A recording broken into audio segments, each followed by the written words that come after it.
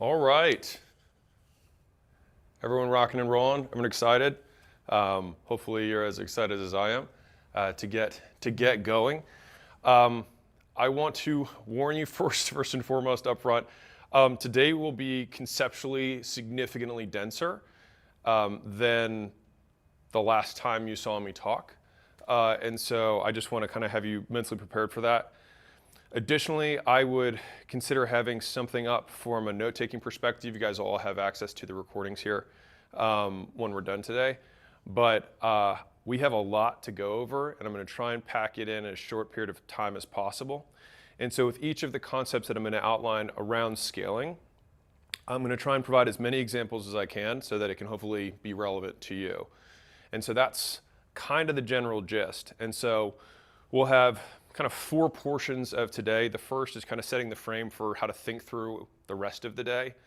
The second is going to be walking through basically the constraint framework that I have never shared yet. And part of that was in developing this workshop, I had to think through how do I actually approach a lot of different businesses to deconstrain them. And it turned out it was a very, very large decision tree, but I was able to break it into chunks that are really manageable.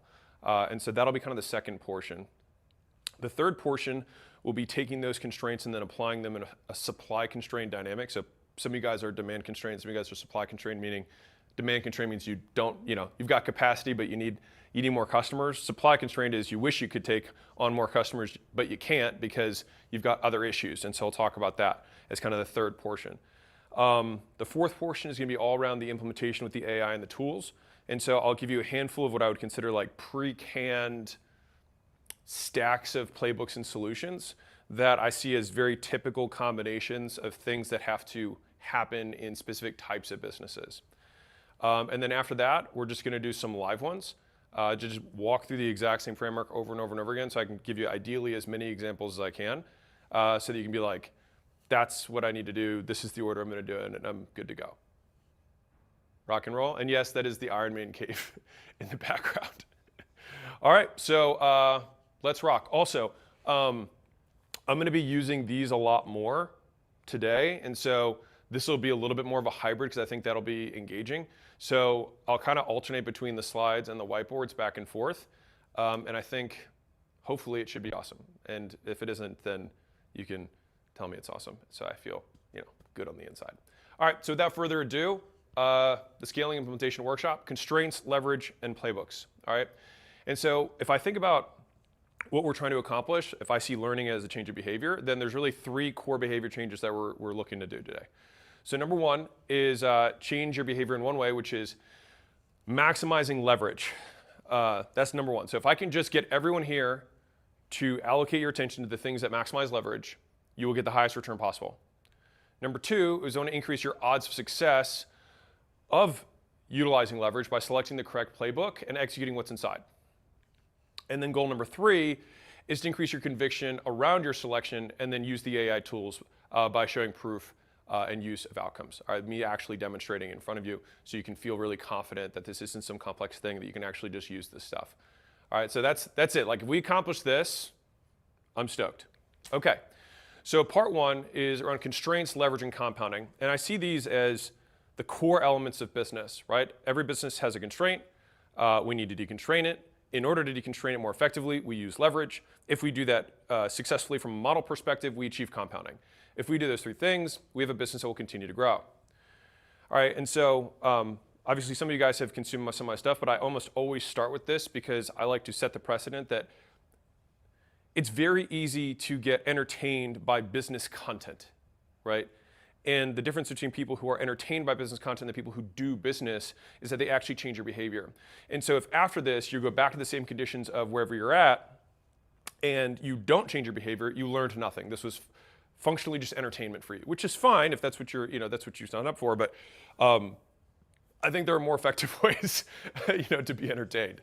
And so that being said, same conditions, new behavior, you turn off the computer, you look back, you're at home, you're at your workplace, whatever. If nothing changes, you learned nothing.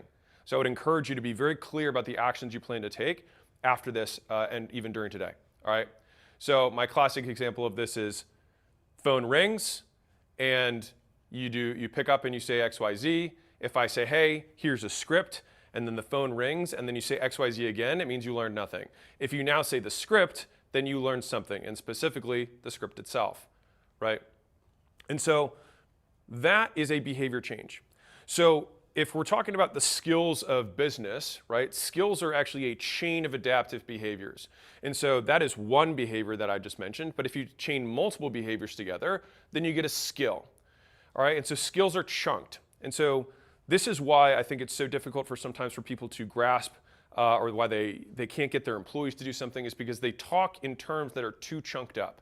And I think the reason that the content that I've had has done, I would say, disproportionately well has been because I try to put a lot of effort into chunking and breaking down concepts.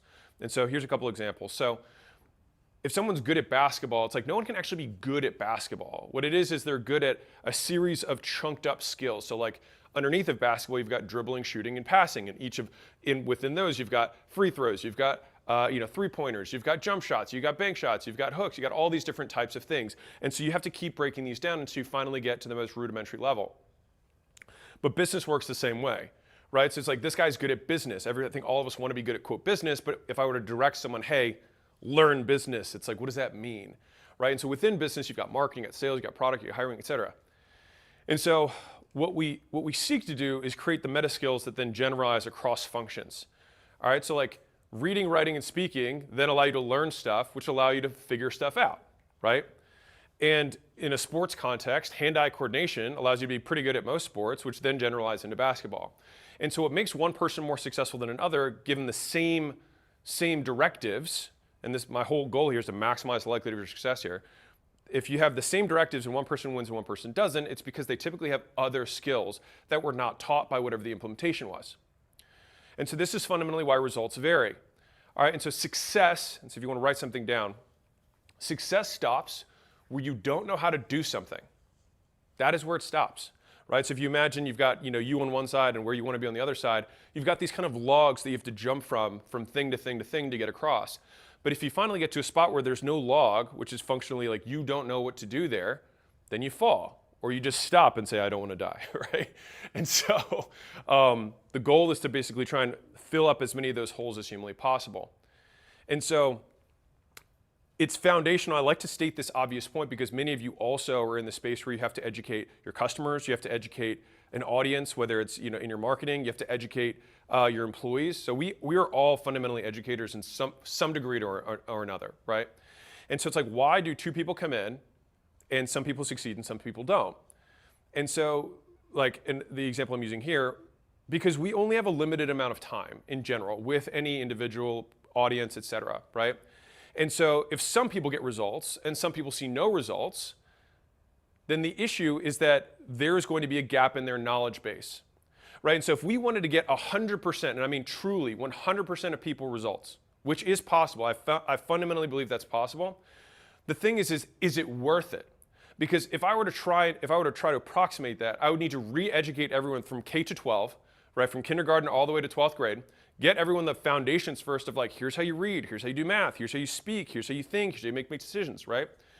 And so almost none of us can say that it is worth it for us to do that for like, let's say an employee who comes in. You expect they know how to turn on a computer. You expect they know how to use an iPhone. You expect that they know how to use the internet.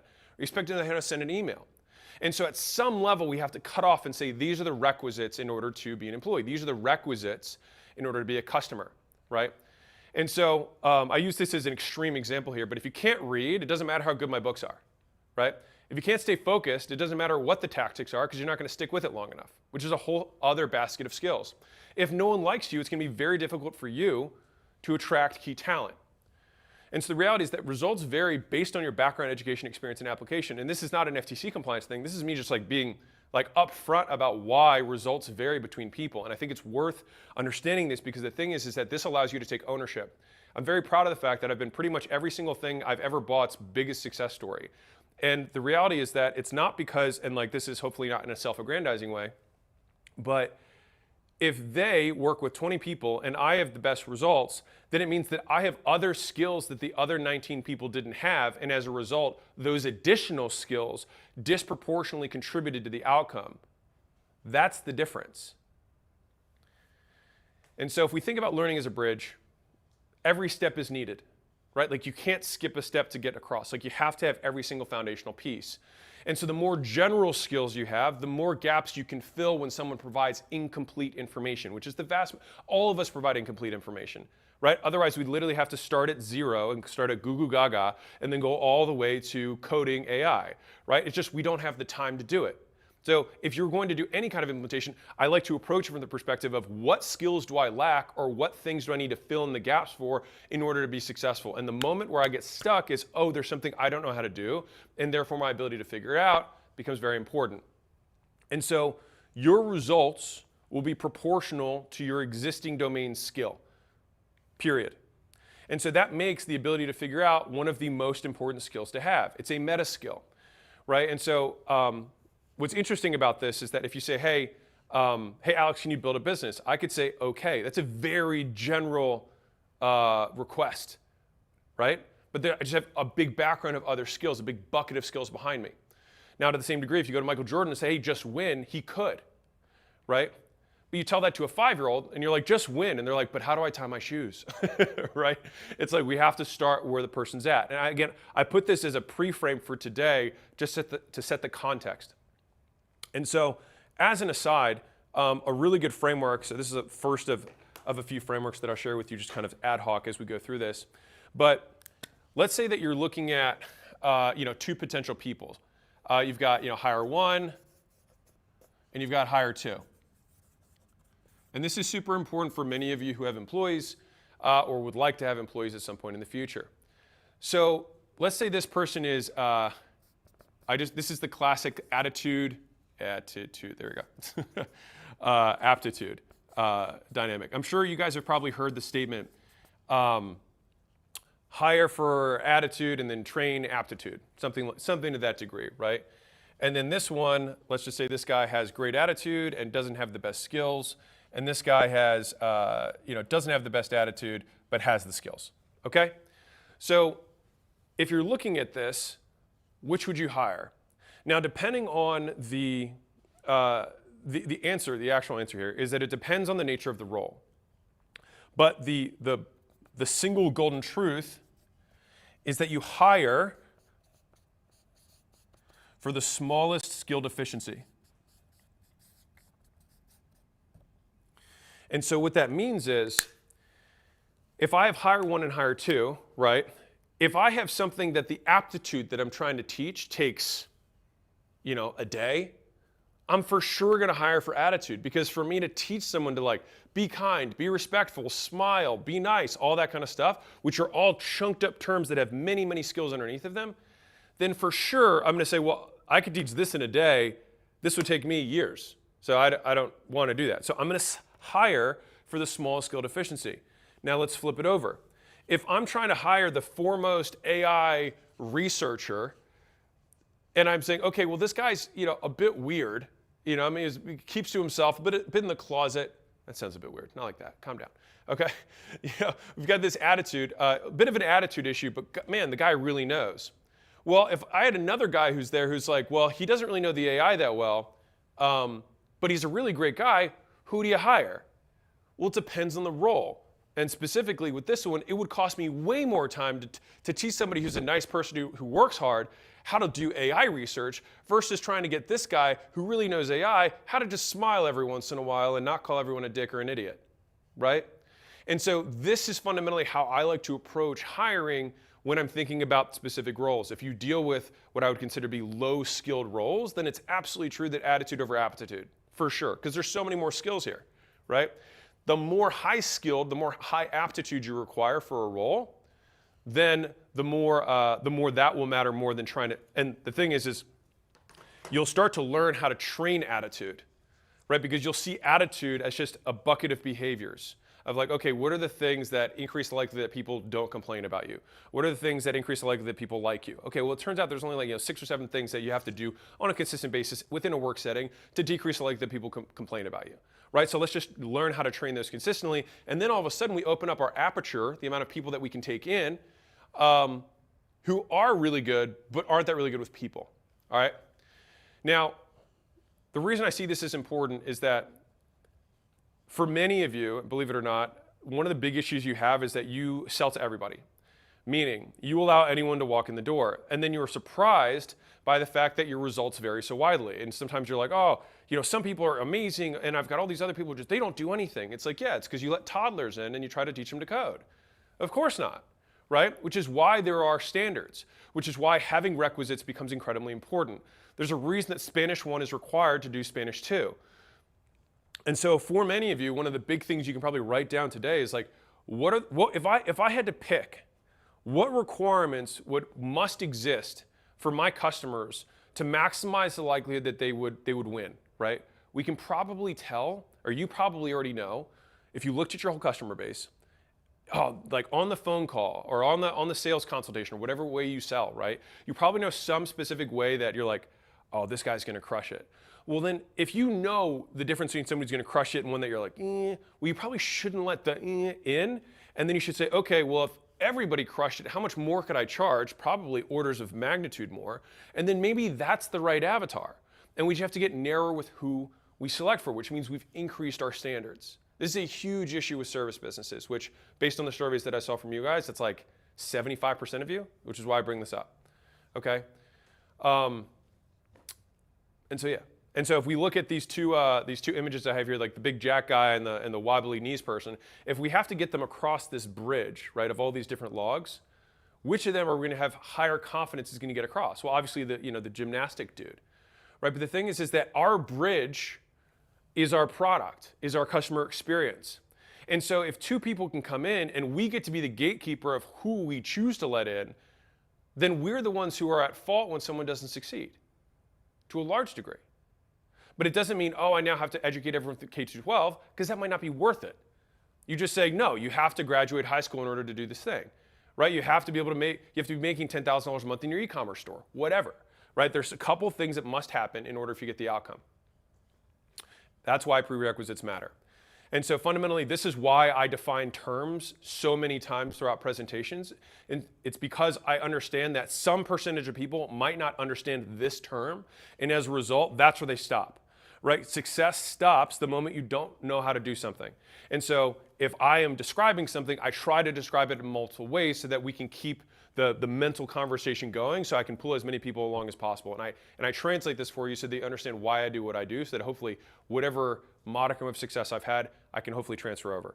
All right? And I believe that there's an ethical responsibility to set prerequisites to the highest degree possible, especially in services, more than anything else. Self-serve is a little bit different, but services especially, I think we have an ethical responsibility not to just say, hey, I can sell these people, but more so, who should I be selling to? All right, now that we got that out of the way, your first behavior change. My goal is for you to focus on your highest return activity, which we refer to as the constraint of the business. So this is a drawing I have of before and after. So if you've got a 4-lane highway and then you've got a 1-lane, that's where the money's at, and you're only going to flow at a 1 money pace, right? Now, if you're looking at this left to right, so start at the bottom left, that one. At the halfway point there, you've got potential, which means many times we work to add potential to the system. If you go from 4 lanes to 5 lanes there, did you do nothing? No. You didn't increase throughput, meaning you're not going to get more dollars out the other side, but you did do something. You added potential, meaning once the constraint is resolved, you'll be able to grow that much more, that much faster. But until the constraint is resolved, you will stay the same. And so where we allocate effort is where we're going to get the highest return. And so my first and most important behavior change today is to get you to focus on the constraint and stop doing whatever it is that you're doing that's not growing the business. And one of the key points around this is that there's only one constraint. There's only one.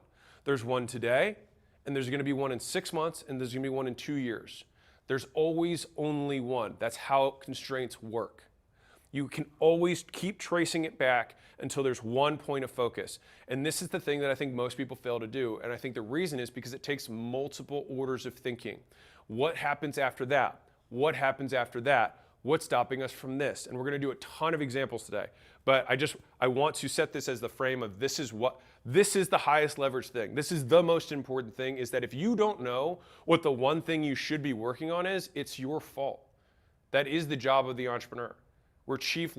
allocators of resources. And so businesses grow until they're constrained, and then they stop. That's it. And I kind of see them that way. It's like you will just continue to grow until you hit a constraint, and then you stop there, and you stay there, and you will stay there for months, weeks, years, decades, until you figure out the constraint. All right? And so the thing that's stopping the growth is the constraint. Now, one of the famous sayings, some of you guys probably heard this, which is a chain is only as strong as its weakest link.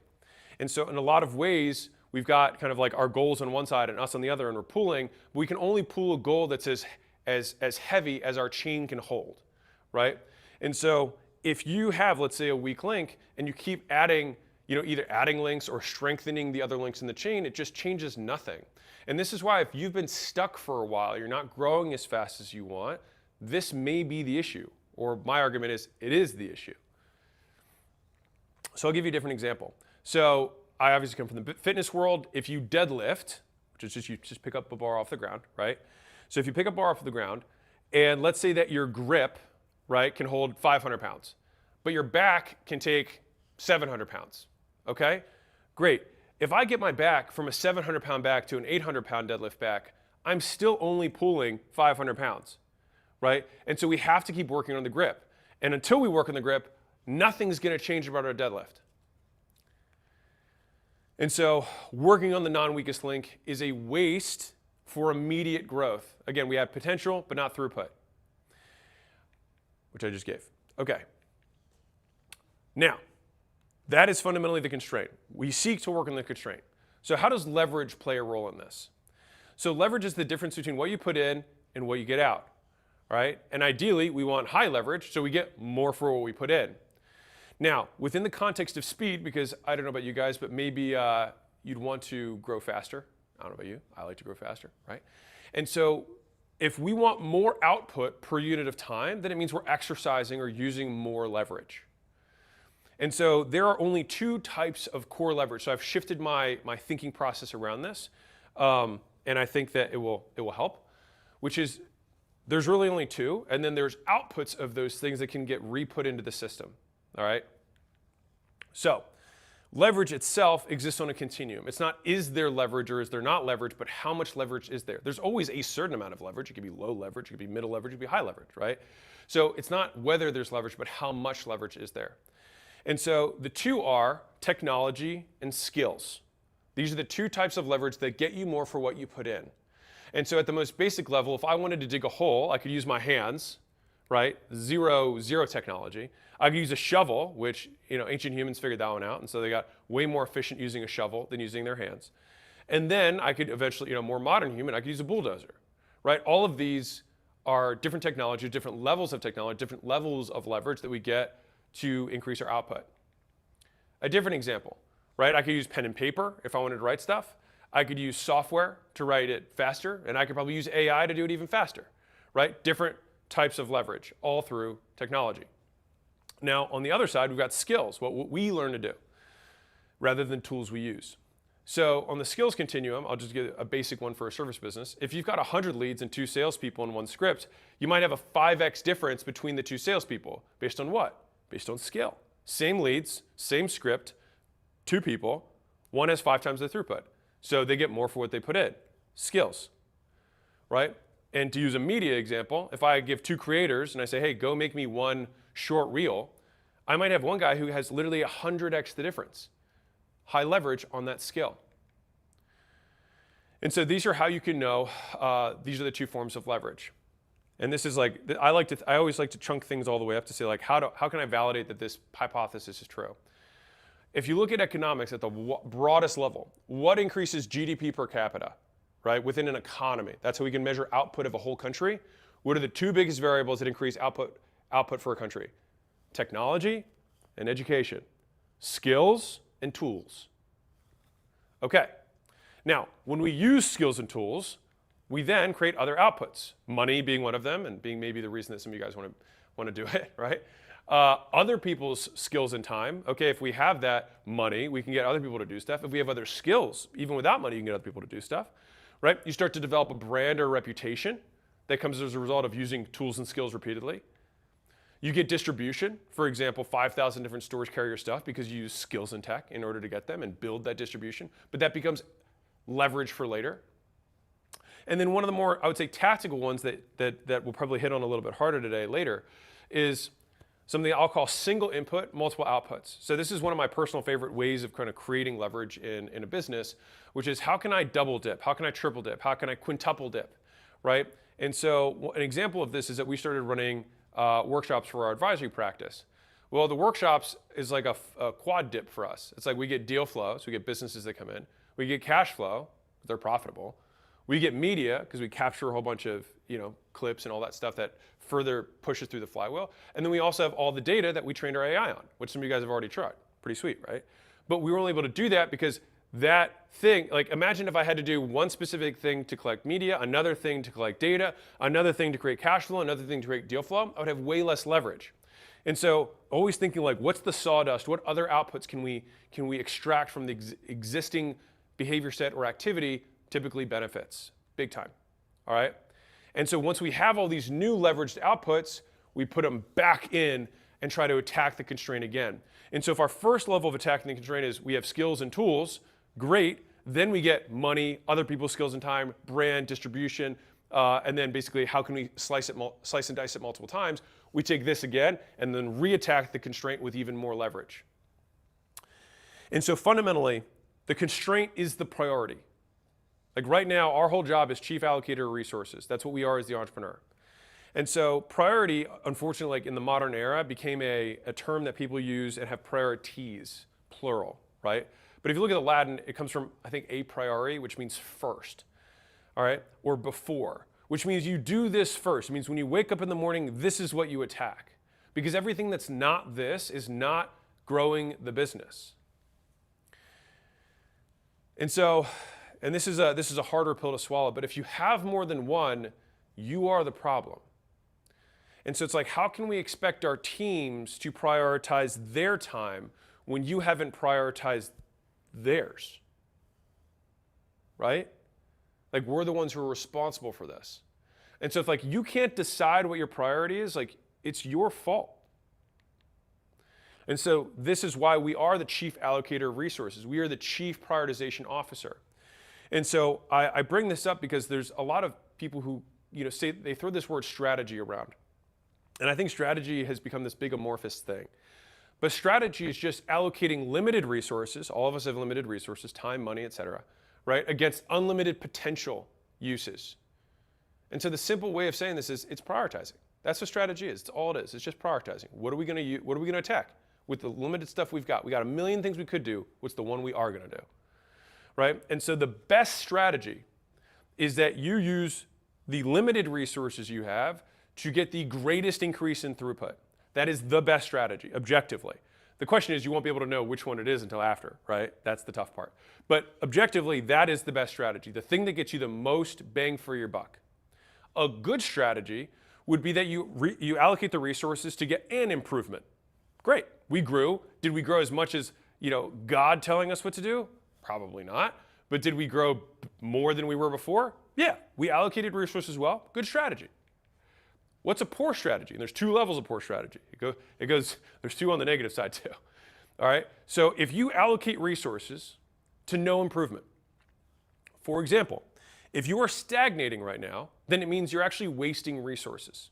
It means you're using the stuff you got and you're not seeing any increase. So you have one level of waste. The resources you have are getting wasted. Then there's two levels of waste. I'll give you an example here. So a buddy of mine owns a big business, and he was really confident that his marketing was like not good. And he had a CMO in there or whatever. And he said, hey man, I don't think these ads are good. I don't think they're working. And they were like, no, like we're really confident that this stuff's like making a huge impact. And so it took them 6 months, and he finally was like, just cut the damn ads. So they cut the ads, and sales remained the same. So they were basically burning $2 million a month in this specific campaign that did literally nothing.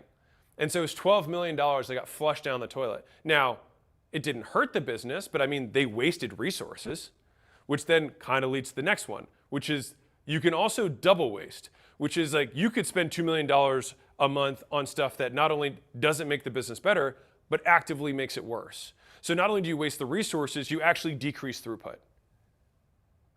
And I bring these up because I just want to be real. Like, if the businesses are growing as fast as you want, You might have a strategy issue, meaning you're not allocating resources to the greatest potential improvement. If you're stagnating right now, it means that there's somewhere else you should be allocating your resources to get a better return. All right. I'll give you a fun example of a double waste, so you don't feel like I'm beating on you. So my gym got to full capacity, different times in my career. But when I just had one gym, everyone was loving it. I had these 2 kind of parallel sessions that worked, and like my gym was packed. And so I couldn't fit any more people in my gym.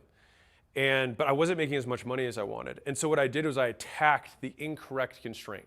So what I did is I took this really working product that everyone loved, which is these 45-minute sessions. I had these strength sessions and I had these cardio sessions. And so I had them running in parallel. And because I couldn't fit as many people in, I decided to, 1, combine them, and then 2, make them 30-minute sessions. By doing that, I increased my capacity, but no one liked the product, and I ended up having this massive spike in churn. Whereas the intelligent thing would have been, oh, everyone loves it, you're at full capacity, raise your prices. And then I would have been able to have an amazing product and had more profit. It would have been such a simpler solution than trying to reorganize my whole thing. But I was young and I didn't know any better. And so I used all these resources to remarket it, communicate it, retrain my staff on this new way of doing things. And not only did I waste all that effort, I also hurt my business. Bad strategy. I also, just so it's like I've done this more than once, in gym launch, one of the biggest mistakes I made a couple big ones, but this is one of the biggest ones. It was the first and last time that I looked at competitors. But there was somebody else in the marketplace that basically they took a bunch of my top customers and they tried to partner with them to basically just make a Mickey Mouse copycat version of my stuff. And so I then got and they were like, we're going to give one-on-one help, and I didn't do one-on-one at the time. And so they make this offer that was less than mine and had one-on-one support. And so I go through this whole rigmarole, and then I do this launch to my existing customer base, and I say, hey, here's this amazing thing. We're just going to charge all of you less money by 25% and give you more, and you don't have to do anything. And I want to tell you a couple of really interesting things that happened from that. Number 1, many people complained. So think about how crazy this is. I lowered the price and added services, and people complained because they're like, I've been paying this whole time, and you didn't give me this? And it was a great lesson for me to tell you that people just hate change no matter what it is. So thing 1. The second thing that happened is that when you cut 25% of top line and add costs, guess what that does to your profit? It kills your profit. And so I lost about $5 million a year in profit from that one move, which we never recovered. And considering we sold the business, I guess 24-ish months later, it probably cost me realistically $40 to $50 million. Like a real true, not like, oh, hypothetical, I did sell the company and it was based on profit, and I probably lost another 40 to 50. That's not an extrapolation of the multiple, but I'm just saying round numbers. So when I say this, I'm not trying to be heavy-handed because I want you to feel bad. I'm saying because I've done this and made horrible mistakes before, and ideally would like you to avoid them. So as we kind of wrap or get close to wrapping this particular part 1 for framing today, one of the things that I think is really important is to understand the paradox of solutions, meaning that there are multiple paths that can lead you up the mountain. So let me explain what I mean.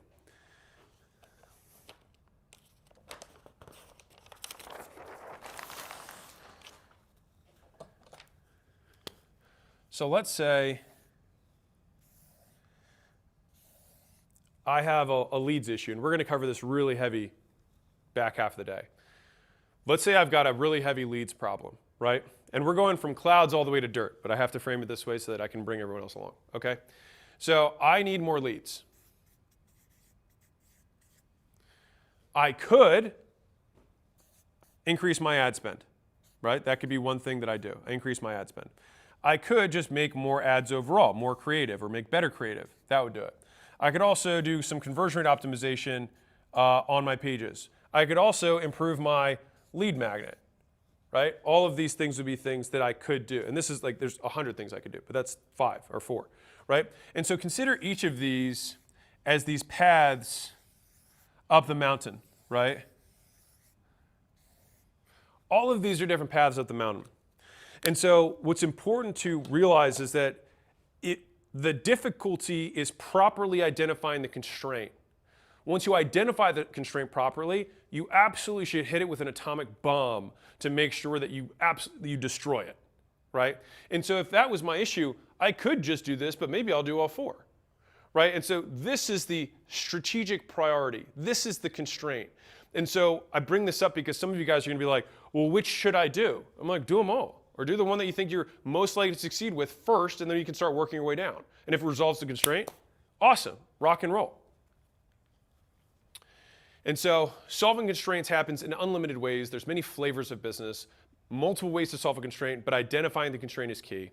Going up the mountain is singular. So solving the constraint, getting to this altitude is a singular goal. The paths can be varied. And so, right, your CAC's too high, you can change your offer, ads, sales motion, you can fix the problem, all right. Then you need the next one, right? And I'll talk about this more later, but the way that you're like, okay, well, if I'm going to talk to you, Alex, you tend to give a specific directive. Not only say, okay, this is the problem, how are we going to fix it? So I operate from the position of what are the resources that you have available to you? So what are the skills? What are the assets that you have currently? And then I'm going to look at all the different potentialities and say, okay, well, this person has more experience with, and so I think this is the highest likelihood path for them. If this guy knows how to climb and this guy doesn't, well, I'm not going to have the guy who doesn't know how to climb go on a path that has some jagged rocks that he'll have to climb up, right? So the path could get them there, but which one's the highest likelihood bet? And so this is how I think through it. And with the more skills you have, the more all of these paths will work, because if you're a master climber and a master hiker and an endurance runner, then you're like, I'm pretty much good on all these paths. Great, then it means you have more ways to win. And so I want to bring this up, though, from a different perspective when it comes to, well, how big of a peak can I get up to with my existing skill set? And so one of the number one things that comes up when I have like Hormozi hotline or I meet people in person at the workshops and whatnot is like, I don't know if my vehicle, the business that I'm in, is sufficient for the goal that I'm trying to accomplish, right? And so let's say that you're like, I want to get to $1 million a year, hypothetically. There's basically unlimited paths to getting to $1 million a year. And so I'll give you an easy visual for this. So if you want to get up a foothill, right, there's literally unlimited ways that you can get up a foothill. If you want to get up a larger hill, there's going to be, depending on how jagged the hill is, right, there's going to be fewer ways, potentially. If you want to get up to Mount Everest, I don't know if that's what Everest looks like, I'm going to be real. But there's probably, I don't know about Everest, but I'm sure there's probably one or two paths that actually get you to the summit, right? And so if you have a $1 million a year goal, then you can get there whatever way you want. $10 million, still pretty unlimited. Almost every business can get to $10 million a year. $100 million, if it's enterprise value, yes, slightly less so, but still like, there's usually an adjacent version of your business. I'll give you an example. So if you're a brick and mortar store, you're like, I can't get to a $100 million business. It's like, yeah, with one store, no, but with 20 you could, right? And so that's the idea, is like, it's probably just like a tiny permutation from the existing business could get you there. If your goal is to get to a $1 trillion company, right?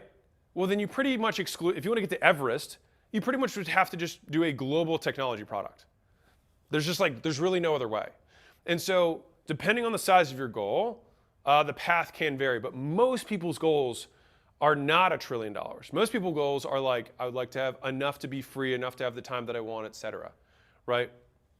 And so I bring this up because you've got your hill, you've got your mountain, and you've got Mount Everest. And unless your goal is the trillion, then almost all of these things that I'm about to share with you will work in your existing vehicle.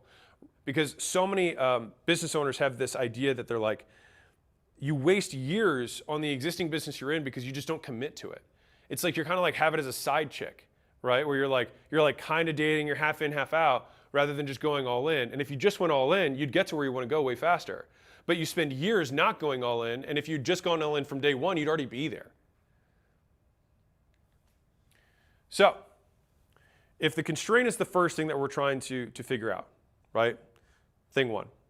Thing two is we want to apply leverage to the constraint. So we want to get more for what we put in so that we can move through it, we can break through that constraint faster. The third thing that we're looking to accomplish is compounding.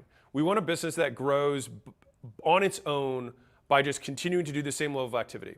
So fundamentally, that is what compounding is. You have the same input and then increasing outputs over time. Same input, increasing outputs. Leverage is one time. You get more for what you put in. Compounding itself is a form of leverage, right? But also in that if I do one push-up and then I get 2 push-ups back, and I do 1 push-up and I get 3 push-ups back, and I do 1 push-up and I get 6 push-ups back, that is the compounding happening, right? And so almost all businesses should take a compounding vehicle of some kind. So think of these as flywheels or virtuous cycles. So an example for real world, your reputation is a flywheel. The more you do, the better you get, the more people talk, the better you do, the better you get, the more people do, and it goes around and around and around. Structural virality is an example of a compounding vehicle. So school, the whole platform is built on you start a community, you invite 200 people, of those 200 people, one or 2 or 3 of those people are going to start their own community, and then they invite 200 people, right? And so it has a compounding, it has a structural virality built into it, so it compounds, right? Long-term stick is a compounding vehicle, meaning if I sell 100 customers this year, and I sell 100 customers next year, and I sell 100 customers the third year, if I kept 100% of customers, my business would be 3 times bigger year 3 than it is today. And many of you operate from the position that in order to grow, you have to grow sales. And that is a way to grow. It is also the hardest way to grow. It is significantly more valuable to find a product or service that people don't cancel. And then you could literally stay the same level of marketing and sales and just keep getting bigger every year by default. Network effects, like an actual network. Like if you have 100 people and they're all cool, if you add a 101st person who's also cool, the whole network gets better. That is a true network effect. Different than adding more people to a services business, to be clear. A services business that adds more people, in general, will dilute the service quality. In a network, it enhances the value of the network. Facebook has a network effect. The more people go on Facebook, the more valuable Facebook becomes, right? You can also have this from an integrations perspective. The more things you work with. If you work with a lot of different vendors and that becomes a value add to a customer base, like Zapier, for example, it becomes a compounding vehicle. Sales networks are also compounding vehicles. So Real Brokerage, Sharon, who's our president, he came because you can have a product where people never stop buying it, which is long-term stick, or you can have a product where, and this is a lot of you guys, by the way, where people don't stick for a long term because of the nature of the product you sell. Like selling houses isn't like a long term, like maybe over many, many years you buy or sell houses with the same person multiple times. But from a business perspective, the node of production is the agent, not the individual houses. And so then you think, oh, okay, I just need to get these nodes in, and the stickiness occurs with how well I'm able to attract and recruit brokers or agents, and then what each of them is going to represent for me. Mortgages work the same way. And so I want to give you a quick warning, which is the compounding reality, which is that everything that I just said is how you build a really big business. Everything I'm going to show you the rest of the day is just going to help you build whatever you have to be bigger. So you can become wealthy without any of that. You're just not going to become the best. And so I share that because I want to talk to younger me in the audience or older me in the audience, whatever, because I would want to know that stuff. I would want to be like, how do I win in my market? How do I win in my category? Those things are how you win in your category. But if you just want to get rich, right? If you just want to become wealthy or independently wealthy, you don't have to really be the best. You just have to like make more than it costs you to make it and do it for a long enough time, right? And so there are two very basic compounding wheels that every business can build into it with basically no extra thought. So there's three, sorry. First is just reputation referrals. We talked about that earlier. If you do a good job, if you do that long enough, you'll just keep making more. That's a great thing to focus on. The second is just trying to get people to keep buying. Like every business can do this. And the third is to get people to never stop selling for you. These are the three most basic compounding wheels that require no tech, no fancy thinking, no fancy strategy. Like anyone can do these three. And I think I covered this one already. Okay, so here's the TLDR. What it looks like when it's right. There's three elements here. We've got constraint, we apply leverage, and then if we design our business properly, we unlock compounding. That is what it looks like when it's right. That is what we're hoping to accomplish. This is how you scale. So, hopefully that sets a decent groundwork for today. So that was a little bit clouds. Now we're going to get really tactical, okay? Because you're like, that's awesome. But I have trouble getting leads. So what do I do now? That is what we're going to cover now. All right. So our objective right now is to find your specific solution path. And so what I'm going to do is walk you through the decision tree for your specific problem. All right, and so we'll start with the obvious, match the constraint to the solution, and then we'll take the highest likelihood path based on your assets, skills, and resources. This fundamentally is what separates individual attention. So like when people come out here, the main thing is that we can really pick, okay, based on everything we've seen and patterns across your industry, this bet seems to work the best for most people, and given your background, I'd tweak it like this. That's the value. There might be 6 paths up that mountain, but we think this path is the highest likelihood for you, okay? So some of you guys saw this, 20 hours of me taking Hormozi hotline calls, which was actually a ton of fun for me. And some of the feedback that I got was like, dude, you went from like commercial refrigerating to insurance to a restaurant to a B2B SaaS platform, and then still was able to drill deep on that. And so I want to share with you kind of the framework for doing this. Because what I was doing was just working through a mental checklist that I've just developed over the years, having just done this with a lot of businesses. And so if you're going to write something down, this would be the thing to write down. So this is a linear approach to constraints. We'll call these the Hormozi 6, okay? So the first question that you probably heard me ask many times if you listened to that was, why can't we do more? Like, what stops us from just doing more? Because if we think about what it takes to make more money, this is gonna be some highfalutin math right here, okay? Sell more, worth more.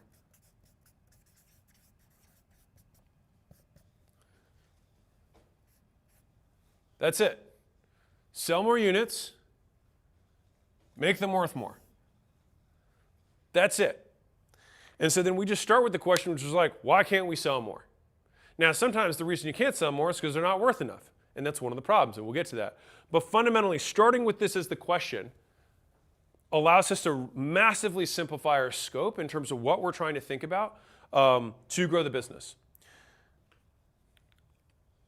The next 5 basically answer the question, why can't we do more? Because if the answer to the first question is, well, we could, then stop there. Go do more, right? But you've got metrics, you've got market, you've got model, you've got money, and you've got manpower. And those very conveniently were M's. I was not actually really trying for that. I had 5 of the 6 were M's by default, and I switched data to metrics, and then they're all M's. So little cute ism for you. But this is it. Like, this is the decision tree. I'm actually very proud of this because this took like an enormous amount of time to narrow down and do in this sequence. So when I'm asking questions, I'm actually trying to check through this list as fast as I can so I can drill down to what the constraint is so we can grow the business or debottleneck it. And so, again, the goal here is that you want to get off at the first exit. The point isn't like, I'm going to go through all 6 of these. No, the goal is if you can just do more today, then just do more today, get off. Like, there's nothing else you need, right? And so I will say this in all bold. If you can double your company doing one thing, why do 3? And it usually is one thing. It's just harder because you don't know how to do it. Or it takes longer than you want, so you distract yourself with things you do know how to do that take less time, so you don't grow.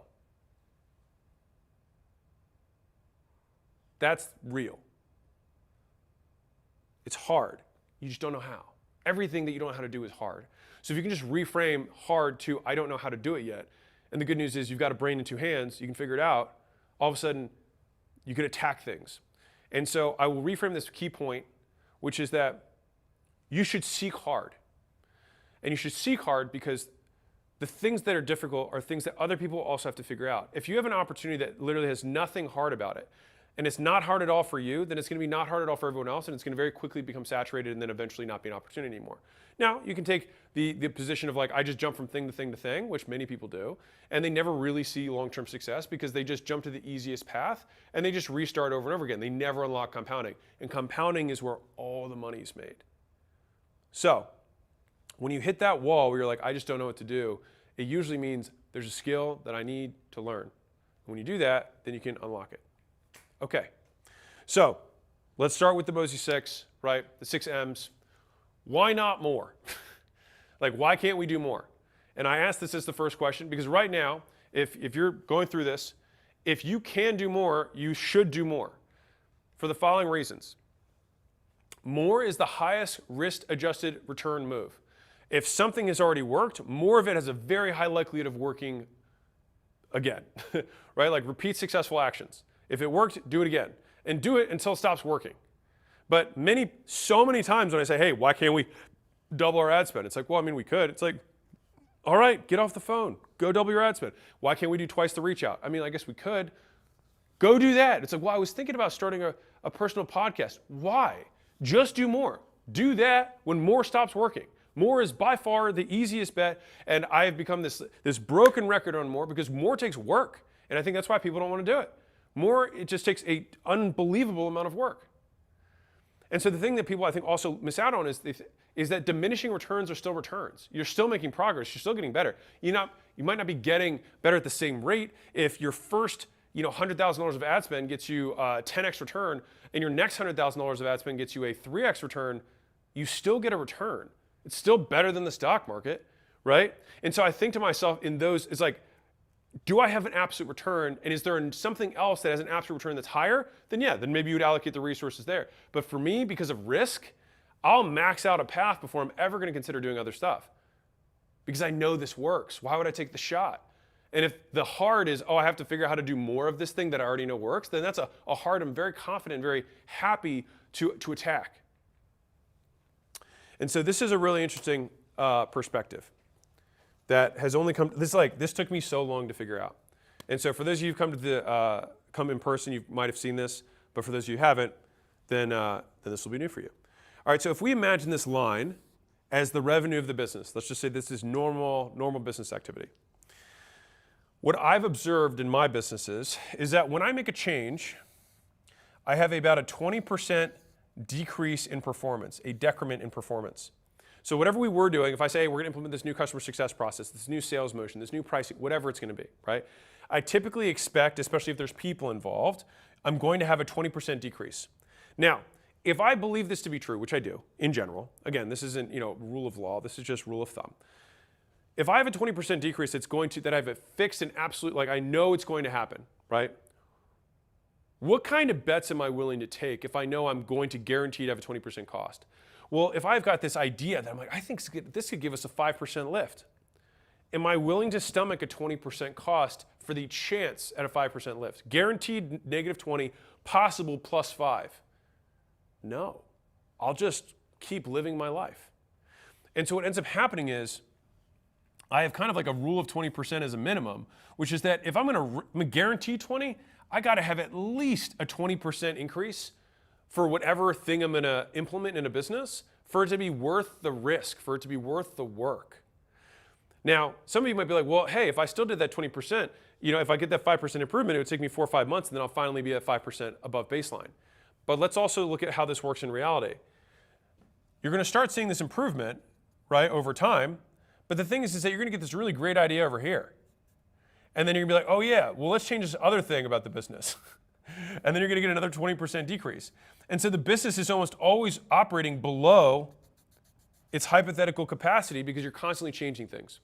And so I would say one of the biggest things that's changed about me as an entrepreneur as I've gotten, developed more is that I just change fewer things. And if something's going to change, it better be worth it. Because we're going to disrupt a ton of different process flows, a ton of different teammates. And one of the things that you will find in general, and this is kind of a fun one that, again, you can extrapolate out. If you change nothing about a business, it'll usually improve by like 3% a year. If you change nothing, right? That's why GDP in general just grows by that amount. And it's not because of population growth, right? And so when we see this, I'm like, okay, well, there's some degree of population growth. But the point is this, is that if you just leave people alone, they tend to get better at their jobs. They just tend to get more efficient. They develop the skills. They do more repetitions. They get good. And when that happens, the business just improves, which is pretty sweet. And so I've seen some of the biggest gains in businesses sometimes when I just like make my change and I just leave it alone. And that's why Layla will sometimes be like, just go away, go find a project, go write another book, right? And so I bring this up because I think many of you may be guilty of this like I was this is like an addiction. You have to I fight it every day, right? But me understanding that there is a fixed cost of change with a variable upside has dramatically reduced the number of things that I'm willing to take the bet on. So that's my 20% minimum gain rule. Now, this should look familiar to some of you guys. Are you guys digging this, by the way? That would, I need the approval of others in order to fill the hole in my soul. I'm kidding. So if we're still back on why not more, right? Why aren't we spending more money on ads? Why aren't we making more creative? Why aren't we adding more platforms, right? More is going to immediately make us more of the core 4, right? And hopefully this should be familiar with you guys and appreciate it. I have a 5-second delay. So I'm like, I make a point and I'll be like, I thought this was a good point, and I'll see nothing in the chat. And then I see it. So appreciate you guys. Okay. So if we're saying, why can't we do more? Why can't we spend more money on ads? Why can't we make more creative? Why can't we make more posts across Instagram and TikTok, right? All of this stuff. Content, same. Can we spend more, make more creative? Can we also add in tech? Do we need to recruit more people on our media team in order to produce more content? Okay, then let's do that. If we have outreach as our primary way of getting customers or getting affiliates, right? We can spend more money on it. We can put more messages out there. We can do outreach on more platforms. We can add more technology in. We can add more people. All of those things are very low risk adjusted mores. And right now, if you have that opportunity, you should do it. More works for astonishingly longer than you expect. So I'll give you a couple reframes on this because I think this is so powerful. And if you just got this in terms of, like, if I just got this through to 20% of you, I would see today as a massive win. But you guys have probably heard the story of the pottery class. Teacher has 2 classes, tells class 1, we're going to grade you on the person who makes the best pot. Class 2, he says, hey, I'm going to grade you on the number of pots you make. At the end of the semester, what's interesting about this little story is that the class that did the most pots not only made more pots, but also their pots were better than the ones that obsessed on trying to make the best pot. Because quantity begets quality. Doing more of stuff makes you better at doing the stuff, which is why I try to count in hundreds, right? I'll see someone say, like, I had a couple of the Hormozi hotlines that you guys probably heard. Hey, I've got 7 customers. Okay, fine. You got 7 customers, and I'm like, okay, how'd you get the customers? Well, I got 3 of them from cold outreach, and I got 1 from attending an event, and I got 1 from a referral, whatever. And it's like, okay, so of those, there's clear input outputs. You can go to more events. There's clear input outputs. You can do more outreach. Why aren't you doing more? Well, I didn't have the data. Metrics, number 1, right? It's the next M, right? But this is why we count in hundreds. So like I can't even accept that we've done a sufficient amount of anything until we've done it 100 times. Like 100 becomes your measuring stick. You want to make content? Do 100. You want to do outreach? 100 a day. Like it takes so much more volume. Like that's what I want to translate. And so right now, the symptom of this, if you're suffering from insufficient volume, is because things are volatile. Things are erratic. Some months you have 2 sales, some months you have 4. What's going on? The problem is you're not doing enough. And so if we think about the problem of the business as insufficient advertising, we have not advertised enough, then 2 sales, let's say over a month, means that you do X amount of advertising to get 2 sales. And so if we want to get to 2 sales a day, we have to do 30 times that level of advertising per day to get the goal. And that takes us from 2 a month to 2 a day. That's it. And you're like, there's no way I could do that kind of volume. Of course you can. It just takes time. But at least if you're attacking from that perspective, you're far more likely to achieve it. And so some of you guys have heard this one. I'm not sure, I can't remember if this is the story I use in the book. But old mentor of mine, I start my gym up, don't have enough customers. He crushed it with flyers. He said, hey, put a flyer out. I say, okay. I put 300 flyers out on cars. I wait for the phone to ring. Phone only rings 1 time. It's a guy who tells me that I dinged his Mercedes. I immediately hung up because I was like, I don't have the money to fix this. And so I call my mentor back like a couple weeks later and I say, hey, put the flyers out. And he's like, oh yeah, how'd those work? And he's like, excited and upbeat. And I was like, ready to give him like a verbal lashing of like, I did it and your idea didn't work, right? And he said, and so I was like, yeah, I put out the flyers and I didn't get anything back. And he said, well, what was your test size? First question he asked. And I was like, what do you mean? He was like, what was your test size? And I was like, well, I put 300 out.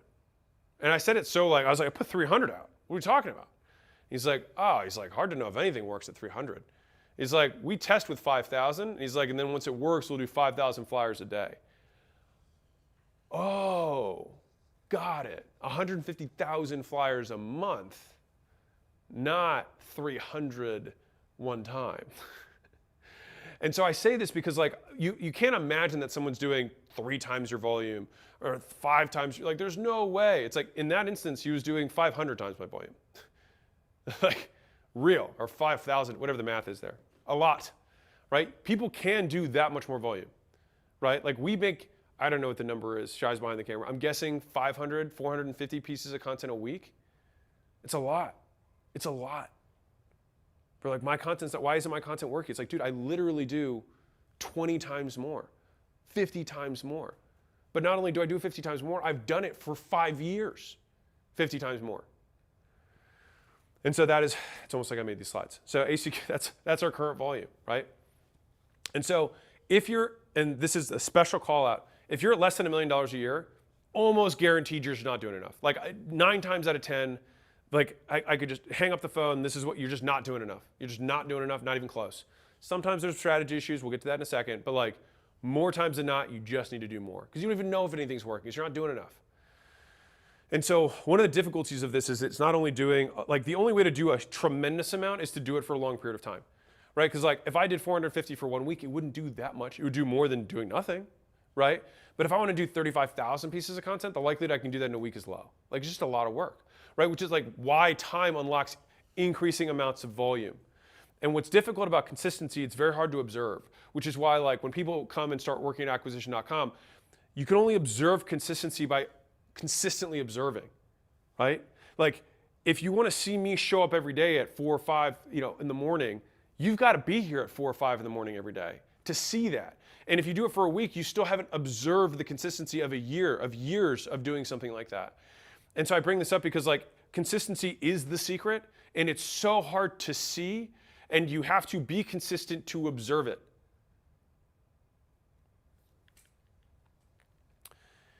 And so, if we have a business, which we all do, so great, hold on. Let me show you what this looks like.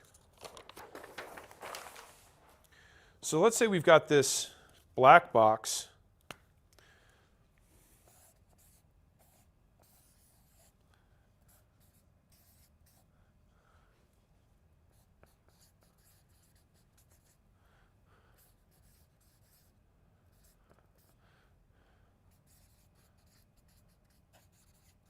Okay.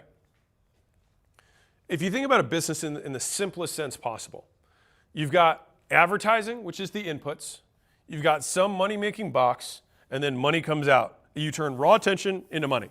That's the machine. Okay. So it would follow that the first thing to do to make more dollars come out of this side is just jam more here. And people just don't do that. They're like, no, I would rather mess with my black box. It's like, dude, we could just jam more in. Just jam, like why not more? Tell me why not more? For the love of Pete, more. Okay. Hopefully I ran that one in. And what's interesting about this too is that some of you guys are like crushing it and don't even know it. Like I'll have a call where someone will say like, hey, I'm getting 20 to 1 on my advertising and I'm spending $1,000 a month. I'm like, dude, imagine if you spent, 100, right? Because when it gets easy is when you go hard. And what's interesting is that it's usually the opposite for most people. When something really starts working, they let off the gas. They're like, well, it's working. It's like, dude, like you don't know how long it's going to work for. Like this is when you lean in. This is when you go hard. And so my reminder here is that if the answer is nothing is stopping you from doing more, then that's it. Go do more of what works. The goal is to get off at the first and earliest exit here. All right? So that was the first M of the Hormozi 6. Now let's cover the second. Yeah, Jordan French, you're getting 7x ROAS, but you're only spending $2,000 a month. Why not more? So here's some reasons more isn't the answer. So the first most common, like these are not necessarily the most common, but I did these in order of like how I think through it. So it might be like, I don't know what I don't know what I'm spending and I don't know what I'm making. It's like, well, dude, we can't do anything.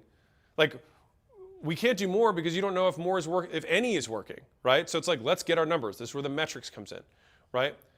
And so this is where data, knowing becomes the priority. So that means you stop what you're doing, you maintain the, obviously keep making the sausage, but the rest of your resources go towards we have to track. We have to know how many people are walking in the door. We have to know how many phone calls are coming in. We have to know how many people are buying. We have to start tracking the basic metrics of the business. And I say this so heavy-handedly, right? But I also want to balance it with a very important point, which is that you have to balance it with your gut. Meaning, you will never have complete data. Like this is not never. Like you will never have complete data on everything in your business. But you will have some data. And so the game of entrepreneurship is oftentimes making decisions with incomplete data. But at least you can get directional. Well, when we spend more money on ads, we make more money every month. And when we don't spend money on ads, we don't make. I didn't track anything. I don't know what the ROAS is, right? Like the more specific we can be, the more surgical we can be in terms of juicing the hell out of it. But at the simplest level, if we spend money on ads, then we make more. Great, let's try and do more of that. It's a decent bet, right? And so the next framework is, okay, I think if this is directionally correct, is it reversible or irreversible? Is me spending money on ads going to be a reversible decision? Yeah, I could just stop spending money on ads. Not a big deal. Now, if I spend my life savings on it and I have no backup, that would be an irreversible decision, right? So this is how we think through bets, right? And so I think this is super important because many businesses are actually not limited by anything but the entrepreneur's ability to decide. Like, really want you to take this in. And again, this took me not just a couple of years, but probably over a decade to figure out, which is the speed of my business is proportional to my speed of my ability to make decisions. And so fundamentally, well then what is a decision? Well, once we make a decision, we begin to allocate a resource. And so the speed of the business is based on your speed of your ability to allocate resources, which is going to reverse back into your ability to decide, right? And so that decision making, your ability to be definitive, you should decide very quickly on things that are reversible. It's not the end of the world. And I think what happens, especially as the business gets a little bit bigger, you have more decision makers, people start to treat all decisions as though they are irreversible because people hold other people accountable for mistakes. And I think this is what creates a culture of fear. And so it's there's a very long time that one of Facebook's core values was move fast and break stuff. That was a value of theirs. We have to be willing to just ship it and see what happens. And if it breaks, we can roll it back. And the speed of decisions, and here's where it gets nasty, is typically proportional to the quality and quantity of data. Because when you have very clear data, speed of decision goes up because the data is very clear, it paints a clear picture. If you had all the data, you could make the decision immediately with high confidence. And so this is where data, although it feels like a very boring subject, allows you to move the business faster because it allows you to decide faster, which allows you to allocate resources faster, which allows you to get returns faster. That's the cycle. And so if you can't do more because you don't know your numbers, then knowing your numbers becomes priority number one. And so one of the things that I like to frame for when the big baller business owners come out and they spend $135,000 to hang out with me for a day, this is kind of light. Oh, I do a lot of work. But is that it's I provide decisions as a service. What are the big juicy decisions that we need to make? And let's make them so that you can feel confident in allocating the resources and going. So think about that. It's your job, the job to be done, the job you're hired to do as the entrepreneur is that you provide decisions as a service to the business. The higher up you go, it's almost entirely your job. It's just to make good decisions.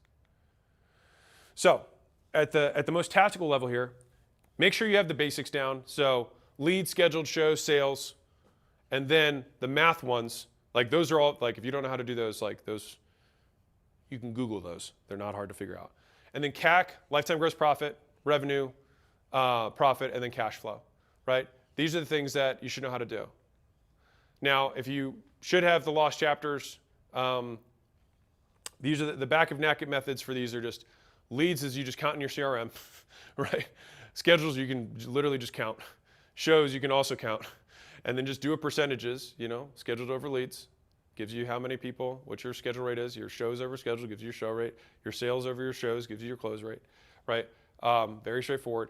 Your cost to acquire a customer, I have entire chapters on CAC, lifetime gross profit, and payback period inside of the Lost Chapters book. They're also inside the Money Models course, okay? So which is, if those of you who are in the school group, it's there, and you can also see it on my site. Okay, so it's free. All right, it's in there. Okay, so we want to do more, and if we can do more, we do more. If we can't do more, the first reason that we might not do more is because we just don't have the metrics. If you don't have the metrics, then go get the metrics. That's your exit ramp. Okay, the next one is going to be market. So this one's interesting. So we say, hey, I can't do more because my market is too small. And that may be true. It's probably not, but it may be true. So if you're a local business, it's possible. I talked to somebody on the Hormozi hotline during the live. I don't know if you guys remember this, or some of you guys might have been there. He had, I think it was 140 people in his town, and he had a local business that was a lounge. Yeah, you're not going to scale that to $1 billion. Like there's literally no way. I mean, literally the aggregate economy of the local area is 140 people's salary times their salary, or like people times the salary. That's it. That's if 100% of people will give you 100% of their money. That's it. There's no more. You can't do anything else. Just like the GDP of the world is limited by 8 point whatever billion people that exist. Like you can't sell more than that. That's it, right? Also, kind of fun fact, like you can fact it, because I heard somebody the other day, one of these tech founders, who was like, attention is compounding at an exponential rate. And I thought about that, and I was like, that's not true. There's 8 billion people. There's 24 hours. That's it. That's max attention. That's all there is. Like it can't compound at an exponential rate. There's 8 billion of us. There's only so many eyeballs and earballs. That's it. And so there are real maximums. However, they're typically so much higher than you think they are. And so if you were local, it's possible. If you're anything else, if you sell nationally, you sell internationally, you sell online, it's super unlikely that you've saturated your quote market. And also to the same degree, if you are in a local business, you could just go to another market, which is fine. But if you're like, I've maxed out, I'm in a town of 400 people in Kentucky, and I have a gym. Yeah, well, you probably, if you have all 400 people, like you got it. Now we got to do another one, right? And so I would encourage you to Google industry revenue, because it's a great way to humble yourself when you're like, you know what, I think I've got, we're doing $2 million a year, and I think I've saturated the niche of chiropractor agencies, right? It's like, no, you haven't. And what's crazy about this is that this is one of the most commonly stated reasons that I get for why someone can't grow. And it's also one of the least correct and least commonly true, right? Like if you're actually, what's funny is that the business, this happens so frequently, it's kind of funny. The businesses that are at I have 140 people in my market, they almost never say that they're the ones that have a market that's too small. It's the people who are like, I'm going after weight loss and I'm making $5 million a year and I think I've capped it. I'm like, I don't know, it's a $70 billion industry. Probably haven't, right? And so I'll tell you a little story about, I had this belief broken for me too, which was, that's why it's so nefarious, because it's so easy. It just protects your ego so well. It just gives you this big warm hug, and it's like, dude, it's just the market's too small. You're already a winner. You've got it all, man. You've got it all. No, you can't make any more because you're just outside circumstances. It's not you, right? So, Jim Welch was capped at, I can't remember what it was, but we were at 30-ish, and I had somebody reach out who was a sales guy, and he was telling me that he worked at a different gym company that I'd never heard of before. And I was like, I've never even heard of these guys. And so I said, well, how big's your outbound team that you work on? And I think he said 40 or 50 guys, whatever it was, a decent amount at the time. And I was like, whoa, 40 or 50 guys doing outbound. I was like, well, what's revenue for you guys? And he said, about 10 million a month. And I was like floored. If I had glasses, I would have taken the glasses and thrown on, but I don't wear glasses. But if I did, I would have thrown them on the floor. And so the thing is that story, though, completely shifted my perspective of how many more gyms there were available out there, that I was just only reaching on one channel. Maybe I tapped a channel, maybe, probably not, but maybe one element of one channel. But there's so many other channels, right? And so if you've been following my stuff for a while, you've seen this before, but it's, sometimes we need to be reminded more than we need to be taught. All right, is that people think it's the thing on the left, right? I'm the only one marketing to, vegan powerlifters on Facebook, right? And then somebody else comes in and says, I also help vegan powerlifters. You're like, what the hell? Now we're splitting this pie in half. And then 2 other people come in and you're like, oh, what the heck, man? I've got a quarter of the market. When the reality is that it looks much more like the image on the right, which is most people think, they've got their one method, one platform, one medium, which is fine when you're starting out, but you haven't capped even capped your market.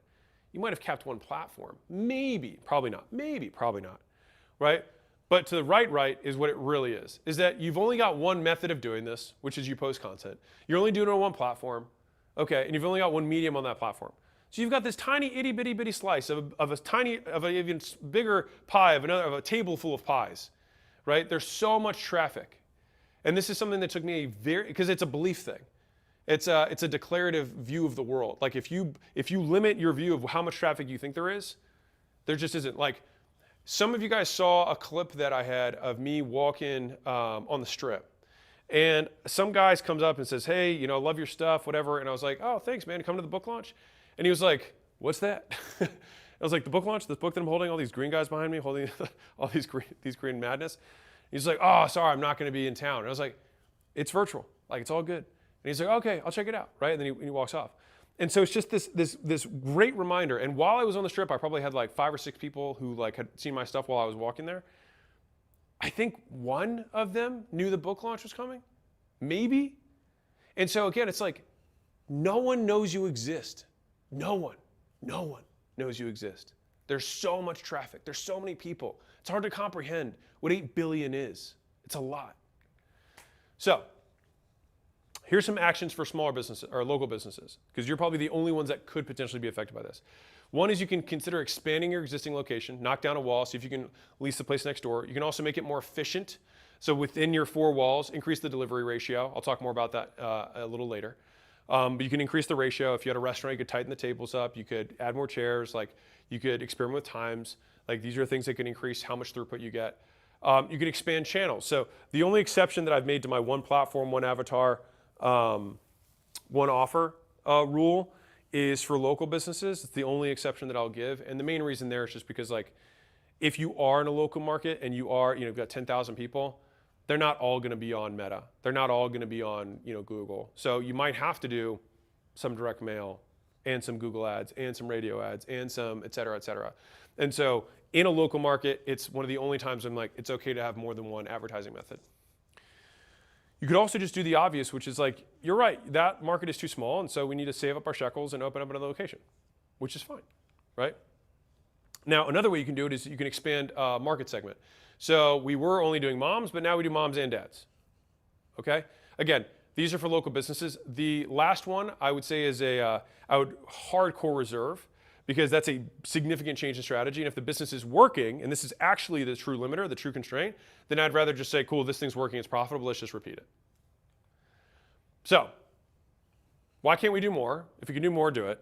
If you can't do more because you don't know your metrics, then go get your metrics. If you have your metrics and you're like, I just think that based on these metrics, the market's the issue, super unlikely.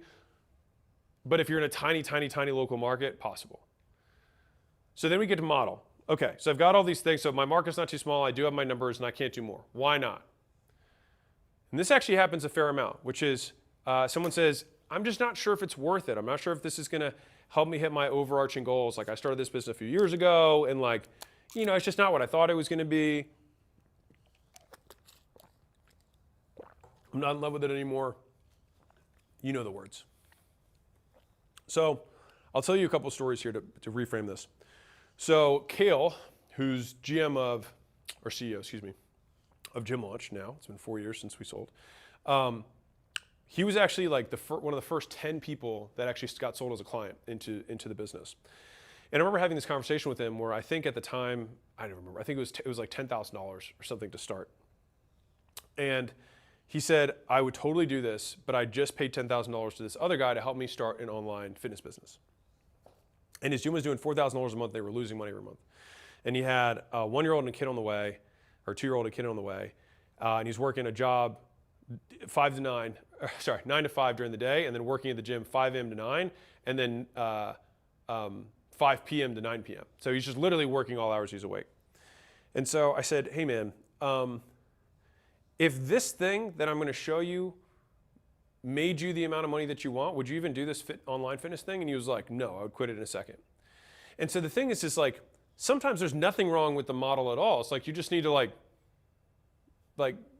sorry, when I say model, I mean like, oh, I want to go from insurance into wealth management, or I want to go from making content to starting a social media marketing agency. Changing the business you're in is just a gigantic risk, and it's extremely likely that you'll just plateau at the exact same spot you currently are with your current skill level. And so if we could just get your current business to make the amount of money you want, would you like it more? And a lot of times the answer to that question is yes. And so let's solve that, right? And so I gave the example earlier about like $1 million, $10 million, $100 million.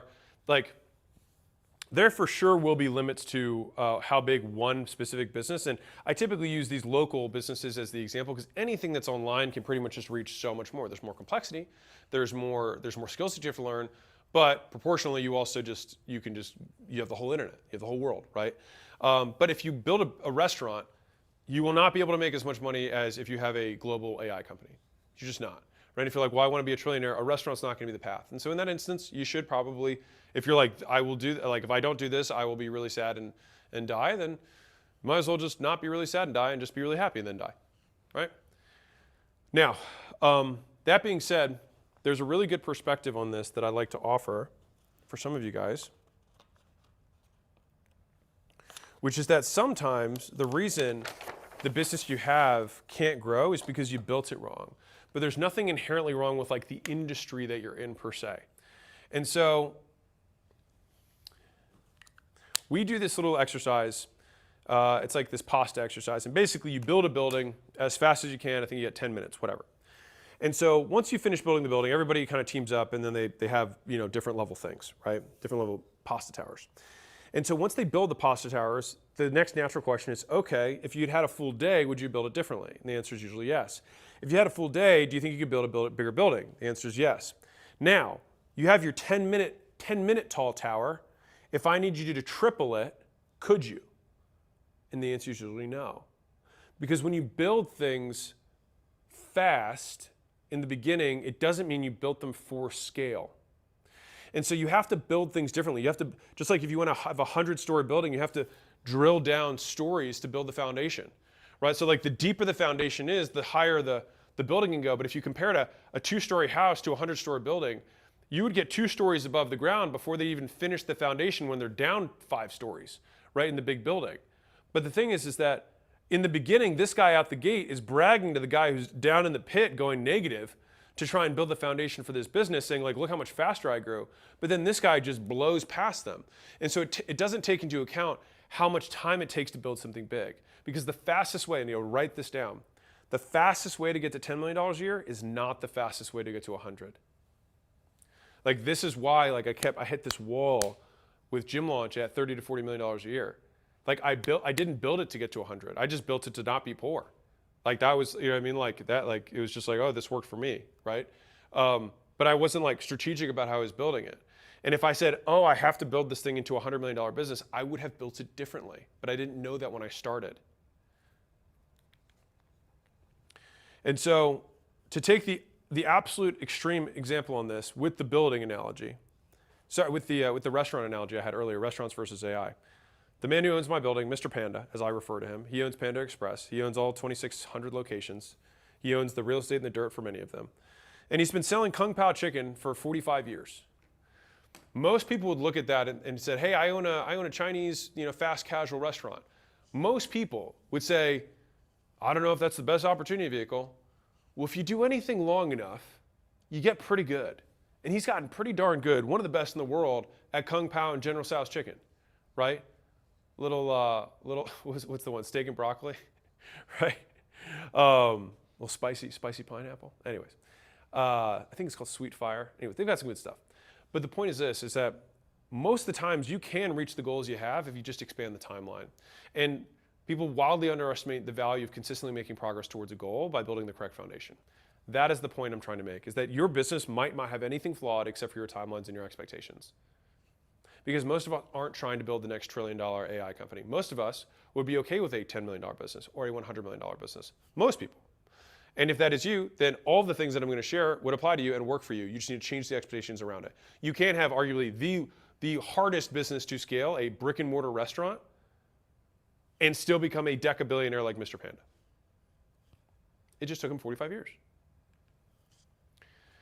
And so how do you do something like this? Like how do you actually take that little restaurant and build it into Mr. Panda, right? So this is an exercise that I do with some of the folks that have come out in person, but I like envisioning it like this. So let's say you've got company A, and then you've got company B, okay? And let's say year one, company A sells 100 customers, okay? But then they lose 100 customers. Year two, they sell 200 customers, and then they lose 200 customers. Okay? This should say year one, but you get the idea. Okay, then year three, we've got 300 customers, and then they lose 300 customers.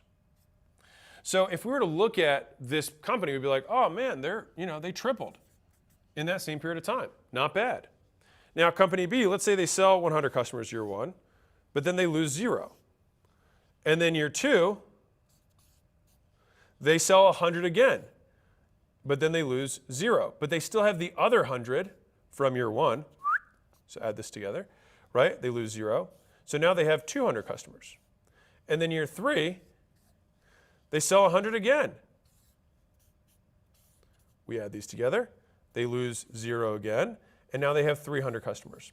So both of these businesses have 300 customers sold in revenue that year. But which business would you rather have? Obviously this one, this lower one, the one that doesn't lose customers and has lower sales velocity. They sold a third as many customers as the other one did. Many of you are trying to build your business like this, which is if I just learn how to market better, I'll make more money. And the answer is what I originally said. If you just learn how to market and sell, you can for sure make money. You can for sure feed yourself. You can become independently wealthy. You can. You're just not going to build big stuff. I'm just being real. This took me a long time to learn as somebody who's pretty good at marketing and sales. All right. Instead, we have to ask the question, how do we build something that compounds, right? And one of the key ways of compounding is reputation and not losing customers, right? And so here we have we get 100, lose none. Get 100, lose none, now we have 200. Get 100, lose none, now we have 300. And this company, this 300, both these make the same revenue. This one, not only is it a better business to own because if you didn't sell any customers for the rest of your life, you'd still make money. Great. But the other portion of this is that this one's significantly more profitable. Because I can promise you, to acquire the first 100 customers compared to acquiring 300 customers is going to cost less. But not only that, this business needed to acquire 600 customers over that same 3-year period. So they had to acquire twice as many customers, and that additional cost of customers is just scooped out of the bottom line. And these incremental 300 are just dropping probably disproportionately to the bottom line because the cost of delivery on existing customers is almost always significantly lower. And this one, because they probably do a good job, probably has a decent amount of these 100 that are probably word of mouth or free. And so maybe their cost to acquire might be only 50 of these 100 or 25 of these 100. And so now we're comparing 300 customers that have to get paid to acquire versus maybe 25, a tenth, and all of that extra drops straight to the bottom line. This is how you can really build a compounding vehicle. This is how, when Mr. Panda gets interviewed on the rare interviews he does, he says, your customers absolutely love your product. And if they do, then they will come back and buy again. So we covered more, we covered metrics, we covered market, we covered model. All right, why can't we do more? Because I don't have the numbers, because my market's too small, because I'm not sure if it's worth it. Okay, now we get into the tactical shit. We can't market more because we don't have the money, right? We can't afford to.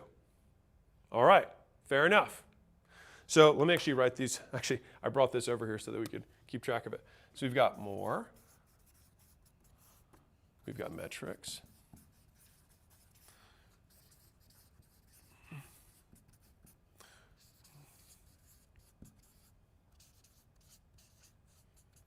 Now this one's got 4 kind of like sub portions here, so I'm gonna make this look. Hopefully it'll make sense. Okay. All right. Is it because leads cost too much? In which case we need better advertising. But how do you know it's that leads cost too much or that you don't make enough from them? We'll get to that in a second. But when I'm asking the questions of like trying to deconstrain the business, I'm running through this. I'm like, why can't you do more? I don't have my metrics. Go do that. Call me later. Okay, my market's too small. Is it really too small? Is it actually too small? Oh, you just need to reframe? Okay, cool. Let's keep going. Great, your model, well, have you expanded your time horizon? Is there another version of the business that looks like yours that is 20 times as big? Yes. Okay, then it's your mindset. It's not the model. Great. Okay, now we're into the money stuff. So is it because your leads cost too much or you don't make enough from them? If the leads cost too much, you need better advertising, right?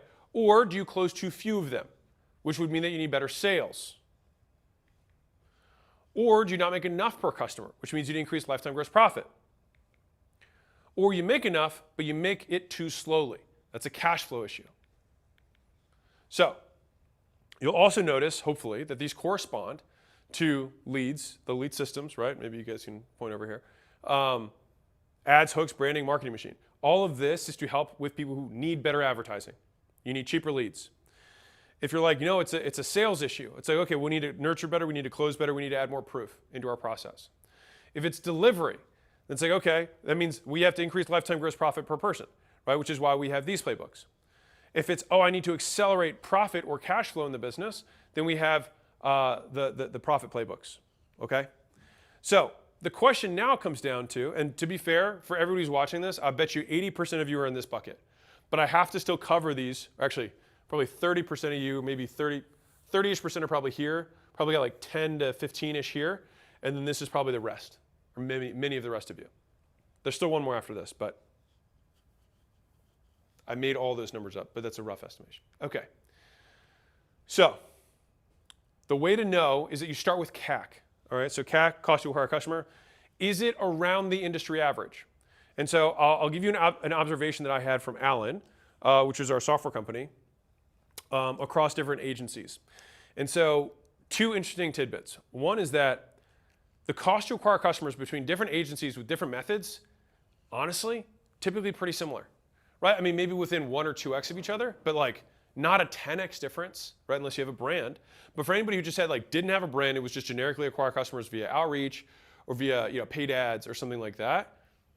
Their cost to acquire a customer was not that different. And it was cool for me to see, and I was like, wow, it was actually a big relief breaker, so I'll hopefully try and translate that to you. So how far off industry average are we? Because the difference between the agencies that were doing 20x another agency was typically never their CAC. It was typically other stuff, meaning they kept their customers longer. Their lifetime value stacked. They had a better model so people didn't churn out. All right. And so if CAC is industry average, so we start there, start with CAC, and you can't afford leads. So if you're average and you can't afford leads, you have an LTV problem, right? So if it costs you the same amount as everybody else, but you can't afford to do it, it's because they make more money than you, so they can bid you out of the marketplace. So if CAC average and you're not making money, your LTV is too low. Hopefully this answers the question for some of you guys. That might be your issue. I'm going to give you tacticals on how to solve it in a second, but that's how it works. Okay. So you don't make enough on customers. We'll solve this in a second, but I want you to at least know which constraint you're dealing with. Now, if CAC is average and profit is good, but you can't spend more because of cash flow, meaning this is super common in home services where it's like, oh, we get paid on net 90. So it's like our profit is good. It's just that we have to wait for the cash to come in. So we're cash flow constrained, even though we have profit as a business. All right, we get paid net 90, or we get $100 a month for years, but it costs us $1,000 to get a customer. That's a cash flow constraint. This is super common with software companies too, right? So you make a profit, but it's too slow. So the solutions are, we need to accelerate cash flow, and I'll show you how to do that in a second. All right, I just want to make sure that we're picking the right problem. So the next is CAC is too high. So if CAC is too high, it's one of 2 different problems because they're multiplicative. All right, so it's either your leads cost too much, or your sales sucks, or both. So if CAC is too high, it costs you too much to get customers, either your advertising blows or you suck at sales, or both. Okay? So improvements to either of those, because they're multiplicative, could solve the problem. But we want to work on the one with the weakest link, aka the biggest bang for the buck. And so let's say we're looking at this. Let's say you're closing 25% of sales, 25% of conversations, you've got a very low opt-in rate. Well, likely the opt-in rate would be the constraint, which would mean leads are costing too much. So we can fix that one with better advertising, conversion optimization, et cetera. Now let's say that our sales, you're closing 5% of people get on the phone with. Well, then you probably have a sales issue, not necessarily a leads issue. And so then you're closing too few. So you would be this one, number 2. And so I walk through these so that you can get Is it a leads issue? Is it a sales issue? Is it an LTV issue? Or is it a cash flow or profit issue? And so this is where pattern matching transparently becomes valuable, because like this is the difference between me like just saying this one-to-many to you guys versus me being on the phone, or me talking to you in person, or answering the question in the Scale Advisory Group. Is that like that's where pattern matching is important. Like I could be like, well, I know plumbing should never cost more than this, so you're missing all of it here, right? Like I can just tell that quickly. But this at least should give you the decision-making variables of how to think through it. All right. Now, if you're like, okay, Alex, well, I understand where my specific constraint is, then we have these 4 potentialities: lead, sales, profit, cash flow. Okay. And by profit, it's LTV, but I named it profit for this because you're not making enough per customer. Let's actually solve them. Okay. So let's say that we have CAC is too high because our sales are fine, but leads is the constraint, right? So you close sales, but you can't get enough leads. So how do we solve this? So you need better ads. And remember the multiple paths up the mountain. This is an exact example of multiple paths up the mountain, what I'm about to go through. Let's see if I can find my multiple paths up the mountain. I think this is it. Well, that was my Everest one. There's still multiple paths, though. Is this it? Yeah, here we go. Okay. This is exact example, right? So leads is what we need to solve. And so we can have better ads, right, which we would do with the Go-to-Ads playbook. Or for those of you who picked up the ads handbook, you can have that too, right? Hooks would also improve this as well. You can make better content using hooks and branding. You could do that too. That would cheapen the amount of leads you get. If you're currently not making content and you started making content, you'd get cheaper leads, especially if you're already running ads. Better messaging. So this would be the branding, like what is contained inside of the advertising. What are the associations and the pairings that you want to make? You could improve the offer, which is the entire premise of the offers book. Right? You could add in a money model mechanism. You could take your existing offer and then make it a giveaway. You could make it a win your money back. You could make it a decoy offer. You could make it a pay less now or pay more later offer. Right? You could make any of those with your existing thing and you would get more leads. And this one's a bit of a strategy, one that's kind of between sales and LTV. It's a little bit more strategic, which is like maybe you don't have enough leads because you're going after the wrong people. And if you were clearer on the avatar that you're going for, you would increase the quality of your leads, and then by extension, you end up making more. So let me tell you guys actually a fun little fact. So at this launch that just happened, we had different campaign objectives for ads. So it'd be like, this is a campaign that's optimized for leads. This is a campaign that's optimized for return on ad spend, meaning it's going to optimize for people who are going to pre-order the book. Okay? Really interesting. So our cost per lead on our ROAS-driven campaigns, basically the ones that are optimizing to get more book buyers, the cost per lead was like 2 or 3 times higher than the campaigns that were optimized for leads. That kind of makes sense. Okay, well, this was optimized to get the most leads. This was optimized to get the most sales. But when you get sales, you also get leads. But the lead cost on those leads was like 3 times higher. But here's where it gets really interesting. The actual return on our ROAS-driven campaigns, even though the leads cost 3 times higher or more for those campaigns, we still had 4 times the return from that campaign compared to the lead generating campaign. And so the reason I bring this up is because sometimes you have this option where it's like, well, I've got my existing customer base that I can get, it costs me $100 to get a customer, and I make $500 from the customer. Or there's an avatar that costs you $500 to get that you make $10,000 from. 5 times more expensive, right? From here to here, 5 times the price. But this is a 20x and this is a 5x. So you have a 4x difference in relative return. And so sometime the most valuable thing you can do is just decide to not sell to a specific customer base and then go up market to better avatars. So I have a great chapter in Lost Chapters, Your First Avatar, which is really good, that covers this, and also the entire Lifetime Value Playbook. So those are the ways up the mountain. Now, if I'm talking to you and you're like, well, which one should I do? We do the one that we believe we have the highest likelihood of succeeding with, given our existing resources and skills. So if we're looking back at this list, if you're somebody who's run ads before but never made content, then I'd probably say, like, let's just stick with ads. If you're really good at content, I wouldn't be like, oh, let's necessarily do ads as our first bet. can we make more or better content in order to do it? Offers. Now, the existing thing there, I'd be like, okay, well, is there a way that we don't have to change your services, but just recombine it in a way that makes it more appetizing? That's where the money models come in and the mechanisms that just make whatever you're currently doing just better and more sexy. Okay.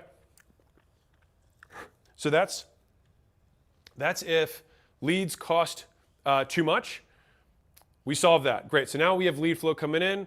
And so you deal with the issue of, well, I've got all this junk, right? I got all these leads coming in, but we can't close them, right? And so the ways that we think through solving this is like, number one, better conversion optimization on the page. So look at the page flows, look at the headlines, look at the subheadlines, the lead magnet itself. If you don't have a lead magnet, sometimes that, like, I would say probably 10% of the time I go do a page takedown or teardown, and I find out that their entire page says request invoice or request a quote or just like book a strategy call. Typically not a very compelling thing, right?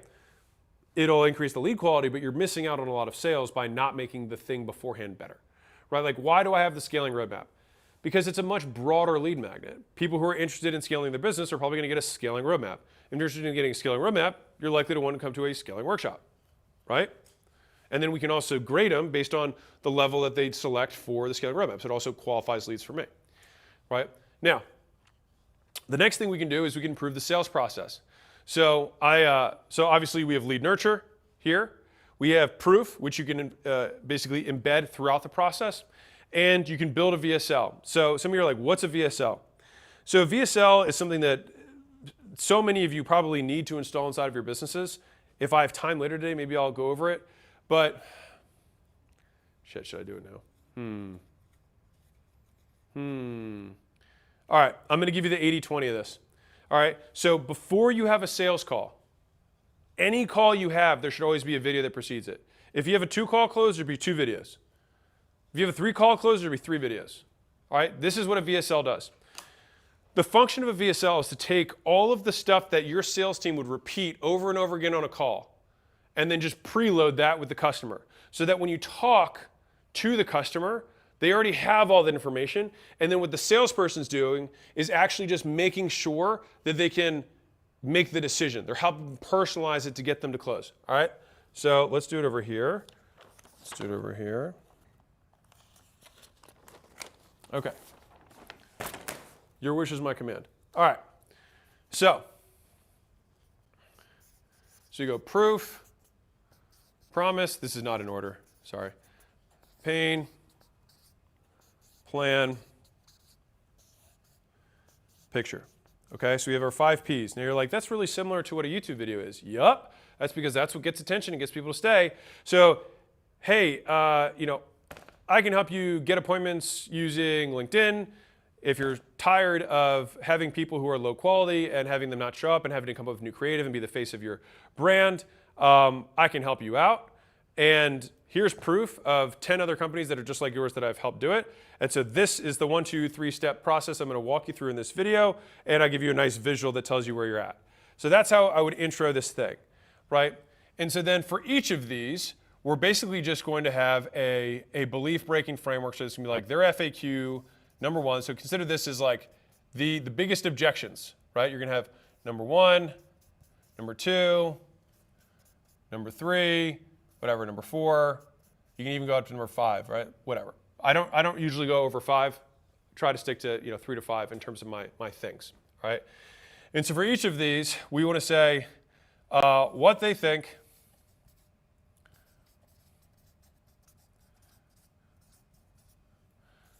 why it's wrong, what's right, proof. So a lot of people don't want to travel to Vegas, but actually traveling to Vegas is an awesome thing because when you get in the sky, you actually get some perspective literally physically on the business. And you need to have that time and that separation in order to understand, like, let the dust settle in your mind, and so you can get really strategic about what you're going to implement. So that's me saying what's wrong and what's right in one line. And here's proof. Here's John, Mary, and Jacob, who all said that actually getting space away from their business was good because they got away from the chaos. They literally got physical space. They could take their notes. They could come with intention. They could leave with intention. And it ended up being one of the most valuable things they did, and they loved the city. Great. And they got a memory for it that if they had just gotten the memory, it would have been worth it on its own. So we take something that they thought was going to be, I don't want to travel, and turn it into, actually, this is a really good thing. And so we just go through each of the things that we would have, and then those are going to be the things that most people object to. Why don't I want to buy, right? And then we're going to have our CTA that has some sort of the offer installed. Now, sometimes you can embed the offer into each of these pieces, like each component of the offer can overcome one of the obstacles. That works too. But you have your CTA and offer and say, hey, go book a call, go take the next action, whatever. Now, if you have like an in-person meeting, if you're those you're in person, which is like, I think like 30% of you guys, you can just send this before they actually meet with the salesperson in person, and you can tell inside of the video, give a keyword that's like, say what color shirt you want, say what size shirt you want, say, tell me the dynamics of your deck, tell me how many years old the business is, or your house is, whatever, right? And the reason you have them send that back is that way you actually know they watched the video, right?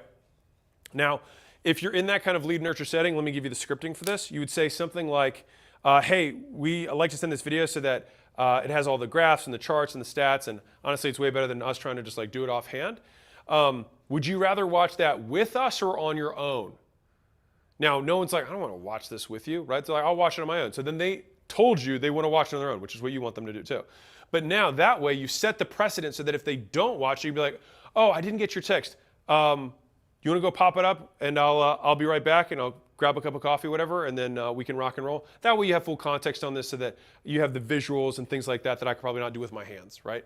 Whatever. So you have your CTA and offer, and then we just do a proof roll. Which is basically, I just have proof going for the rest of it of just people or experiences who've gone through whatever the thing is. This is your quick and dirty VSL, 5 to 7 minutes, just hit it 1, 2, 3, 4.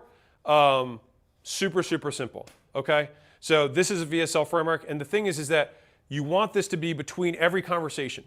And if the sale is moving along, then they might have different objections at different stages in the conversation, and you make the VSL to do that. And if you're like, wait a second, but that means that sometimes I might have someone watch 2 VSLs that are just different but still sell the same thing. Yes, totally fine. Selling someone more does not decrease the likelihood that they buy. Okay? So that was a little segue, a little side quest, but hopefully you guys are good with it. So hopefully you guys are happy with that. Okay, so this is because we're trying to solve the, I've got leads, but we're not closing as many.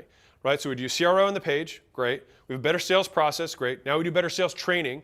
So it's like, can we train the guys or the gals to say the words they need to say in the right way? The HQ handbook, the closer handbook, for those of you guys picked it up, also great. Obviously, is our training and our cadence and our onboarding, all that stuff inside of it. Better reputation.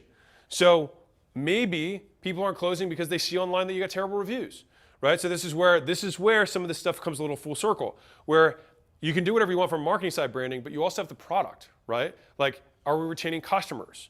Are we picking the right customers, which is what I started today with. Like, if you're getting people who can't speak English and you're trying to teach them Spanish and they can't speak English, probably not going to be successful, right? And maybe you have an amazing Spanish program, but if they can't speak English, you're selling the wrong people. And it is your fault because you're taking the money. So you want to make sure that you actually install prerequisites. Like, what is actually required to be successful? And for everyone here, strongly encourage you to at least set some requisites. Like, if you want to come to one of the workshops here, you have to be making, I think it's $500,000 a year, right? Like, that's the bar, right? It's just because it's gonna be more valuable. It's better. Like, the leads sort automatically. Like, you can't even get on the calendar otherwise, right? It's just because, like, if somebody's at $100,000 a year, there's nothing wrong with that. They just need more tactics, right? And we obviously have these tactics. But most people who are like at 500, they're like, how do I get to, and that's the minimum, right? The average, I think, is like between 1 and 4 million, depending on the workshop. But anyways, just to give you guys an idea. Okay, so the next thing is better lead quality. So I just touched on this, but you might have the issue where you're like, we have so many leads with so much junk, right? So we have to add friction to the process, right? Also, the ads themselves, you might be not calling out the right people, right? If I'm giving away, I'll give you an extreme example. If I give away a free vacation for my IT services, that's probably not a good lead magnet. That's probably not a good mechanism, because I'm going to get everybody who wants to go on a free vacation, not people who want IT services. Now, if the big giveaway that I'm giving is like IT services that are fully managed for a year, that's probably going to be a way better clientele base than me trying to get people who want a vacation. Now, I'm going to get way cheaper leads, but I'm not going to make more, right? And so introducing friction in the funnel adding a VSL, adding proof, making sure the ads call out the correct avatar, that's this higher quality avatar. And then if you want, you can add in bans. And some of you guys don't know what bans is, so I'll tell you what that is right now.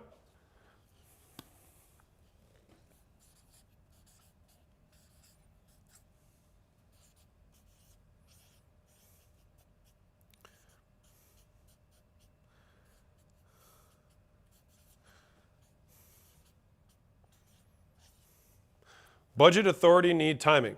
Do you got the money to spend, the ability to say yes? Do you need the thing right now? Or do you need the thing and is now the right time?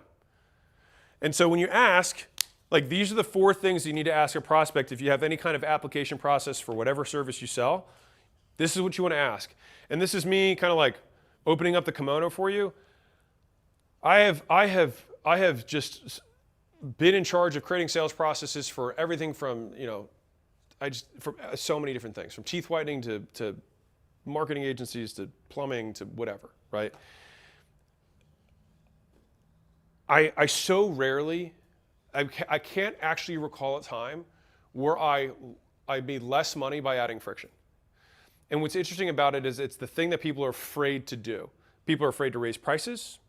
People are afraid to narrow their avatar. People are afraid to add friction to a sales process. But almost always, when you focus on quality, because no one else will do it, is where the alpha is. It's where the arbitrage exists. And so I would encourage you to be bold here and be willing to do things that other people don't do so you can get things other people don't get. Like most business owners are mediocre at best. Well, most business owners are mediocre, I'll just say that. Most business owners are average. And average people don't venture off. They don't take bets, right? And so be willing to do the thing that's going to increase your lead cost. Do the thing that's gonna give you a $500 lead that's worth $10,000 rather than a $100 lead that's worth $500.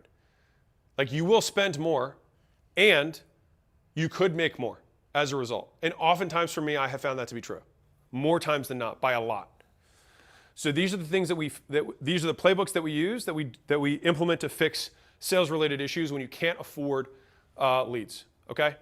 Additionally, you can do payment options if you don't have that. So payment plan downsells is a great way. If you don't already have payment plans installed, I would just install that system straight up, which is inside of the Money Models book. Okay, so you're closing too few of them. All right, so we've got enough leads, and they're the right price, and we're closing enough of them, but we can't do more because if we do that, we're still not making enough per customer. So that's a back-end issue. So you can increase the price, or implement a price raise. What's difficult about me saying this to you is that some of you require me to literally say it to you on the phone and walk through this logic tree with you. But I can't physically do that. And so this is me trying to say it. If you walk through this logic tree and you're like, well, this is where I'm at, then this is what you need to do, right? Alternatively, you could decrease your costs. How can we spend less to deliver on customers? And I'll get you a couple more taxes in this in the latter half, okay? Can we increase frequency? Can we get them to buy more often? Can we get them to buy again at the most basic level? Can we ascend, like upsells and cross-sells? So I'll give you guys a little tactic around this. You guys wanted tactical, so hopefully, I know the first part started with clouds. Hopefully you guys are good with the tactics of what makes this work. Okay, so if let's say a customer relationship starts here, and this is kind of like your duration. You sell, a 12-week thing, whatever. Okay, so the first time, there are different specific areas that you can do ascensions where you sell someone more stuff, right? One of them is just immediately. The next one I usually like is 24 to 48 hours. They kind of realize that they now need something immediately. I also have milestone.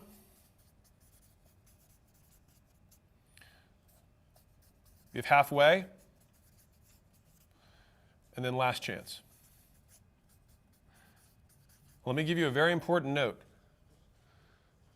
We've got 4 opportunities to upsell in the first half here.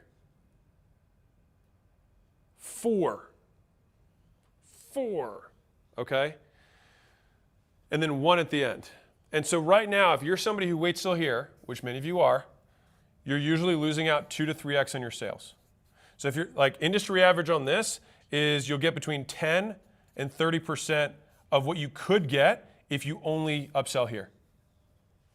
Crazy. And so if you're like, man, I'm not getting people to get into my continuity, I'm not getting people to take my ascensions, it's because you're doing it the wrong time. You got to offer it earlier. Hopefully that was cool for you guys. Okay. So that's how we solve, I've got the leads, I'm making the sales, but I'm not making enough money per customer. Those are the solutions. So then finally you're like, okay, I've got all that stuff, I'm making profit, but I'm not making the profit fast enough. This is cash flow problems. So this is all dirt, super tactical. Number one is you can push out vendor terms, especially if you're a bigger business. You can say, hey, the status quo here is that we pay everything net 30, meaning you deliver services and then we pay you at the end of the month. That's how we do things, right? Also tends to work better once you've already gotten relationships with businesses. They're typically not willing to lose you as a customer. But when you do that to all vendors, you literally accelerate your cash flow in the entire business by 30 days. Number one. Number two, payment terms. So I'll give you 3 or 4 different tactics here. So number one is that instead of starting with like a month-to-month or some sort of, for those who have recurring stuff, and typically people who have cash flow issues tend to be recurring or more long-term in nature versus one-time transactions, so this applies to you. Instead of having month-to-month be the core offer, just shift it so that the primary offer is quarterly. And annual gets a discount and month-to-month is more expensive. That's just that one shift can accelerate cash flow because they're getting paid 3 months at a time instead of 1 month at a time. That's one. Another tactic is that you can always present high to low. So whenever I present stuff, I prefer to say like what the total price is with interest, with whatever, and then say, hey, want to save money? Yes, save money by prepaying more of it. So if I have like a year of service, I'm going to sell the month-to-month price with installments and interest as the price. I want to anchor there. And then say, hey, want to save some money? Cool, prepay for less. And then we can start doing step downs.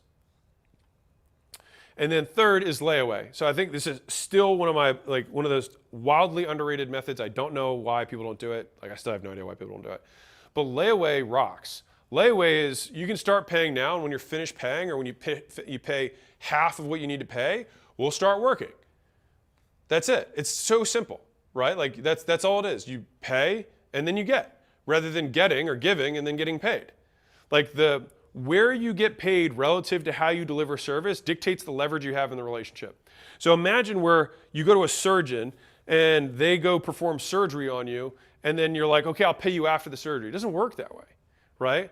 Now, it does work that way for the insurance companies to pay the doctors because they have leverage over the doctors. But if you're paying a doctor, you pay the doctor first because they have leverage over you. It's like a food chain. It's the money chain. All right, and so if you want to go up the money chain, you got to act like a up the money chain business, right? Another one is prepay incentives. So I think a lot of you guys are missing out on this. How do you incentivize people? One, give them more good stuff, take away bad stuff. So sometimes it's like, we really need to accelerate cash flow. And then I ask the next question, like, well, what's the prepay incentive? They're like, well, I don't have one. It's like, well, duh. There's no incentive to prepay. So why would we be surprised that they're not doing it, right? So we have to incentivize the prepay if we want to accelerate cash flow. This is just a specific pullout, guarantee with prepay. I think this is in the Money Models feature downsell section. This is one of the first, like super, super strong prepayment that you can, structure that you can offer. So if you offer a guarantee, not all of you do, but if you do offer a guarantee, you can say, I'll give you the guarantee if you prepay. And if they don't prepay, you remove the guarantee. Very compelling, super compelling. So I recommend like really, really strong. If you're like, how do I accelerate it? Pop that in. Upfront fees, obviously this is where setup, onboarding, one-time fees, all that kind of stuff, you can just load it up. And if you're like, do I need a reason to have a one-time fee? You just need permission. You have the world's permission to do it. It's your business, you can make up your own rules. Also, if you can get third-party buy now, pay later, BNPLs. So I had a firm at our event. And so like you'll get about a 35% increase. So that's based on a firm stats. That's not what we got because we have a more affluent customer. But a typical business will get like a 35% boost in sales from implementing some sort of BNPL. And then this is the last. So I kind of did these in order of complexity. AR financing. So I think Trent, who's in the Scale Advisory, I called you on Hormozi Hotline, and you're in a business, like if you're in a construction business, you're in a business that's very well understood by a bank, like a normal business, if you will.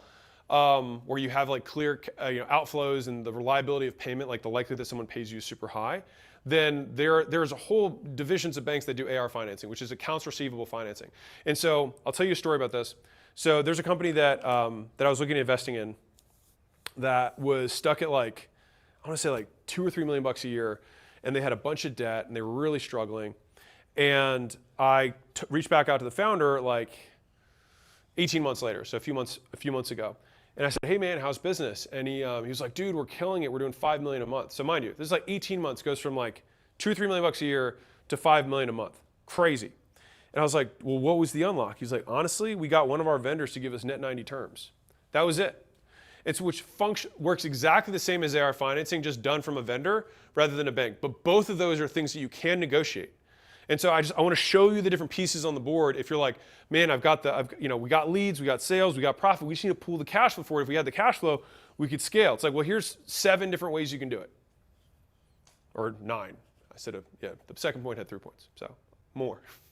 All right, so finally, you got the cash flow. You make enough, but too slowly. We solved that. Okay, so if money was the issue, right, why can't you do more?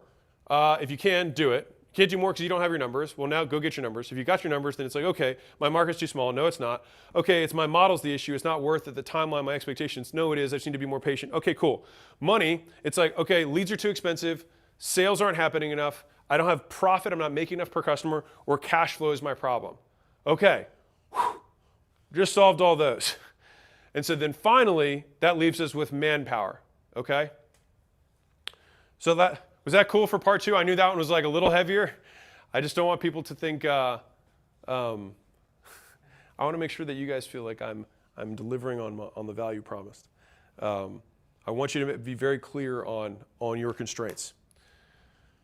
And yeah, shout out to Meg, for crushing it.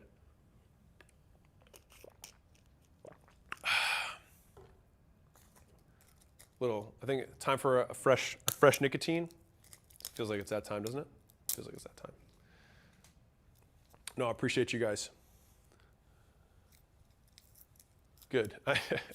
Yeah, I know I was talking fast, but I want to just cram a lot in. We've got a lot to cover, and I want you guys to get what you want. All right, so part 3, supply-based constraints.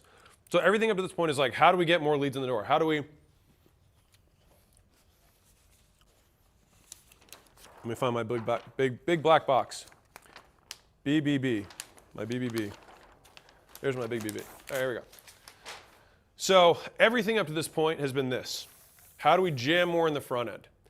Now, sometimes you got to work on this stuff, which is what some of these mama jambas are. But some of the other parts in that black box are going to be supply-based constraints, okay? So just from observing a lot of different businesses, where do supply constraints hit the hardest?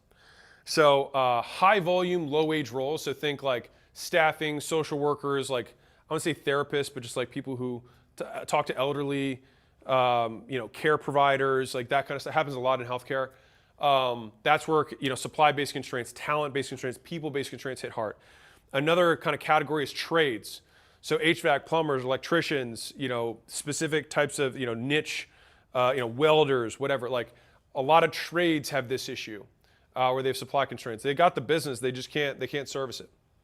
I got a buddy of mine who's in the machine business. He just builds machines, kind of cool. He just takes roles at like factories and manufacturing, and he just automates the whole thing with big machines.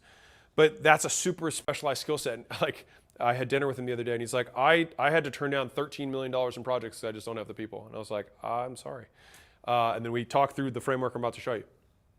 Another one is high-end services, high-end white-collar services. So, I'm in a business that has this, like high-end consulting, which is what we do. Accounting, legal, investing, like these are super, super hard to find, very skilled people, right?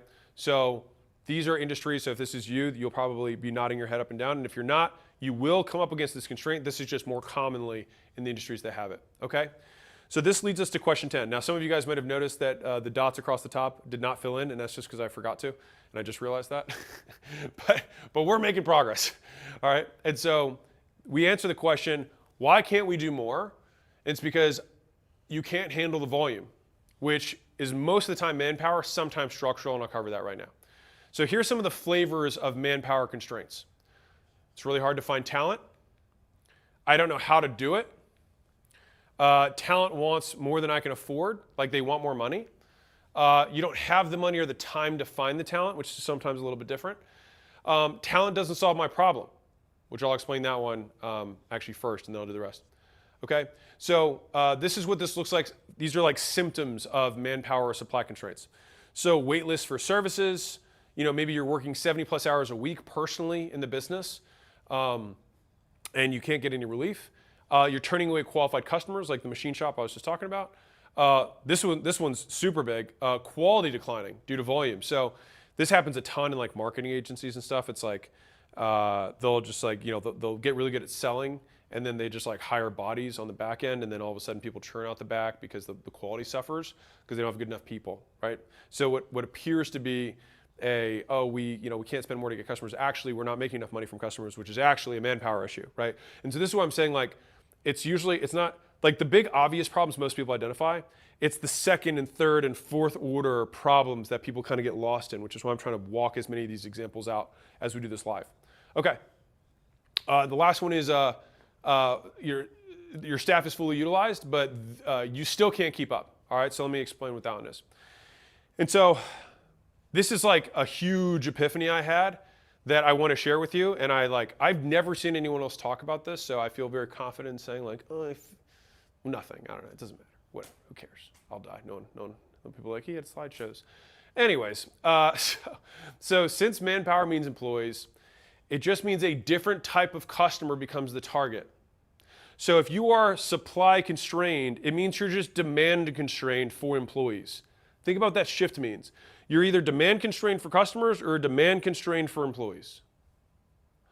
And so every business is demand constrained in one way or another. And so getting you to see this is basically the entire point of this section. But I really want to drive this home, okay? So instead of LTV to CAC ratios, you need to learn something that I call LTGPPE to CAT ratios, which is lifetime gross profit per employee to cost of acquiring talent. Some of you guys know what your ROAS is, your LTV to CAC ratio is, which you should if you watch any of my stuff for the love of God. Please know what those numbers are. But a leveled up version of this is, what does it cost me to get talent, and what do I make on that talent? So let me tell you a little story. So mentor, old guy, had an insurance company, sold it for $1 zillion, doesn't matter. And he told me that he'd been stuck at like $10 million a year for like many years. And he said, you want to know what broke me out of it? And I was like, well, yeah, obviously, I want to know. And he said, so what happened was, I used to have this, because he had this, it was insurance, so he has a bunch of agents, right, that work selling insurance products. And so he said, so what I did was, we used to have this referral bonus. So agents could get $500 if they referred another agent. That makes sense, that's cool. But it wasn't really driving anything. And some of you guys have the same thing. You probably give some sort of bonus for, or hopefully you give some sort of bonus if someone on your team refers you somebody else. By the way, so much more valuable than getting a customer referral. So he did the math, and I think I showed in the next slide. Do I show it in the next slide? Let's see here. Do I show it here? Yeah. So he figured out that he said, I make $250,000 a year in gross profit per, not technician, but per insurance agent, right? And so that was per activated insurance agent. And so he was like, I was trying to get people incentivized to send me agents for $500. And so then he took his $500 commission and made it $25,000 and said, if you bring me an agent, I'll give you $25,000. And guess what happened? It worked. And he sold his company for hundreds of zillions of dollars many years later because he was able to compound his supply base. And so taking that into account, I had a conversation with my team, and I was like, hey man, we need more media people, right? And so the fastest and easiest thing I did was I was like, well, how much do we make on a media person? Okay, well, am I willing to pay 1/10 of that in order to go get them? And it's like, well, yeah. Well, if we think about it from like a stock market perspective, like, would I be willing to get a 10x return on money? Of course. Yeah, I'm in. So we just have to think about the talent as a return that we're going to get on. But the caveat is, You just have to put milestones. And so I would say it's not go refer me a friend and I'll just give you 25 grand. It's I'll give you 25 grand at month 6 once they're activated. And what's cool about that is that at that point, you actually get both people who are invested in being successful. So now you've got this person who's taking a lot of interest, the person who referred, the referrer, rather than the referee, right? The referrer takes a lot of interest in the referee getting onboarded, and they kind of provide that additional training, additional context, and they increase the likelihood of success. So not only do you get this amazing return, you also get that person integrated better, they get trained better, and so it's just a win overall. And so this is a huge place of returns that I think is wildly underlooked. And if you are a supply constrained business, this is where your capital should be going. So this is a huge point that, again, I think it's like 75% of y'all are service businesses to some degree. And that's normal because that's just what it is, at least in the US economy. Service businesses they're a double-edged sword. So they're really easy to start, more difficult to scale. And they require almost no capital to start, and they tend to produce decent amounts of cash flow. If you are decent at business and the economics and you follow the stuff that we talk about, you should produce a lot of cash flow in a service business. Now, the question is, how do you reinvest in a service business, right? Like in an e-commerce business, physical products business, you have inventory, really clear, right? You have raw materials, really clear. If you're in a technology business, it's like, okay, we got to go reinvest by hiring more developers, et cetera, right? So what do you do in a service business to reinvest? Two things, brand and talent. Which means, what are the associations we're going to make today? How are we going to pair our business with aspirational outcomes that our avatar finds meaningful? Brand. And how are we going to spend money on training our existing talent and recruiting new talent so we can get the highest returns possible on our core asset? Because if you're a service business, you fundamentally sell people at a profit. It's what it is, right? You sell labor and you have a markup. That's service. And so what we want to do is have more of those nodes, and we want those nodes to be able to expand what you can charge for them. And you can expand what you can charge for them by having more skilled talent. That's the idea. And the biggest arbitrage comes from being able to take low-skilled talent, train them well, continue to pay them at old talent numbers, and then because of the training, capture the arbitrage in value. That is how you reinvest in a service-based business. So if you're like, what do I do with this extra money at the end of the year? Well, if you don't want to pay taxes on some of it, you can choose to reinvest in the business by doing this. And so the moral of this is that maybe you can't afford not to get better talent for your business. And that's what you need to focus on. That's your demand constraint. And so this just took me a very long time to piece together, which is that manpower means every business is demand constrained. All right, now let me just show you how crazy this is and how deep this goes, okay? So we have our external ways of advertising, right? You got the core four, you got lead getters on the left, right? You got warm outreach, cold outreach, post free content, run paid ads. You got customer referrals, affiliates, employees, agencies. All that stuff you guys should already know, that's inside the leads book. Then you have your internal version of these, which is you ask your network, you do cold outreach, you post to your network, you promote job postings, right? You get employee referrals. You go to community owners who have like HR professionals or SDRs or sales professionals, right? You have an in-house recruiter, or you go to out-of-house headhunters and staffing firms. It's the same concept, just different names, all right? Because you're either demand constrained for customers or you're demand constrained for talent, and the good news is you solve both with advertising.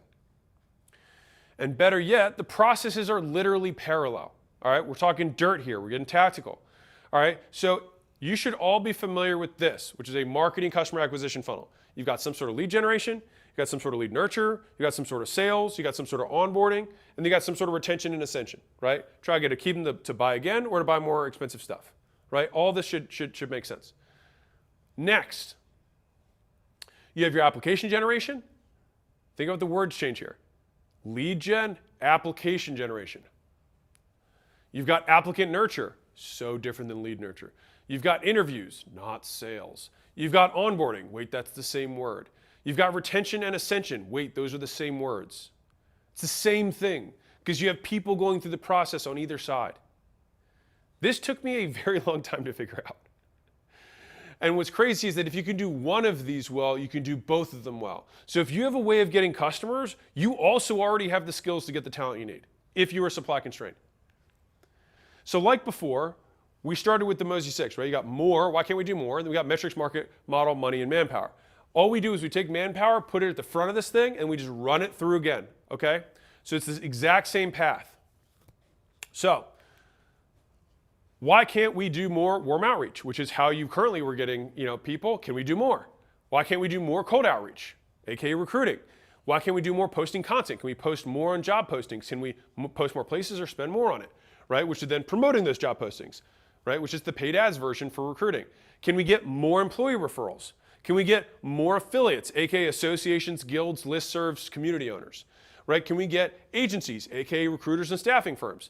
Can we get employees, aka this one's unchanged, right? Your team would do this for you, right? And so all 8 of these, can we do more of this before we do anything else? If so, let's do that. If not, we go down the metrics again, which is, okay, we can't do more because we don't know our numbers, or people aren't the limiting metrics. So I'll give you an example of the second part. So there was a restaurant that we looked at that had 2-hour wait times. We did a Cash Cows episode with them. And so they literally had limited their 4 walls. So what do? They're supply constrained. Well, you can expand your seating. You can optimize your operations turntables faster. You can change your hours, expand your hours, or you can do a combination of that where you just raise prices during peaks, right? And so pricing is going to be a big lever that you can pull if you're supply constrained. If you have more business you can handle, raise price. Very simple. And I'll talk about kind of like solution stacks in a second. But this is an example of either you don't know your numbers or people aren't the limiting metric. Then do this. Change the other variables. Change the walls. The next one's market. Same as before, right? Because there's not enough people in Kentucky, where I live, that are, grade 3 welders. I don't know. Is there a way that they can do this job remotely? Is it impossible to get these people, or is it expensive? Or can we add an incentive, like a moving bonus, right? So we had a roofing company owner that was talking, he was expanding new locations, and he couldn't get a manager for the new location. And he was like, man, it's really hard to find people out there. And I was like, well, do you have like multiple managers in your current staff? He said, yeah, but they don't want to move. I was like, well, they move for 20 grand? He was like, I never really thought of that. And I was like, well, how much are you going to make on the location? He was like, well, we probably make 500 grand a year in profit. And I was like, so do you think 20 grand's worth it? He's like, yeah, I guess so. Is it impossible or is it expensive, right? I'll give you a different one. So this was a Cash Guys episode, not Cash Guys, excuse me, a Hormozi Hotline I did a month or 2 ago. So there's a martial arts guy who's got 3 martial arts gyms. And he says, hey, it's really hard to find salespeople with black belts. And so I was like, yeah, I believe you. And so remember at the very beginning I said you want to hire for the lowest skill aptitude? So all we did was I said, hey, why don't you just find black belts and teach them how to sell? Because it's going to take way less time to teach them how to sell who's got a black belt than teach someone how to black belt who can sell, right? And so that was the issue. So we had to solve for the small skill discrepancy. And then all of a sudden, it was like, boom, he opened up his whole funnel for doing this for his business and expanding, right? So sometimes you're actually just looking for the wrong avatar. It's really hard to find salespeople that you can then teach the black belt thing, or finding salespeople who are already black belts. It might be hard to find both. We have to then say, okay, let's get 80% of the way there, and then we can train the other 20. So that's a market issue. Now, if you're like, okay, I can't get more talent in my business because basically, you probably wouldn't say this, but basically you're not getting responses, right? Like the offer is wrong, even if this gets a little bit more to model, which is why it's model, but I'll get an example to drive this home. So I had a physical therapy business who came in, really nice lady, and they were fully, like all 4 walls are booked out, all the beds are taken, but they weren't making any money. But I was like, wait a second. So you're selling fine, the leads are good, all this stuff's good. I was like, but you're not making money and you're fully staffed? She's like, yeah. And I kept diving and diving. I had to go through all of this stuff until I finally got all the way into manpower. And it was, oh yeah, well, we give 50% of revenue to our therapists. I was like, dude, like, yeah, of course you're not making anything. I was like, are they like marketing for themselves and like, paying for their own, products and stuff? And she's like, no, we do all that. I was like, well, are they doing the sales? She's like, no, we do that. I was like, wait, so you literally do everything and then just give them half? She's like, yeah. I was like, well, yeah. So you have a structural issue, right? Like the model will never work. The model is broken, right? And so she would then have the impossible choice. Either you could raise your prices, which would have to be an absurd amount if you always have to give half away, or you lower wages. Or you change it to not being percentage based, right? But the thing here is like we had to change something structural about the role so we could then recruit more people in and actually make the business profitable. So then finally we get to the money one of like, well, I just simply can't afford to hire more people, but I need to hire more people, okay? So these are the same 4 concepts just applied to the supply side. So we don't get enough applications. That's a lead problem, right? So again, we're gonna run through the same ones. You gotta have better ads. Of course, like you think these ads don't matter? Headlines, copy, the whole thing, it matters, right? Better content. If you have a brand, more people are willing to work for you. When they go check out your content or your site, they're gonna be like, oh, like they make a decision there. That increases your conversions. The brand itself, right? The offers, quite literally the offer that you have for them will increase the likelihood that they actually, opt in to become, applicant. Add a money model mechanism. So you could do a giveaway if you want, by the way. We did, for when we do our, when we hire for media, we'll do contests. We'll just do contests for people who want to cut videos for us. And we'll get like 1,000 people who will apply. And then we just walk them through the process. We get like 50 people who actually like do all the work. And then from the 50, we pick 5. Right? So you absolutely can add a money model mechanism depending on the role. Obviously, you're not going to get a CEO that way. But like frontline, midline, for sure. Or better avatar, right? Level up your target. Or you can level down and add training. I'll give you an example of this in a second. So for us with Alan, when we were looking for true customer success, people who could do B2B higher ticket onboarding, like concierge, if you will, we were advertising at first for customer support.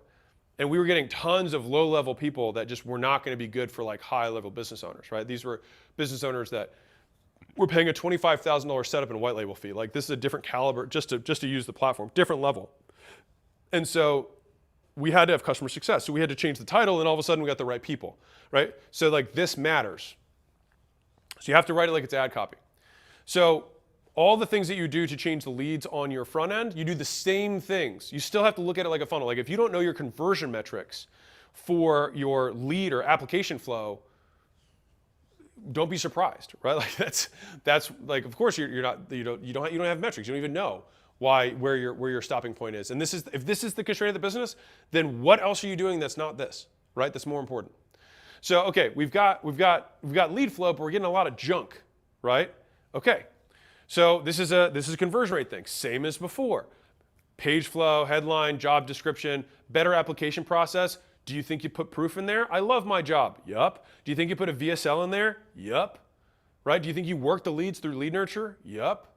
Well, if they need me to remind them, no, it doesn't work that way. No one cares. You're not the center of the universe. You got to work it. I've got a brand. We work our leads, right? Better interview training. Like it's funny, like especially if you get a bigger business, like if you listen to somebody who's like in HR recruiting, do some interviews, it's gonna make your stomach turn. The same way as if you've never listened to your own sales guys do sales calls, you're gonna want to kill yourself. If you've never done it before, I promise you, you're gonna want to end your life early. So, training is how you overcome that. Same with better reputation. That's the brand. Better lead quality. So this is where you can add more friction. If you're getting too much junk, you've got like, healthcare workers or something like that, or something you've got a lot of volume for, it is low skilled labor, tons of applications, add friction, add VSLs, it's a sales process. So I'll give you 2 examples of this. So I had a mental health business. So they had a business that basically like did therapy. It was covered by the government or some government program. Anyways, so they would get like $200 or something like that per session from the government, and they could pay like 25. So they had the money made sense, right? The issue is that they just couldn't find therapists, good therapists, excuse me. And so the issue was they literally couldn't interview enough, right? And the thing is that they were doing one-on-ones because that's how they started. But all I did was say, hey, this is the big crux point of your business. Your first interview, we should just have it be one-to-many, have it be 20 people at a time, and just have everyone do 60 seconds, and then you can just pick the winners, and then you can follow up with those people one-on-one. And so all we did is we truncated the process by 2 steps, and then that dramatically opened up the amount of interviews and people they could actually touch. Because he was like, yeah, I'm getting 1,000 interviews, and we're basically getting 1 person picked for every 1,000. I was like, there's no way on earth that out of 1,000 people, you can't find more than 1 low skilled label person who just like basically not a lot of aptitude, just needed attitude. I was like, more than 0.1 out of 100 people is a decent person, right? And so all we had to do was change the process and boom, debottleneck the business and the thing's off, right? We had the same issue at Gym Launch. And if you recruit outbound, this may be, like I've seen it happen so many times specifically outbound because there's churn in the position as well. If you do like SDRs or BDRs, people who do outbound emails or cold calls, anything like that, DMs, if you're in that position, doing group interviews is almost what's required in order to maintain the have and scale of an enterprise that's that size. When you have 3, 4, 5, you're not going to notice it. But when you have like 20 or 50, you need that. You need to have a more efficient way of acquiring talent. And the same concept of like, if I could sell 50 customers at once, I would. Well, then you do a webinar, right? You do a webinar to a bunch of job applications, then you push them through. That's how it works. We don't make enough to pay what they want. So this is now we're getting into like, they are not worthy enough to us to pay the market rate, right? Means that other businesses are making more off them than you are. So this does back ladder into having to improve the business. So you raise prices to increase pay. So an example of this would be like an HVAC. So I had an HVAC company who came out, and technicians are in very low supply, very common for trades right now.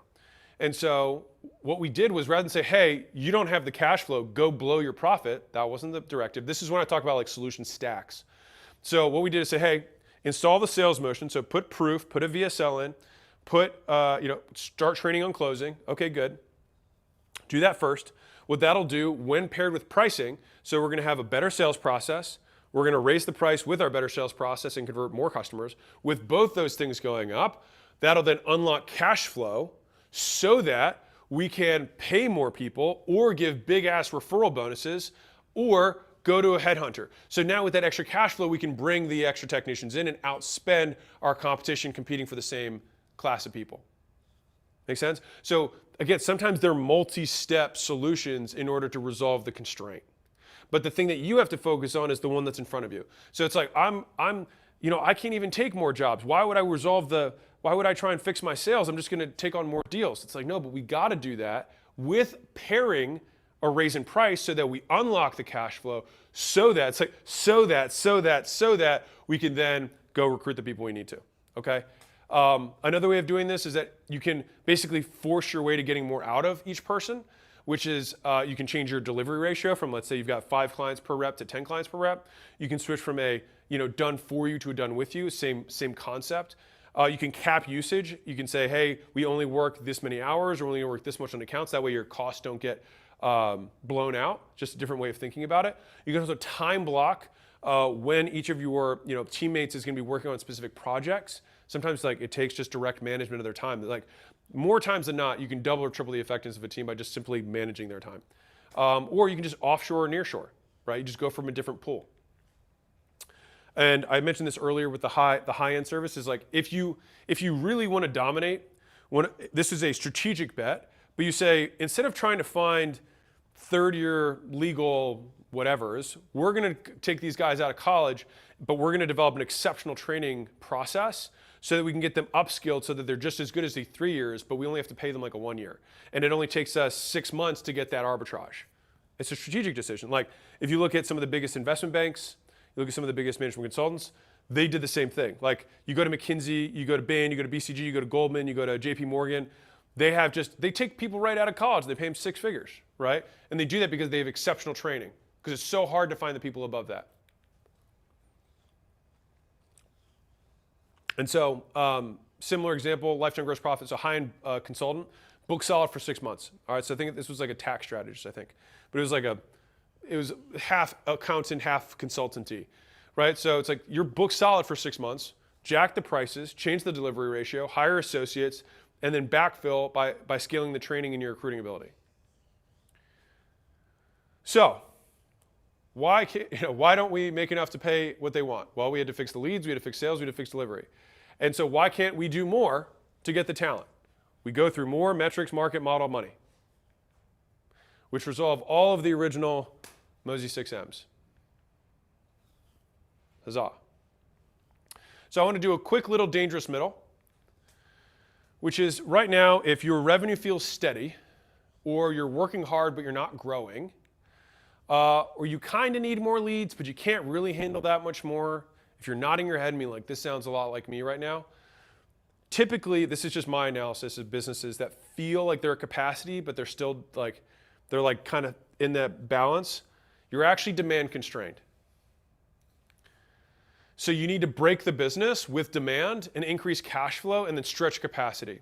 So if you're in equilibrium, it's like, I can't guarantee anything, of course, but it's super likely that if you had to, you could do 30% more.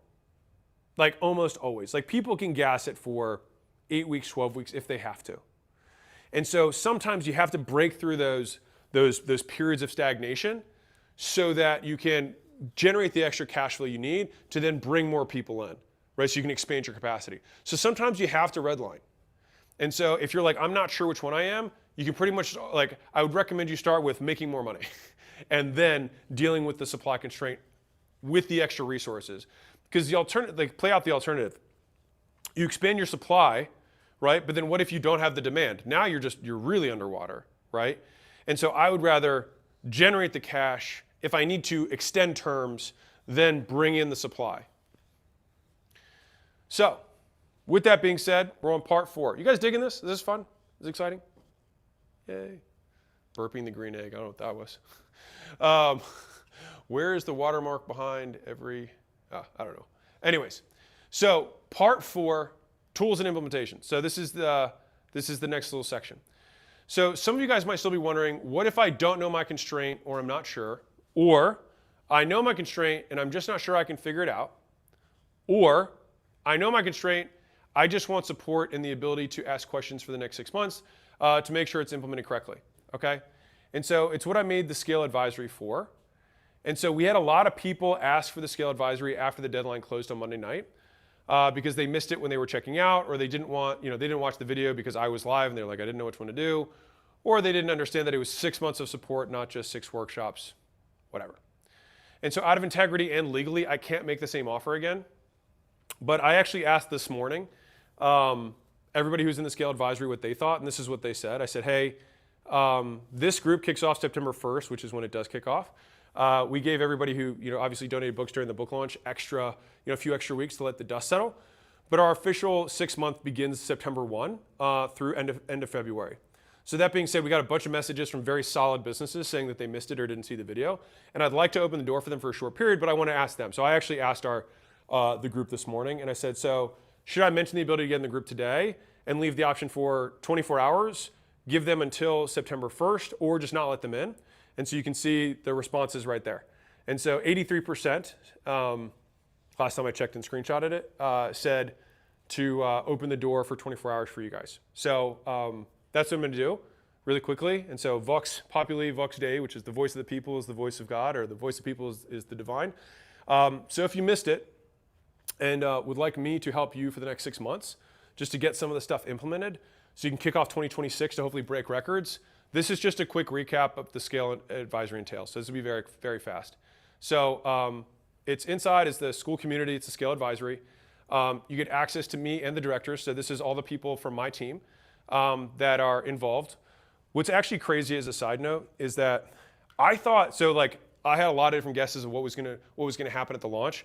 This one surprised me the most because we offer 0 access to me or the team ever anywhere.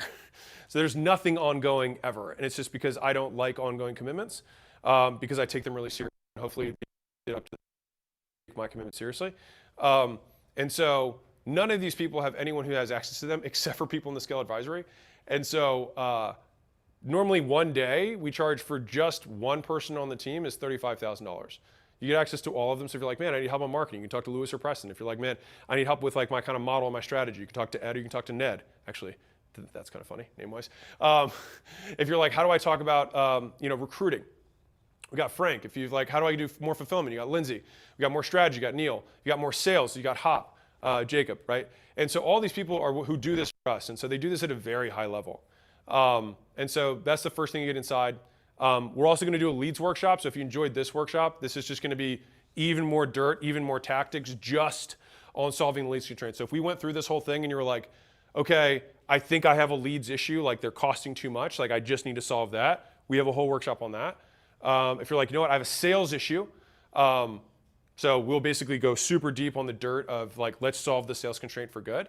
If you have a delivery issue, an LTV workshop, so it's like, okay, let's make sure that we can solve, like basically make them worth more so that you can afford to outcompete your competition.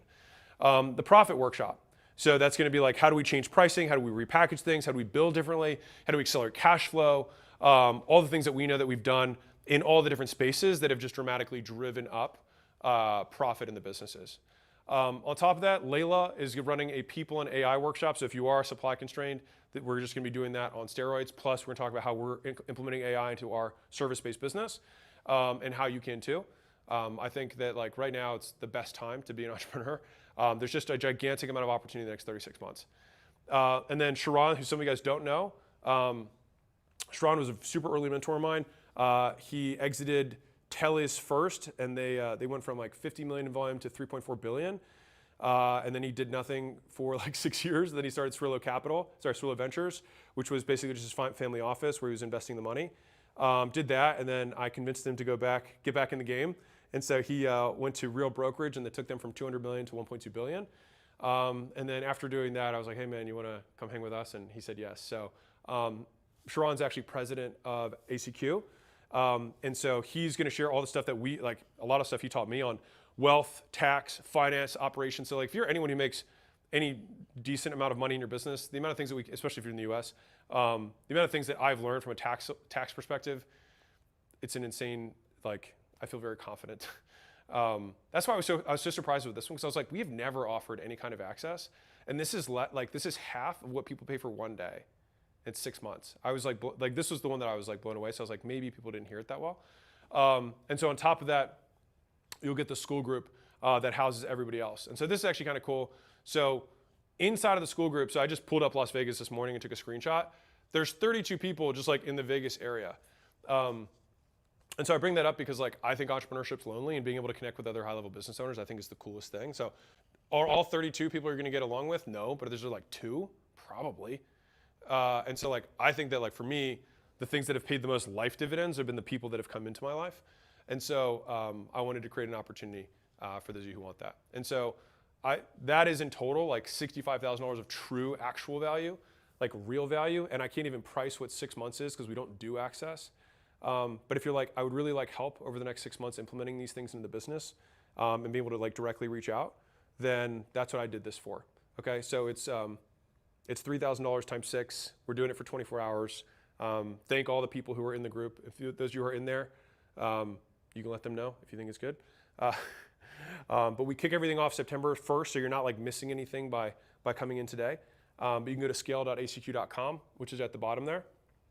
And so this is just, it's just if you want to keep the party going, want to set yourself up for Q1 next year. We've dedicated tremendous resources to doing this because I want to do this super well and just have like a crazy amount of growth stories that I can tell. And so I'll just give you a couple of things that I just saw from inside, just from the last like 4 or 5 days. It's like Lance, from 1 out of 400 to a 40% close rate. Hamza, he talked about how his show rates improved. You'll probably also notice that I don't talk about income claims. That's not by mistake. Like I don't have them. I just don't make them because I don't think they set proper expectations, and also it tends to be frowned upon. Preston, Preston is brilliant. I know you're very busy. Respect for your time. I followed your advice and spent all night creating your black book. Just awesome. And like Ed Turney, that's incredible value. Crystal, like wow, so much value. Kevin, thanks for putting such an awesome group together. Your team is really solid. From Adam Jacobs, already adding so much value. Mike Robinson, I can't believe so much value has been shared. Any of these are incredible. Like we can keep going. Let's see. Paul said some of these I wanted to bring up because people are actually just sharing their biggest tactics. One of the things I asked everybody in the Scale Advisory is like introduce yourself and then share the most valuable tactic that you have in your business. Like what is one of the things that made the biggest difference tactically? And so it's like Paul is like, hey, we basically had no Google reviews and they got 650 with one script, and he shared the script. And this is Chris Williams. How ACQ AI made me, again, I don't want to put income there, in 4 hours, and he just explained how the whole play worked, right? And he just documented it. And then Anton was like, hey, I generated 84 leads with Money Models books by just giving them away. And so he got like 84 leads, 12 sales calls booked, 6 of them were ideal clients just by giving the books away. I'm not saying it's going to happen for you. That's not the point. But this is like, this is the most, like, I actually think this is an absurd offer. And so I'll give you guys 15 minutes to enroll and take a break because I need to drink some water. Bathroom break. If you want to enroll, go there now. So it's scale.acq.com. You can go grab it. And then we're going to do case studies in the AI implementation second half. All right, rock and roll. Do that. 15. Start the timer, somebody. Okay.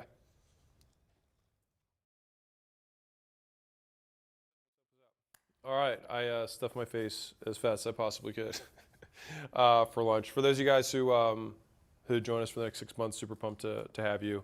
The community is awesome, and yeah, we just wanted to tell those of you who are like, you know what, I would love to have deeper dive on all this stuff. Wanted to help, and I am giving you access to my actual team so that you can get questions answered, which is the most valuable thing I can do. All right, can you pull up my presentation?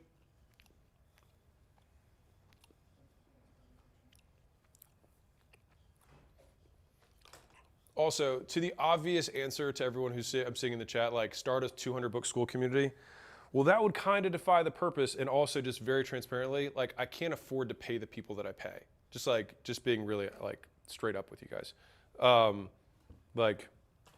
And we did it that way so that we could incentivize the people who wanted to donate more. So I have to keep it that way. I'm not going to have a group for one and then a group for another. It doesn't make sense. Hopefully that should be obvious. Otherwise, I appreciate you guys. And it's a huge amount of work. I'll say it differently. If I wanted to have something where just like everyone just goes in, then like there's like you could have a zillion people, somewhere. You saw the amount of staffing I put into this was because like I want to deliver. And transparently, I think for that level of access, I probably could charge $100,000.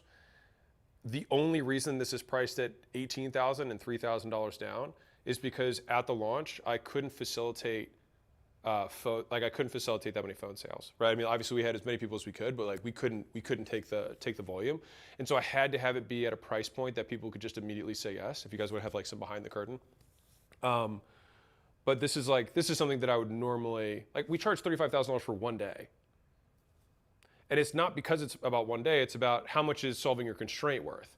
So if you're at $500,000 a year and you could be at $1 million a year and solving the constraints the difference, then $35,000 nothing. I'm not saying that's going to happen for you. I'm just saying like that's how we think about it. And so the question is less like 18, 35, 65, 100,000. It's just what is the likelihood that this thing can help me solve my constraint? And so this gives the most in-depth version of that I possibly can, which is there are 6 levels of constraints here. We do deep dives on all of them using the stuff that we know. And then in between, you can have access to me and the directors who are actually doing this in real time. And obviously, if you like are making any amount of money, the Wealth Workshop, like, what are we talking about? What are we even talking about? And so that's what we have it that way. Okay, so with that being said, there's 24 hours or now, whatever, 23 and a half hours. Special thanks to everybody who's in the ACQ Scale Advisory.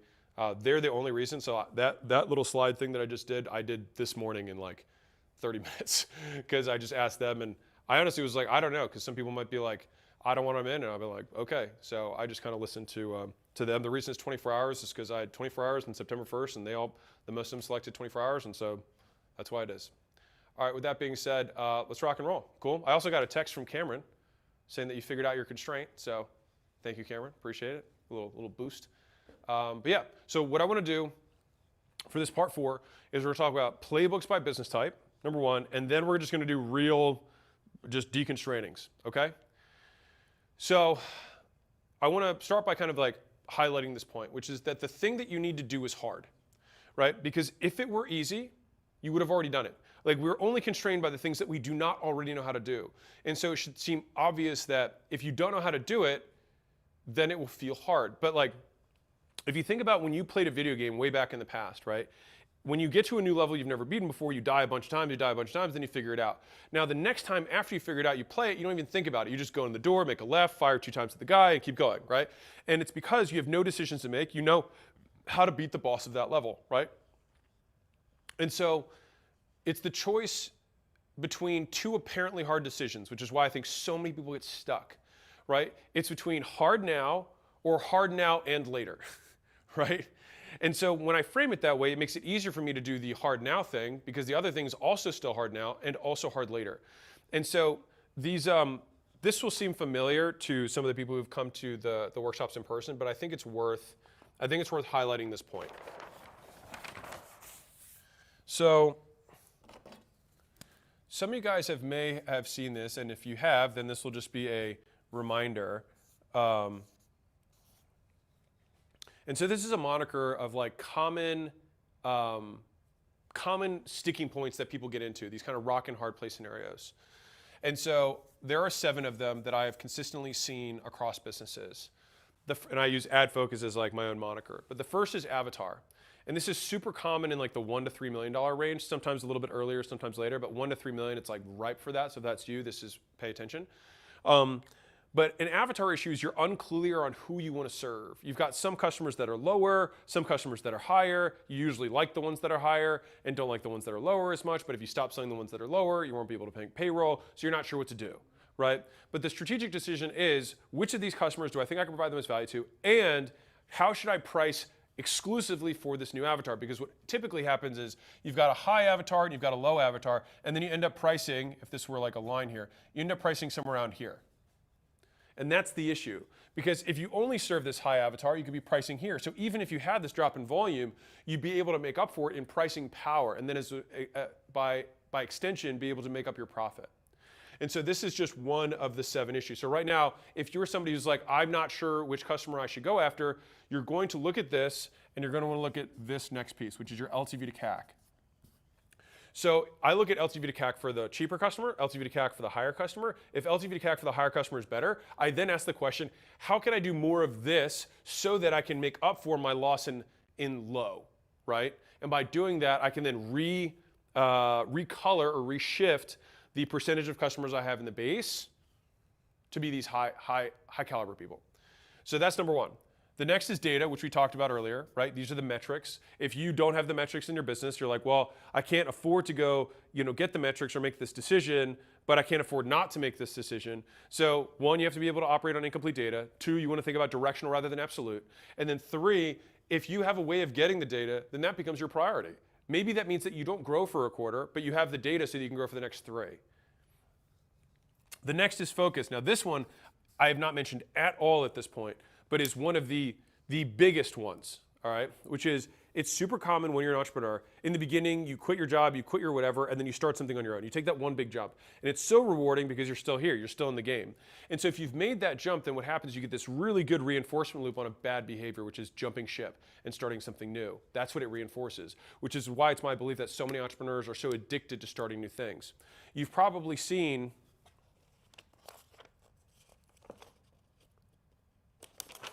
this outline of mine. Oops, a little more. Okay, so you've probably seen this outline of mine that looks like this. So you've got your uninformed optimism, and then you've got your informed pessimism. You've got your valley of despair.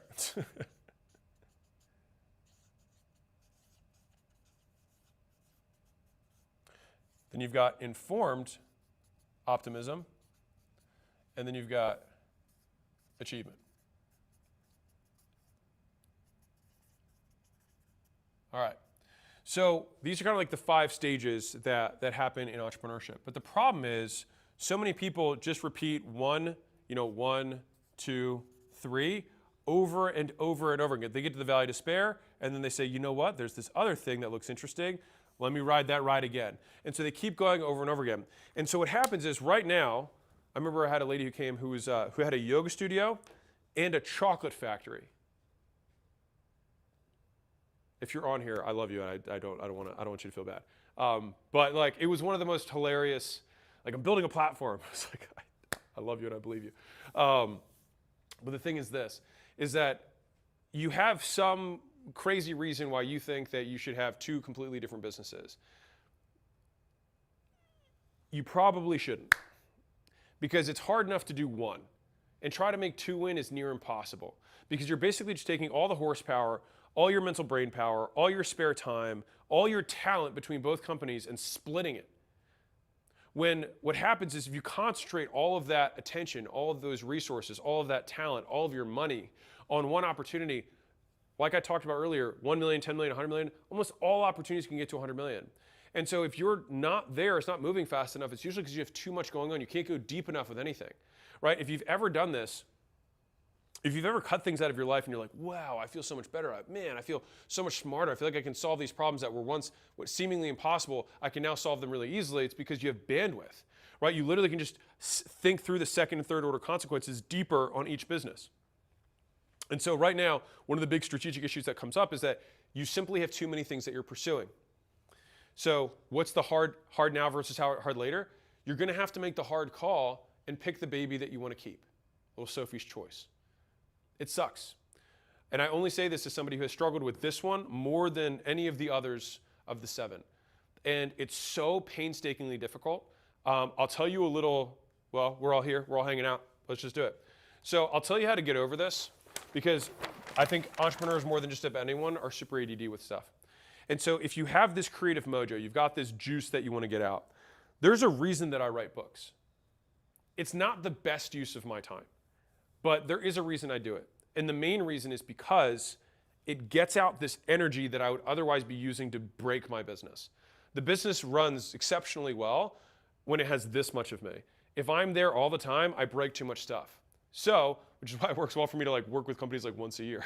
Because like it's like, here's all the stuff, that'll give you 12 months of work, right? But what are the divisions, if we think about the divisions of a business, what divisions benefit from somebody who has lots of innovation, right? Like, let's think about it. Which one benefits the most? I'll give you a hint. It rhymes with marketing. And so if you're like, man, I have trouble focusing, I like doing lots of different things, then what I would encourage you to do, and this is what took me way too long to figure out,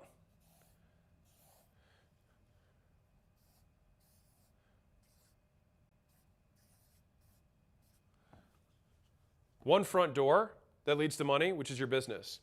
But if you want to have lead magnet number 1, lead magnet number 2, lead magnet number 3, media,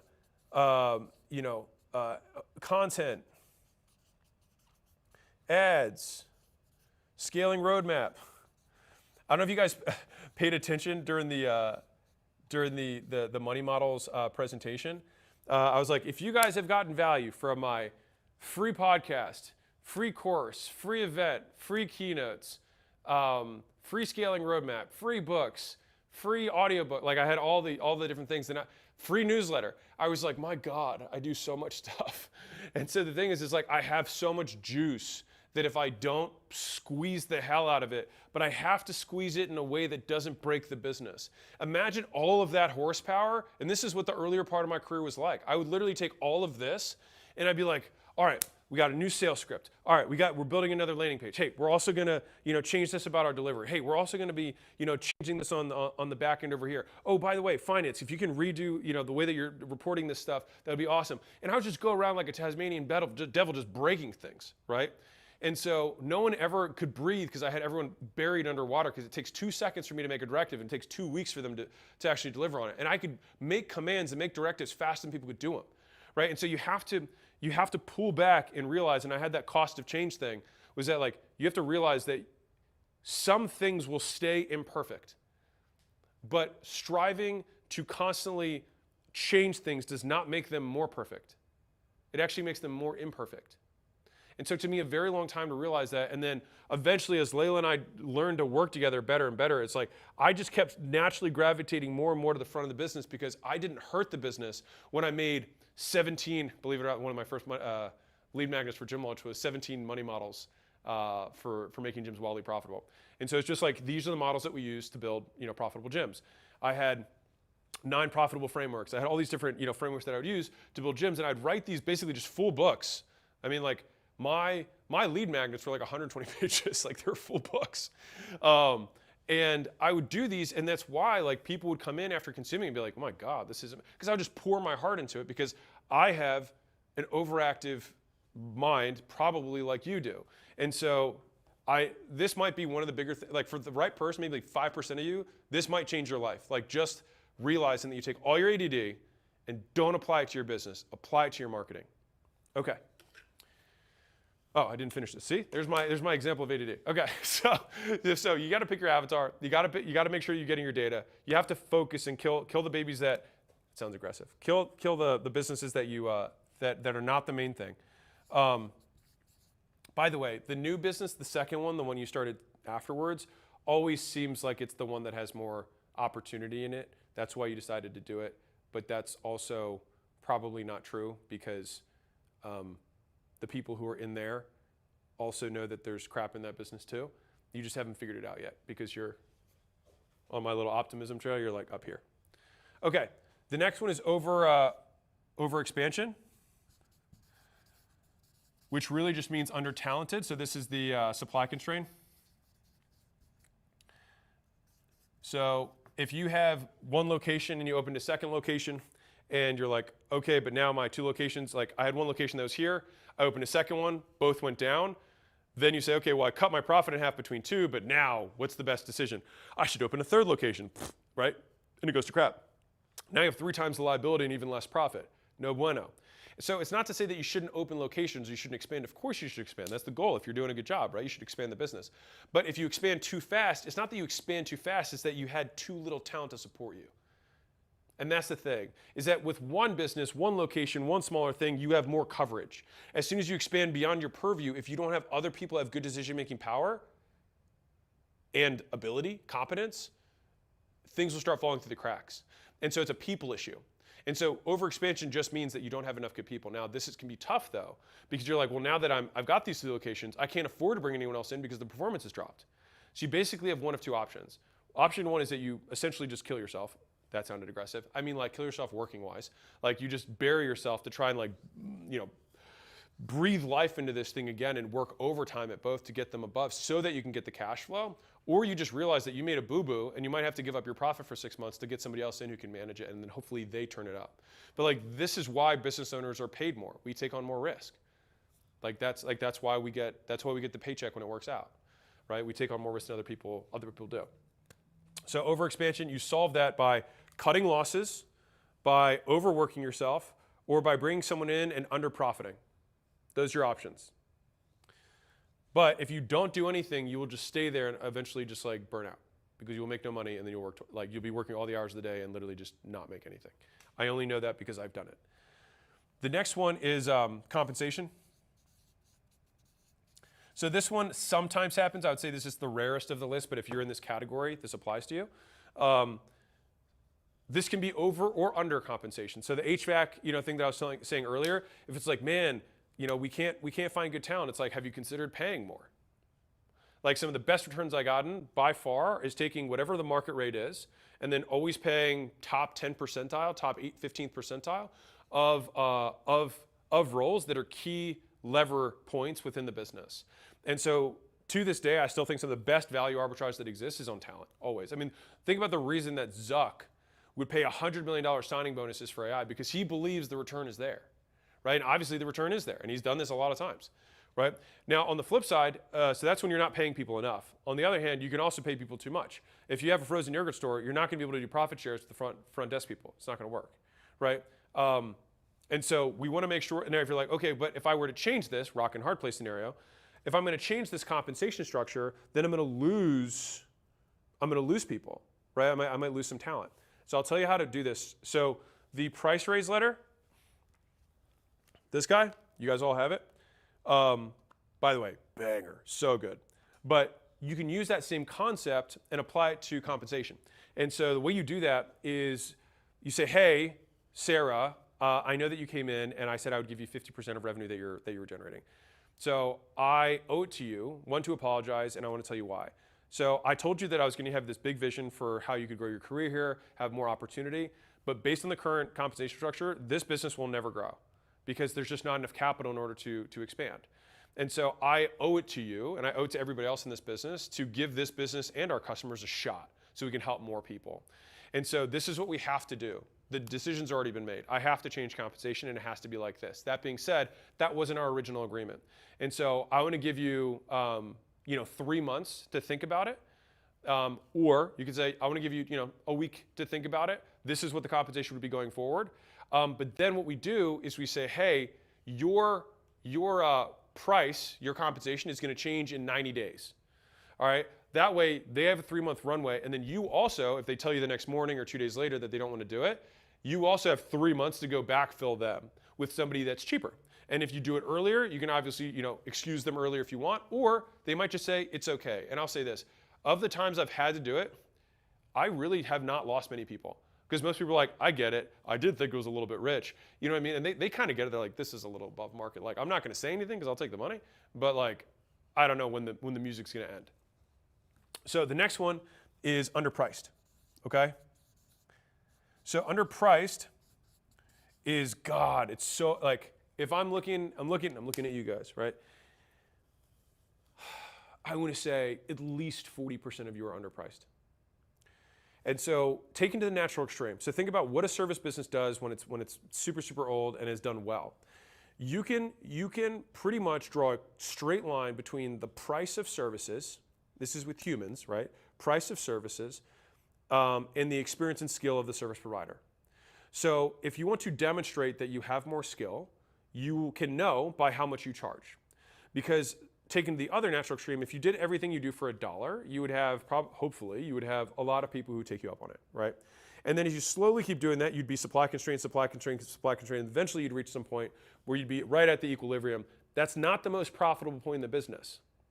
Because ideally, you keep having more demand and you keep being able to keep driving that price up. And so that is where the brand loop of you doing a good job, people telling people, continues to spin. And so you want to be always driving price up because it means you're doing a good job. It's an indicator that quality has sustained at each increment in value creation. And so most of you, that's why pricing is such a big one.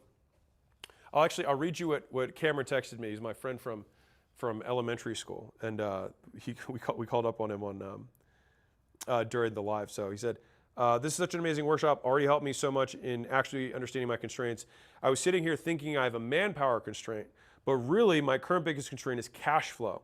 If I fix that, then I'll have the cash to better attract top talent, right? And that's the point, is that sometimes it's several orders or several steps they have to reverse engineer to get to how you actually solve the problem rather than what the problem is, right? And so the profit playbooks will help you with that. And that's why there's 3 playbooks just around pricing because it's such a powerful lever.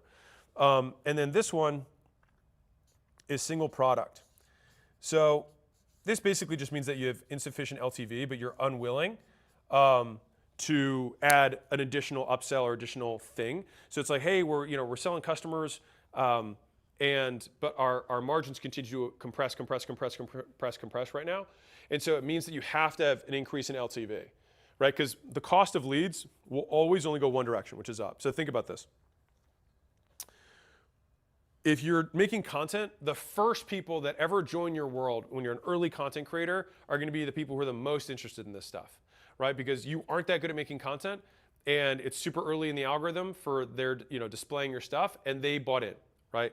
If you're running ads, the first people that ad platform is going to show your ads to are the most likely to convert because they can only do it at that level of spend. And the higher up your spend goes, the colder and colder the audiences are, the lower and lower the conversion is, right? Which is why you can only achieve tremendous scale with spend when you have a tremendous money model that can still monetize a much broader and colder base, or you have a brand that just has a massive warm audience you've already provided value to.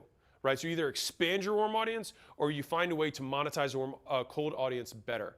But in either of those scenarios, typically what happens is your margins continue to compress and you keep trying to hope that you could go back to your old customer acquisition cost, but you can't because cost of acquisition only goes up. It literally only goes up. So the best deals you're ever going to get on getting customers, unless, barring you have some major issues with how you acquire customers, is going to be now.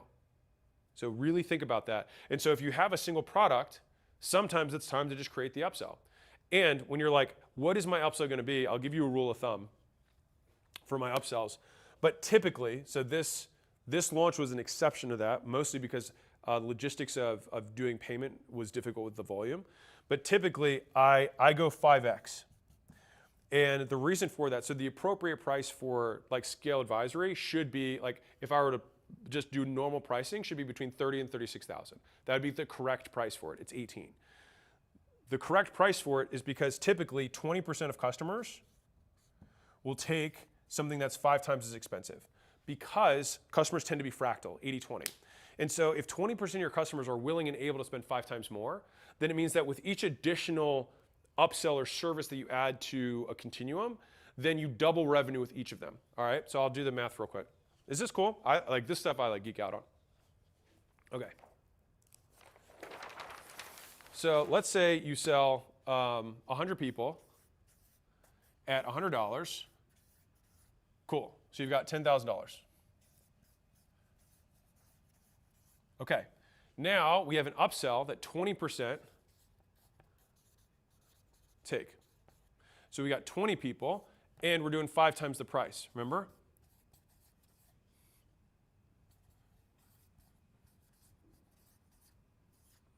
And here we could say, you know what, we also have another thing that's $2,500 that we expect 20%, so 4 people are going to take that.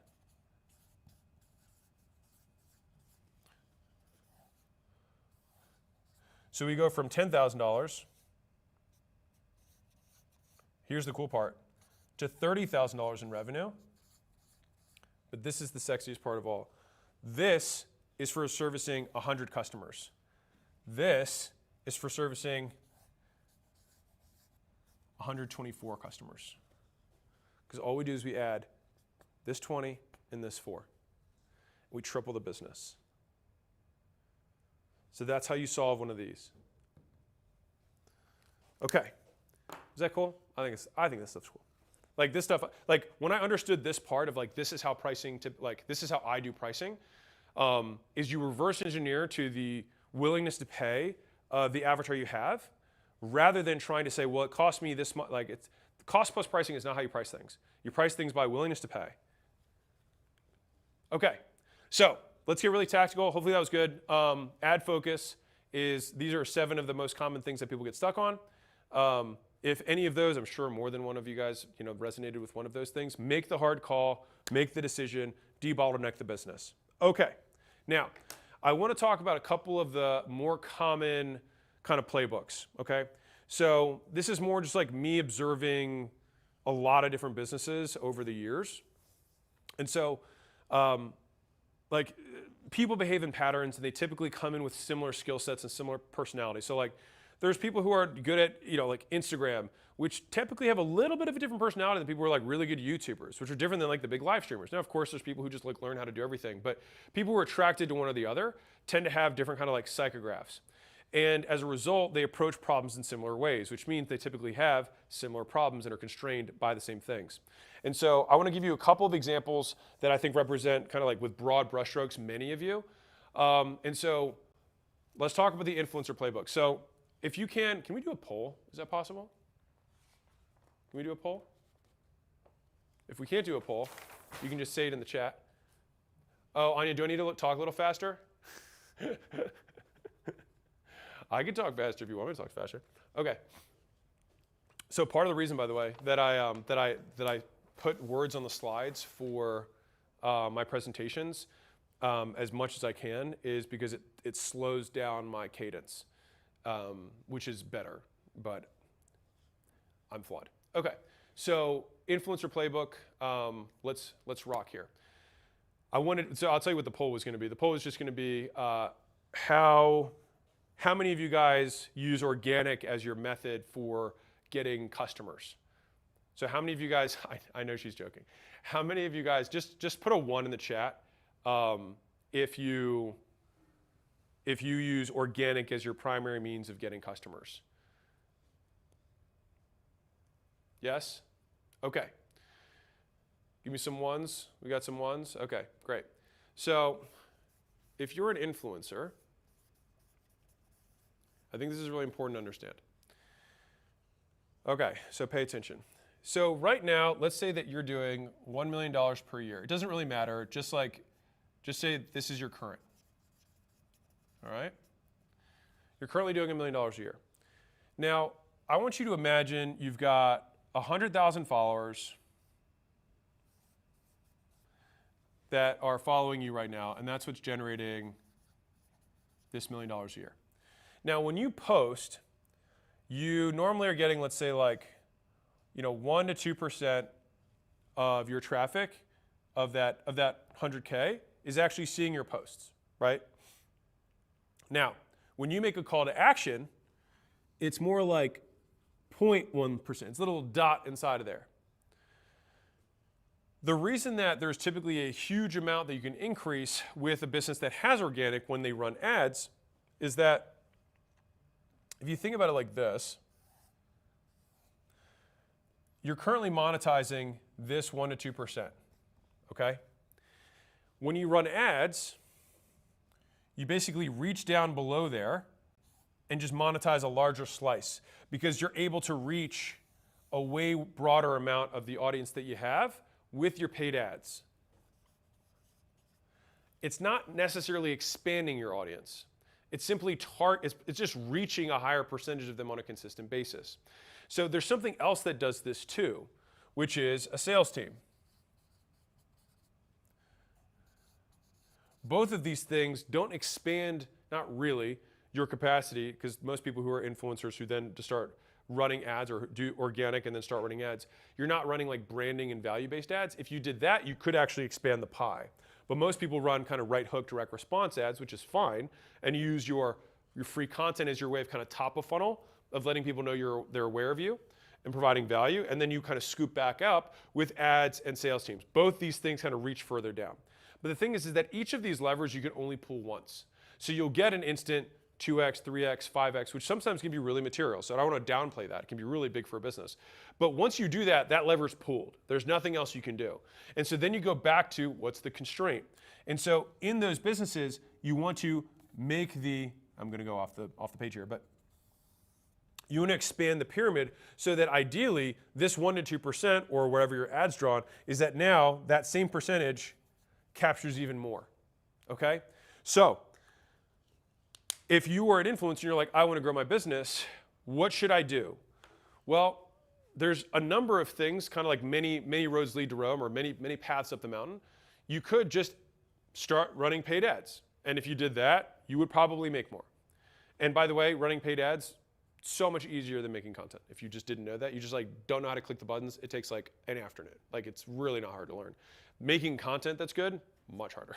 So just take your best performing content, slice a CTA at the end, CTA being call to action, of like literally take your top 10 from the year, highest performing pieces of content that are not like meme stuff, but stuff that's like specific to your avatar, the stuff that you actually, like the type of people you actually want to help, and then say, hey, by the way, like let's say I had something about businesses and making money, whatever. I would say, hey, by the way, I have 7 other things that are just like that I want to give to you for free if you opt in over here. Let me show you a visual of it. Awesome. And if you're the right type of person, I'd love to book a call with you. Or if you have something that's a straight checkout, it's like, and if you want, you get the whole complete thing on the next page, whatever, right? And so the idea here is that you can go ads as one lever you can pull. You can do sales, teams as another way, because that's just going to convert a higher percentage of the audience. This, expanding the triangle this way, is going to be more versus better content. So when do you decide to do more? When do you decide to do better? I always do more first, and then typically after a certain amount of more, it accordions. So I'll give you kind of like a verbal example. So if I make 1 YouTube video a week. At some point I say, you know what? I bet you I could get to like three YouTube videos a week. So then I expand my 3 YouTube videos a week. And then all of a sudden I look at my last month or 2 months and I'm like, man, 80% of my views came from 3 videos that happened over the last 12 weeks. I'll bet you if I spent more time on just making the videos better, I would get even more out of it. So then it accordions back down. And then I learn all the things that make something good. And then I say, okay, can I do that repeatedly and do more of them? And so it's very natural to have this better versus more that happens with content. So I don't think there's a right answer. But typically, if you've been stuck for a while, you're going to have to do one or the other. And if I have to bias, I'll typically do more first. Now, for anyone who tends to monetize, I'll give you a couple platforms. So if you monetize if you have a YouTube audience, if you have an Instagram audience, or even a TikTok audience. So something that we have found that's worked exceptionally well for a lot of companies is they actually direct almost all of their traffic towards Instagram. So even though they have a YouTube, they could obviously go straight to checkout or have a link there, which is fine. But you can also have people just like DM me on Instagram and TikTok. Like TikTok's been notoriously difficult to monetize for anything expensive. So TikTok Shop and low ticket, consumer-based products tends to do really well with TikTok. But anything that's in the thousands or B2B, much harder time. The only people I've seen succeed with that is that they say their call to action on their TikTok is DM me on Instagram, and then they have a DM funnel. So what's a DM funnel? So if you guys saw on the launch, we had like book or comment book or DM book or whatever as a call to action on some of the posts, especially the Green Man posts. And so if you look at like the Guinness record video on my Instagram, it should be in the first like 12 or so. You'll see it has like 20,000 comments on it. And it's because the CTA in there was like, hey, if you want the free stuff from the launch, comment, I think it was book. And so they commented book, and then because of that, there's ManyChat automation that just fires and then sends them the thing. They say yes, and then it sent them the link. But by doing that, you build a whole nother list, and you'll be able to actually turn views into leads and leads into conversations, because the conversions will happen in the conversations. So you're like, okay, that would be like an influencer playbook. If we're like, how do I grow the influencer team, influencers revenue, provided they don't have a supply constraint. So that's why I'm going to go deep on these because I want to solve as many of these problems for you guys as you can. All right, so it would be a combination of ads versus sales teams, pick one, more content versus better content, pick one, and then I would add in a CTA with ManyChat as the mechanism behind making that work. Doing that with an influencer business can like immediately grow the company. Okay, so I was putting icons in and putting visuals in for this presentation, and I accidentally said, give me an icon for Homer services instead of home services, and so it gave me this, which I thought was hilarious, and so I left it in. But if you're a home service business, right? So you're brick and mortar, you've got trucks, you've got routes, you've got technicians, you've got tradesmen. Really common couple things. So number one, if you're not running any ads and it's all word of mouth, if you run ads, it's like ads and home services, for whatever reason, it's just like the competition's just not that sophisticated. Like if you just run like simple lead ads and call them, you do exceptionally well. I've also found that home services in general tend to have really, really terrible websites. So they'll have like a hidden button that no one can ever find that says like, talk to a rep, or it says, request a quote or request an invoice. Horrendous, right? No one wants to opt in for that. And they still get traffic, right? Because the whole industry is so supply constrained. But if we fix that by adding a sales motion, adding a nurture rep, jacking up the prices so that we actually meet, like, it's okay that we sell fewer. That's fine. We can't even handle the volume we have, so we might as well make more cash flow so that we can hire more people, right? But page optimization. So this is just having done so many home services businesses. These are the common things that you probably need to be looking at. And I think the reason home services typically suck at sales is because they don't have to be good and they can still get business. They also typically suck at marketing because they don't have to be good and they can still get business, which is why they tend to be price constrained. Now, part of the reason they have price constraints for those who are in home services is because they believe that they sell a commodity, which maybe you do, but that's your choice. So if you're in home services, as a reminder, again, because there's common themes here, you can win on speed, you can win on risk, you can win on ease. These are your three vectors of value. And so we have to think, what are the big fears of a customer? They think it's going to be over budget. They think it's going to be over budget, over time.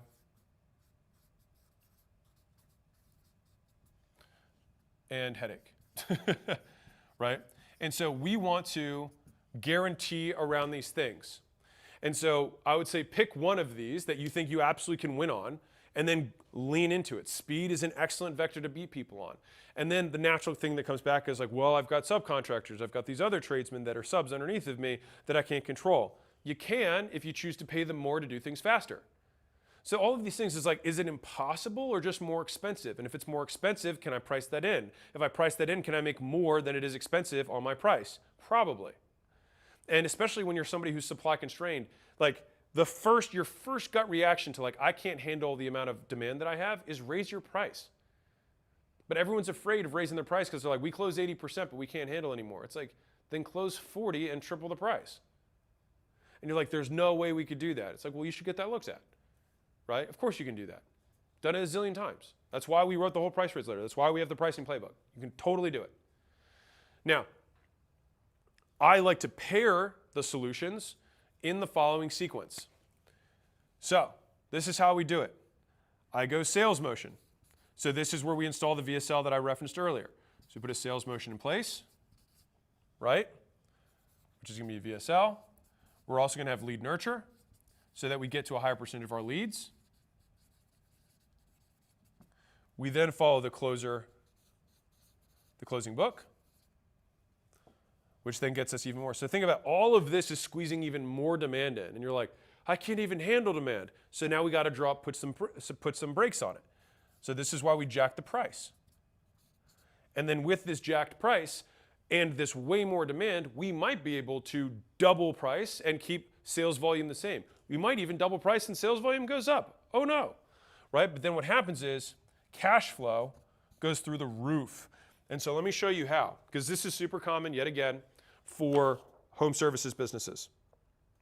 And I'm covering these, each of these is like 1 out of 5 of you is each of these big categories that I'm doing right now.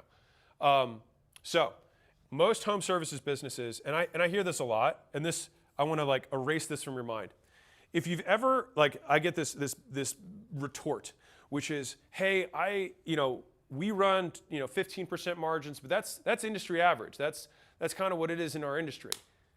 Why on earth would you compare yourself to anybody else?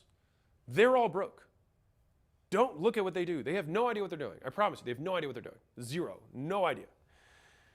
So you have this quote industry average, but like the American average is overweight, divorced twice, like can't hold down a job, can't focus, scrolling TikTok 8 hours a day. Why would we compare ourselves to that average? Completely irrelevant. Just do it down to physics. If we have more demand than we have supply, then we should raise our prices. Now, back to this. So if you have a normal home services business, you might be running 15% margins. Okay. Well, if let's go crazy. Let's go crazy. And by crazy, I mean not crazy at all. And let's just say we do a 50% price raise. If we pair that with an improvement in the sales motion, out of VSL, we actually work our leads and we follow a closing process, and we got our price raise, what did we do to our profit? We 4x the profit of the business. Dudes, we do this all the time, day in and day out, every week to home service businesses. There is so much opportunity here if you just know where to look. So this is a stack of solutions. And I'm giving you guys more stacks of solutions here so that you can actually implement these and win. Because now, of course, like let's play it out. You increase the cash flow, what happens? But I'm supply constrained. Great. Pay more. Pay more. Referral bonuses, more recruiting and ads. So you have to follow it through the natural sequence. And if you're like, well, that's going to take me like, the thing is like this, all those, lots of words, 2 weeks. It doesn't take a ton of time to do that. This one will take more time. This is decisions. One-time asset. Process training, process training, process training. Couple weeks, price change, decision. Cash flow, output. Okay. And I have the last bullet there because I think it's worth saying. I see a lot of home services businesses do an absolutely atrocious job at sales and specifically lead nurture. One of the highest converting, and there's been a bunch of shorts about this, but like there was a guy who came in, he was closing 55% of his leads. And he was able to close 55% of his leads. He was only getting 2 to 3 leads a day. And I think he was in roofing. Because he hired his aunt to only have one job, which was that she called the leads the moment they came in. That was it. That was her only job. She had literally no other responsibilities. He only got 2 to 3 leads a day. But he knew that if he could call them within 15 seconds, the likelihood that he would close them doubles, triples, quadruples. right? And so some of you are like, man, I can't afford to hire a lead nurture rep. It's like, dude, you can't afford not to. It's like you're converting 5% of your leads. It's like you convert 20% of your leads, you'd 4x revenue. Could you, with 4x revenue, pay for a lead nurture rep? Probably. All right, so that was home services. You guys digging this? Okay. So this is B2B services and SaaS. So this, I both these together despite the fact that you might be like, how does a B2B service and software as a service similar? Well, they actually say that they actually fundamentally sell the same thing. They deliver differently. So B2B service and a B2B SaaS is software as a service, and B2B service is just service as a service, right? So they're both SaaS. Service as a service, software as a service. But they sell the same thing, they just have a different delivery mechanism. And the idea behind B2B SaaS is that it should be more consistent because it's software, it's technology that's doing it. And it should, in theory, have higher gross margins. It doesn't always, but it should in theory. So you'll notice that the sales motions for a B2B service and a B2B SaaS are almost identical. So the sales motion that we had for Allen, for example, the agency software, was identical to Gym Launch. Like literally just like line for line was the exact same thing. And so the common issue with these types of businesses, especially if you are more ads driven on this, so I'll give you two examples. If you are more ads driven, then you're noticing that your cost to acquire customers is continuing to get more and more expensive. Your margins are compressing and compressing. Churn is likely going up because your delivery on the back end has continued to dilute because you're not as good at training and recruiting as you are at marketing and sales. That's like archetype 1. Archetype 2 is the entire B2B referral-driven business that has almost no marketing in general. And so they have different kind of playbook stacks to solve those, all right? So let's say the ads-driven B2B. So this may seem counterintuitive, but number one is going to be content. You know, that sounds crazy because you're like, wait, how's that going to fix? The thing is you have a brand issue, is that no one trusts you. And they're right to not trust you because you're diluting, like your reviews, your word of mouth continue to trickle down to almost nothing. And so you have to reestablish the brand and start providing more value up front. This will, in the short term, increase your conversion percentage. In the long term, it'll start actually generating deals and lead flow for you. So that's the first thing that you'll have to do. The next thing is that, again, most businesses here could benefit from multiple VSLs. So if you have 2 calls or 3 calls, then you should probably have 2 VSLs or 3 VSLs, not just 1.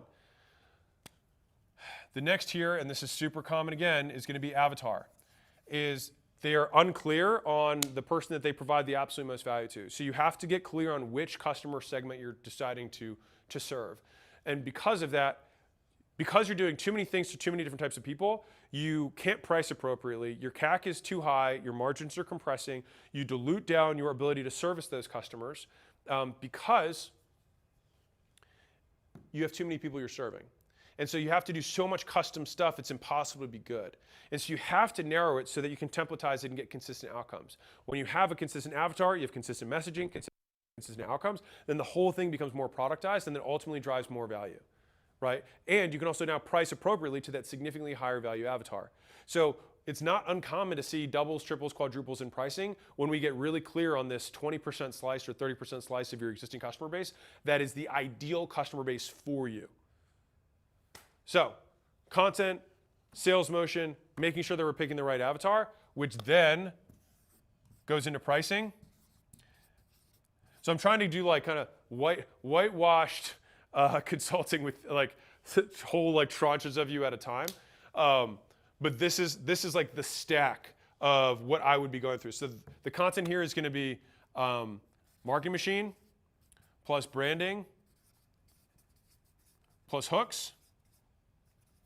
This is proof.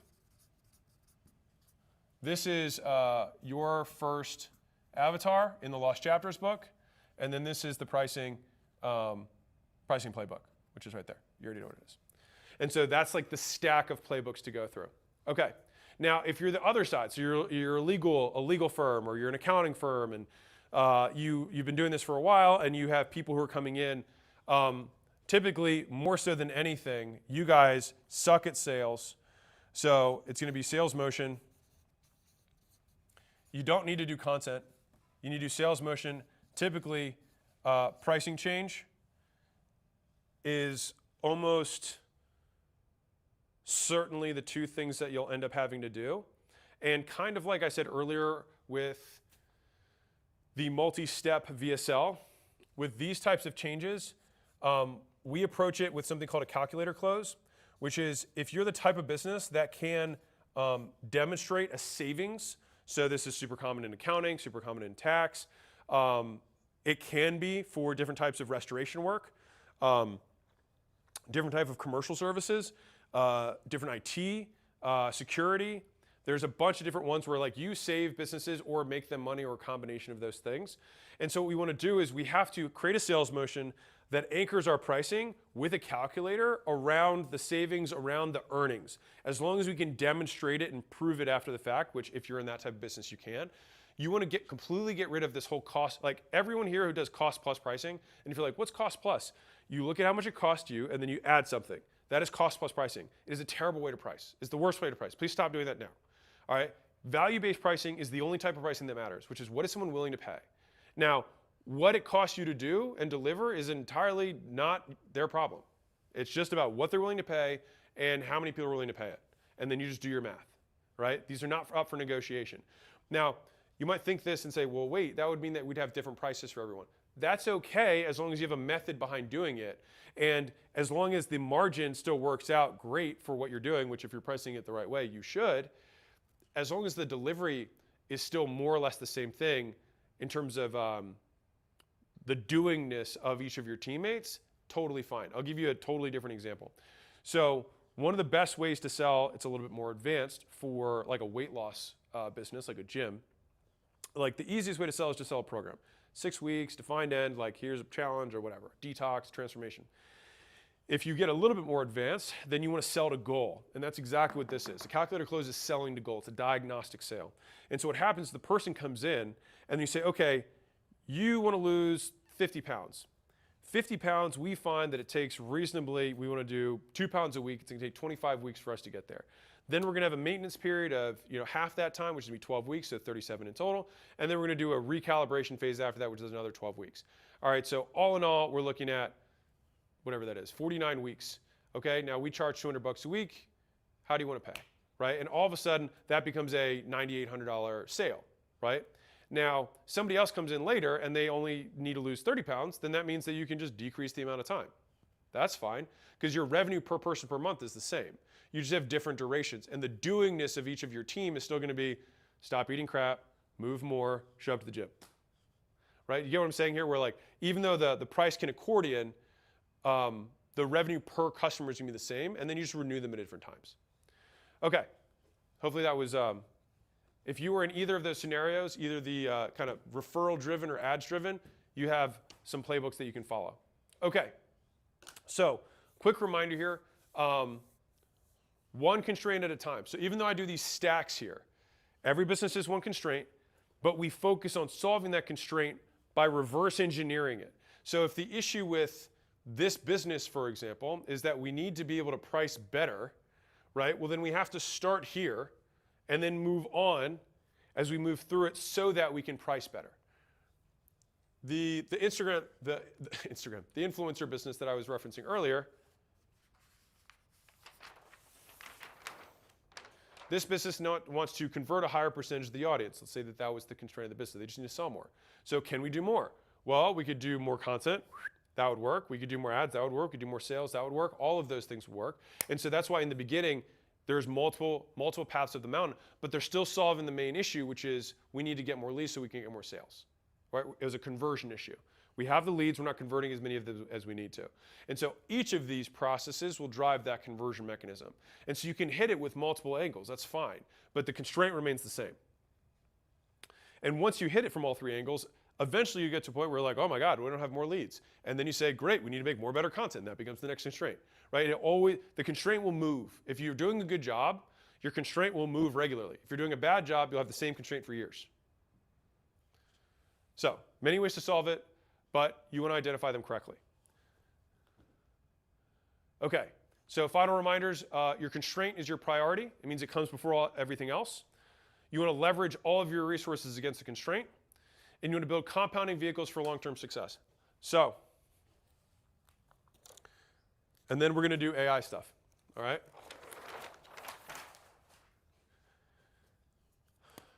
So we have all these different things. We find our constraint. We then want to apply leverage to our constraint.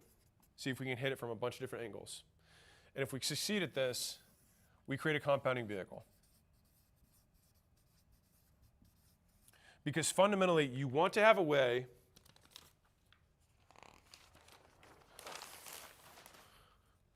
where you put effort plus money plus brand, all of your inputs, right? You want to put all the stuff you've got into your machine, into your black box, and you want this thing to self-compound. And so this is the flywheel. So if you're a brick and mortar business, it's like you eventually just want to get to the point where once you fill up a store or a shop, you don't need to spend money on marketing again because that shop stays at full capacity, and then the only lever you have there is pricing. And you just keep jacking price and you stay there. And then you open up another location, then you repeat it and you do it again. If you have a brokerage or something that's like sales driven, it's like the whole point is you're going to have to get into a business that you can continue to recruit, onboard, train, and then consistently activate new sales reps. And then as long as those sales reps are produce, you just keep stacking year over year over year, right? You need to have some sort of compounding in the business. Otherwise, you will run into an issue where you're just kind of flooding people in and they're just falling out the back door. And then you think the solution is, I just need to sell more people, but then your margins are going to continue to compress. So you want to learn enough marketing and sales to get going, and then you focus all of your effort on making sure people never leave. And you have to stay there. And sometimes it takes years to solve that one problem. But once you solve that problem, your business will grow by default. And then you could keep the same level of sales, kind of like company A and company B, and you'd want to be company B because that's the one that just keeps growing no matter what. Because even if you sell the same amount or even if you don't sell, you still make money. All right, so with that being said, I'm going to call up a handful of the Scale Advisory folks who entered their data. Hopefully you guys can see my screen. If you guys haven't done this already, like, do it. If you haven't onboarded yourself, we spent so much and we still are spending a lot of time on making this exceptional. And so,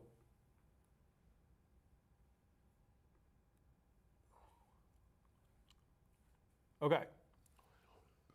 Now, your first time going through here, you're going to have to go through the onboarding flow, all right? Now, the onboarding flow, you're going to answer these questions about your business.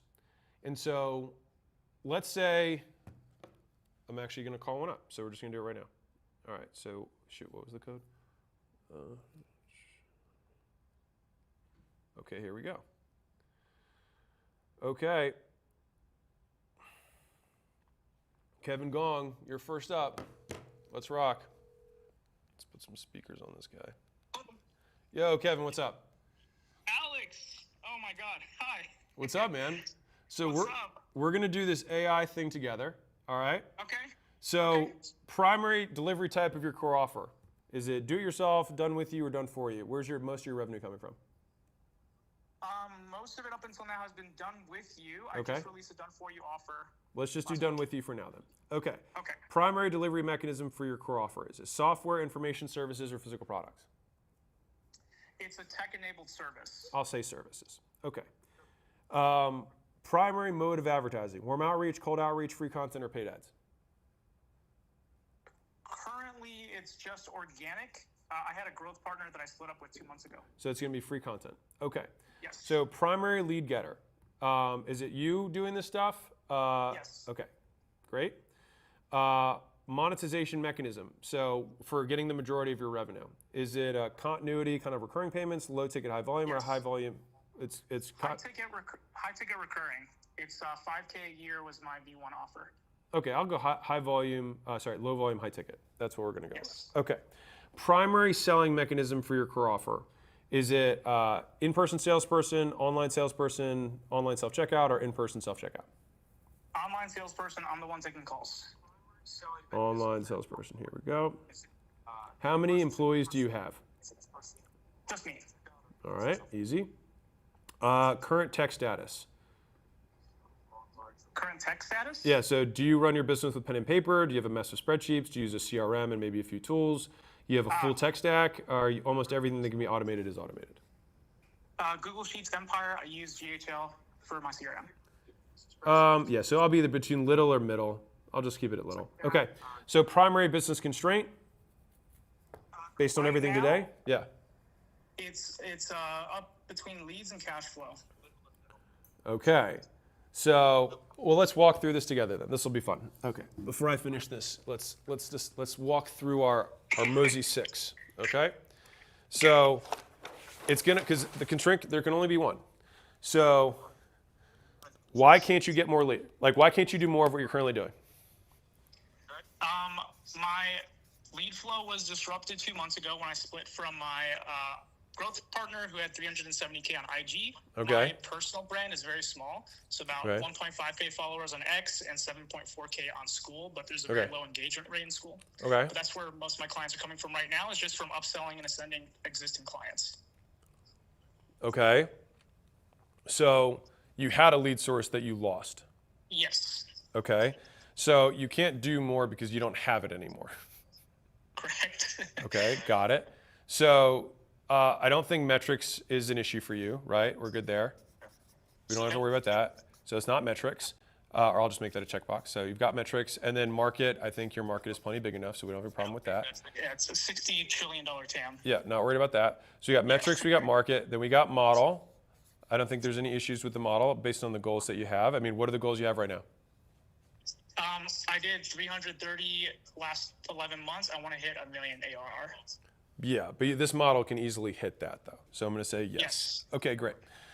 So then we got money. So we've got 4 options here within money, which is we got leads. You can't afford them because you don't have, the leads aren't cheap enough. You've got sales because you can't convert them. We've got LTV, and then we've got cash flow. Okay, so I already know that your issue is not going to be cash flow because you sell a digital thing and you get accelerated up front. I'm guessing, unless are they getting charged up front or are they charged over time? I actually charge upfront annual. Okay. Yeah.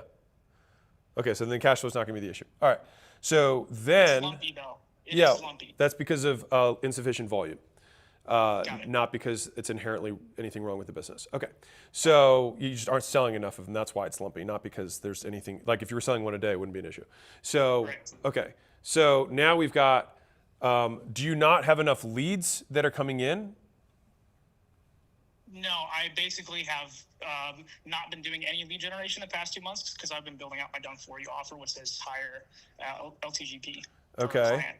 Well, okay, so leads though. So how are you going to get leads right now? Right now, it's just from ascending existing customers, and I raised my prices by 4x recently. Yeah. So But you have a leads list that you're just going to hit fundamentally, and then after that Yeah. I mean, this is a one-time shot. You're going to collect some cash, but then after that you're going to be at Yes. 0 again. yeah. So that's fine. Go do that, extract value, but then I think you're still just going to have to do really more, but it's just you haven't really, you're in a weird position where you like had something and then now it's a 0, which is not common, but that's fine. So either you're going to have to run ads, we're going to have to make content, or you're going to have to do outreach. I'm going to bet right now that you're going to want to start being far more aggressive on content as your primary Yes. strategy. I agree. Okay. So I would, if I'm you, I would go hardcore marketing machine, branding, and hooks as the 3 playbooks that I'd be like pouring myself into. And obviously you want to do VSL with proof, follow the closing and lead nurture stuff. That's just because that'll just like, you'll just juice more out of it. But the front of the funnel is for sure the issue. And so I'd be asking myself, how can I make so you're on X and what, Instagram? X is my biggest following with 1.5K followers. I do have a 7.4K school community, but engagement rate is only 5%. Inside of your group. Inside of my school group. That's because you mined all of the people who were good into your paid group. Yeah, the group was passed on to me after. Right. after Yeah, split. it's Sorry. just you just inherited a dead group. It's okay. Yeah. Anyways, so I'm glad you have some people there. I would just go outreach from that perspective Okay. for those people. That's like day 1 is outreach. Mine the rest of you can so you can stack some cash. Then I would say concurrently, I'm asking myself, how can I make 2-3 pieces of content a day that I can repurpose across IG, TikTok, X. Like we want to get this whole machine going, and I would do probably the CTA, the CTA plus ManyChat as the play, so that you can direct everyone towards Instagram, run a DM funnel to a phone sale with a VSL, and then sell them it. So pivot from X to IG, right? Because my IG is very small audience. If you want to go to X, that's fine. I just think more people will be, like, it's just more common for people to have Instagram. Sure. If you want, you can have a DMer on both. Like, that's not the end of the world. I just prefer to have one front door, so that's more of an operational issue. If you can manage it, there's definitely a bunch of combined inbox softwares that exist that can just pull all your inboxes into one place between different platforms. Okay. And what would you just focus on making content on IG only if I were to make that switch? No, I would keep making it on X. Like, I want you to make as Okay. much content as humanly possible, because the nature of the sale you have requires a lot of trust. Right. Anything investing related is going to require a lot of trust, and so I would be trying to put as much content out as I possibly could. Yeah, because I know you said one channel, one avatar, and so 1 Yeah. million. Yeah, I know. Thing is that you have like the infrastructure of a business that had a much bigger audience that just disappeared, and so I want you to play catch up right now. Okay, got it. That's so just why. make as much content as humanly possible. Point it all at one front door, which is IG, ManyChat integration. And then how would you integrate school into that? Because Well, your delivery is going to be on school. my delivery's on school. Got Yeah, it. Okay. easy. Done. Love this for us. All right. Well, leads was the constraint of the business. Yes. Leads is clearly the constraint. Okay. Well, appreciate you, Kevin. I'm going to call the next one up. All right. Can I just say one thing, Alex? Only if it's really nice. It's really nice. Before Money Models launch, the only thing I bought from you was a 50-cent Kindle, which is a $100 million offer Kindle. And at this Money Model launch, I bought every single upsell. I spent like $24.5K. Got the handbooks for closer, ad handbooks, ACQ AI, the school community. And this is, I will tell you, I'm a week in. This is the best money I've ever spent in my life. Thanks, the man. school group is incredible. The network, the advice from not just ACQ team, obviously, but like there's 7- and 9-figure business owners in there. So it's just so much game being dropped daily. So yeah, you got to catch up. Working investment for the first 6 weeks, and it's for 6 months. So I'm blown away. Well, Thank thanks, you so man. much. I appreciate it. All right, thank you, Alex. You bet, man. All right, see ya. Have a good one. Bye. That wasn't planned. Okay, hold on, 100. All right, next up. Hopefully this is cool, like actually seeing the models get a walkthrough in real time, because I want, the output I want from everyone here is that you're very clear on what your specific constraint was. So we had to figure out what his constraint was, and I didn't get to use the AI because we just had to walk through it. But okay, let's go Ivan. Ivan Bunin.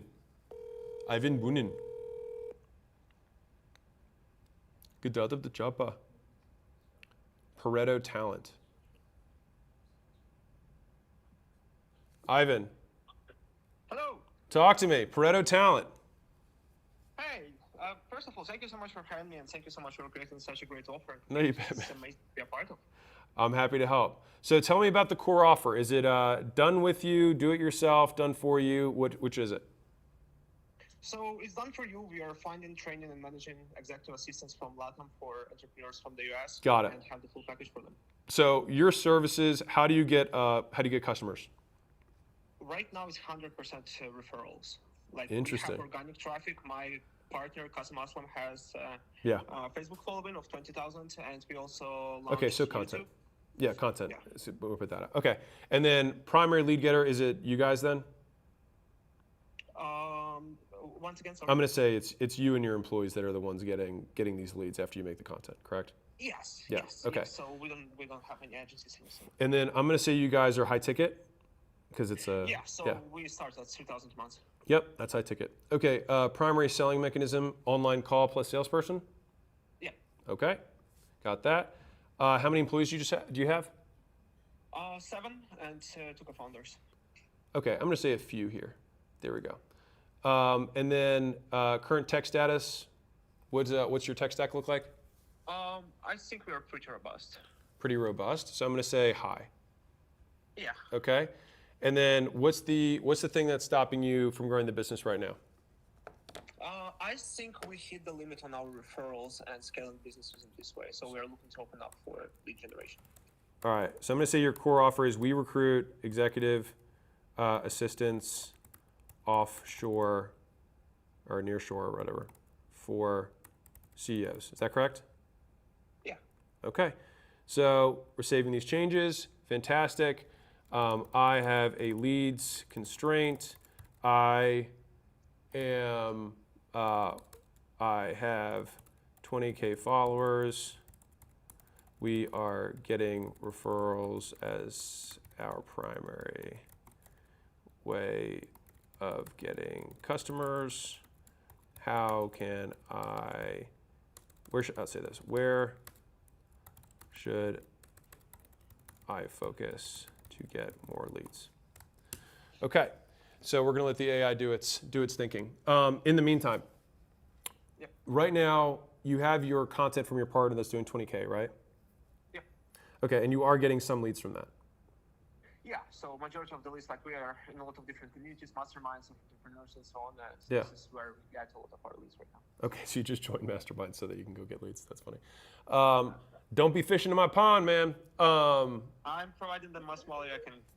You're I good. think I You're good. generated like 50 apps You're last good. week You're good. for all of the posts. No, I appreciate it. So, by the way, if everybody who's watching, like I said, one of the big things that I try and do to like start any kind of community is I hate one of my big pet peeves is when it just becomes like this stream of just asks. And so I try to flip that and say like, if everyone gives, then everyone will end up getting all the questions answered, but the whole community will be awesome. And maybe anybody who's listening to this who's in there can vouch for that in terms of how the community is structured. But if everyone gives their best thing to the community just like really profits. And so I appreciate you building 50 apps for all these people. That being said, we need you to get more leads. So, and good. So right now, the AI just said, to fix leads fast, I need to know where your constraint really is. Answer briefly, where are the 20,000 followers? So that's going to be Facebook, Facebook. right? Facebook. Average client value is what? So if you are looking into the LTV, it's 21,000. 21K. So I'll go 1, Facebook, 2. And so everybody who's following along with this, like anybody who's used the AI, it's savage. I mean, like, if you were to ask me, I'm half talking to you, half talking to everybody else, just FYI. If you were to ask me, hey, Alex, what should I do to grow my business? My answer is not going to be, this is what you should do to grow your business. I'm going to have like 9 other questions. So we programmed the AI to model the same question framework. And you can probably look at this versus like a GPT or something like that. This isn't designed to be like a wrapper. We built this tool and we're continuing to reinvest in this tool because we're using this internally. So this is our internal tool that you guys got access to so that we can basically consult with businesses. And so it follows the same logic path, logic tree to determine basically the best answer. All right, so 21K is the average client value. And what's your close rates right now? Approximately 30%. Ooh, we have some pricing power there. Okay. Weekly capacity, how many new clients can you onboard without breaking? 10. 10, and what's your current flow? Right now we are pretty low, at about 6 per month. So it depends. Okay, so Some you weeks have we'll you have 5x the 500, capacity right now. Okay. Yeah. Ideal buyer? Founders that make 20,000 per month plus and want to save their time. Okay, founders over 20K per month. Got it. And then, do you have a basic referral program? Yeah, we are paying out $1,000 for any referrals that have been sent to us. $1,000 referral program. Okay, great. So, one time, boom. So we're letting the AI do its let Alex AI or ACQ AI do its thing.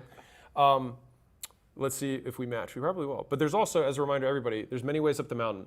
So if I'm trying to grow the business, why can't we just do a lot more of the follower stuff and then on Facebook and have CTAs there? Like why not do that? What stops us from doing that? So we are actively posting and actively growing that, but I started also my LinkedIn and we started this YouTube channel, but we are just not getting all of the result that we are looking for. So we started Facebook ads, we started cold outreach as well, and looking to test different avenues and to see Yeah. if it's time for us to start spending money. Yeah, I would rather you, because the thing is when you try that many, it's hard to get good.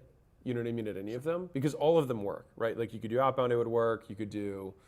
I think making LinkedIn content, like I think if you just stuck with content, since that is the primary way that you've done it, I'm okay with you making more types of content if you've like maxed out Facebook, as in like you're posting 3-4 times a day, or how many times a day you're posting on Facebook?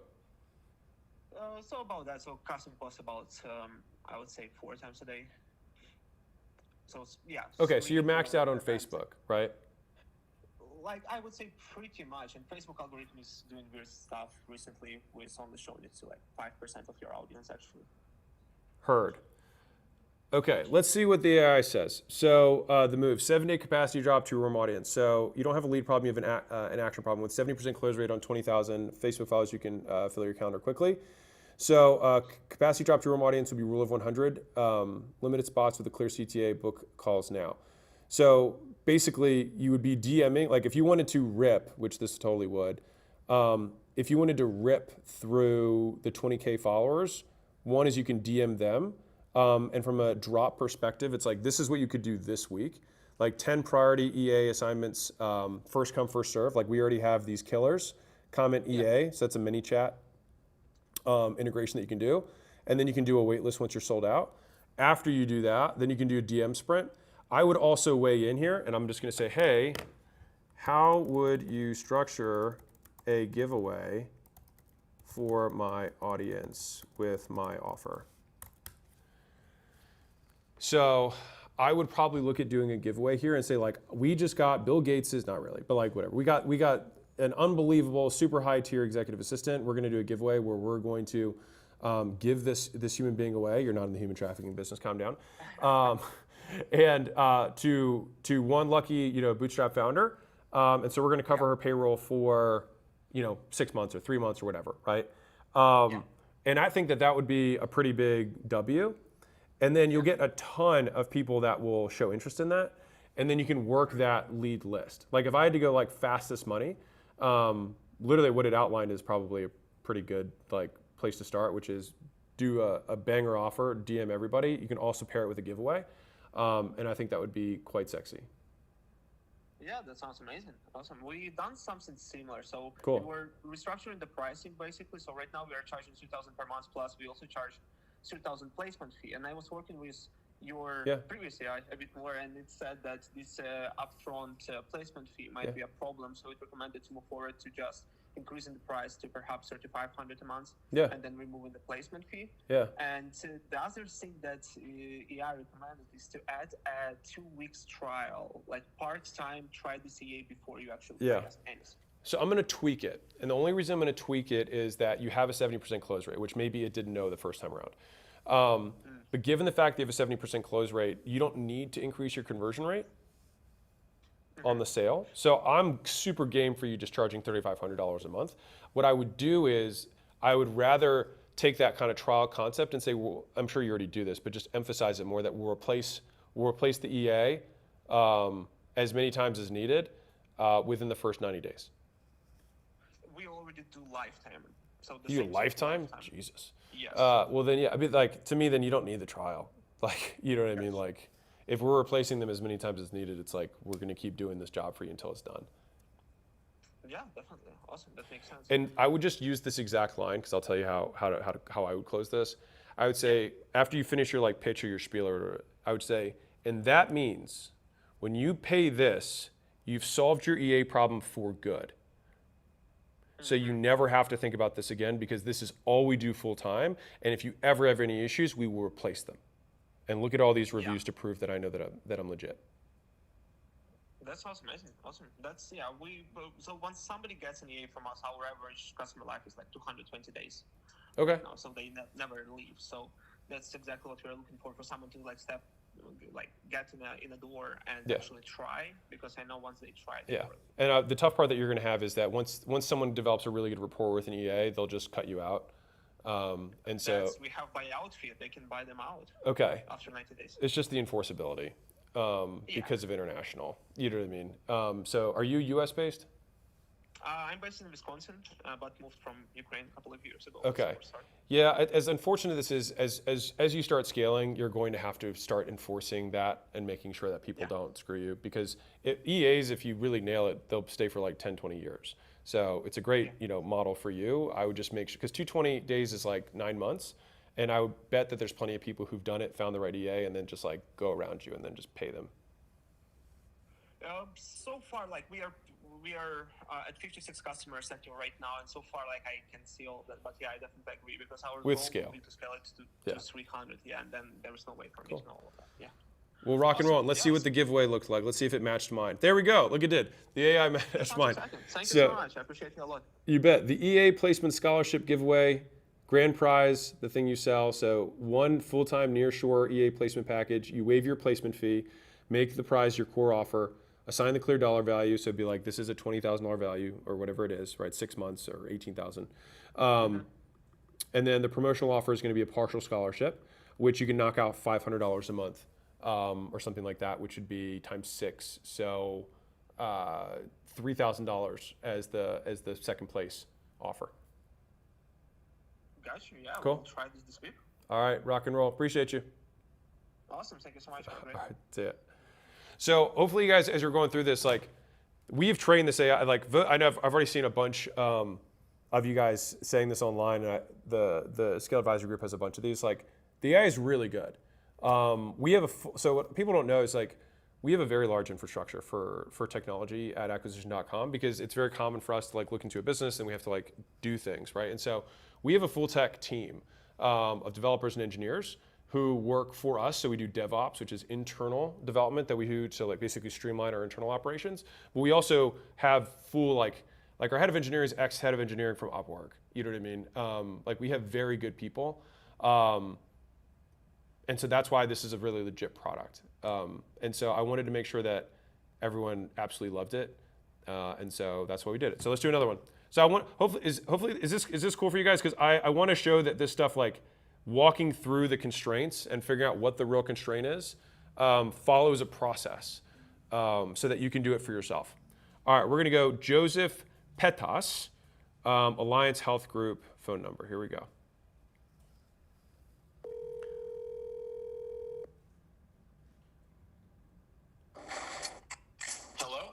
Joseph, what's up? You're gonna be I think you're gonna be the last one that I'm gonna do. So give me the rundown for the business. All right, so talk to me. Business, what is it? Alliance Health Group. Okay. Yep, it's a health insurance call center. So we sell health insurance to people who call in. Yep. Mostly from inbound calls generated from. We have vendors, and we also do our own PPC as well. Okay. So you have vendors. Would you say, is paid ads, you say your biggest, or which one do you say is your biggest? For the most part, it's like split. I'd say 50-50 between vendors and paid ads. That's fine. I'll just do affiliates and paid ads. All right. And would you say this is a high volume, low ticket, or a low ticket or high volume? I'd say mid. It's about $300 per policy, and it's about, you could do like 10, 15 deals a day. Oh, so to me that's high volume. That's high volume low ticket for sure. Yeah.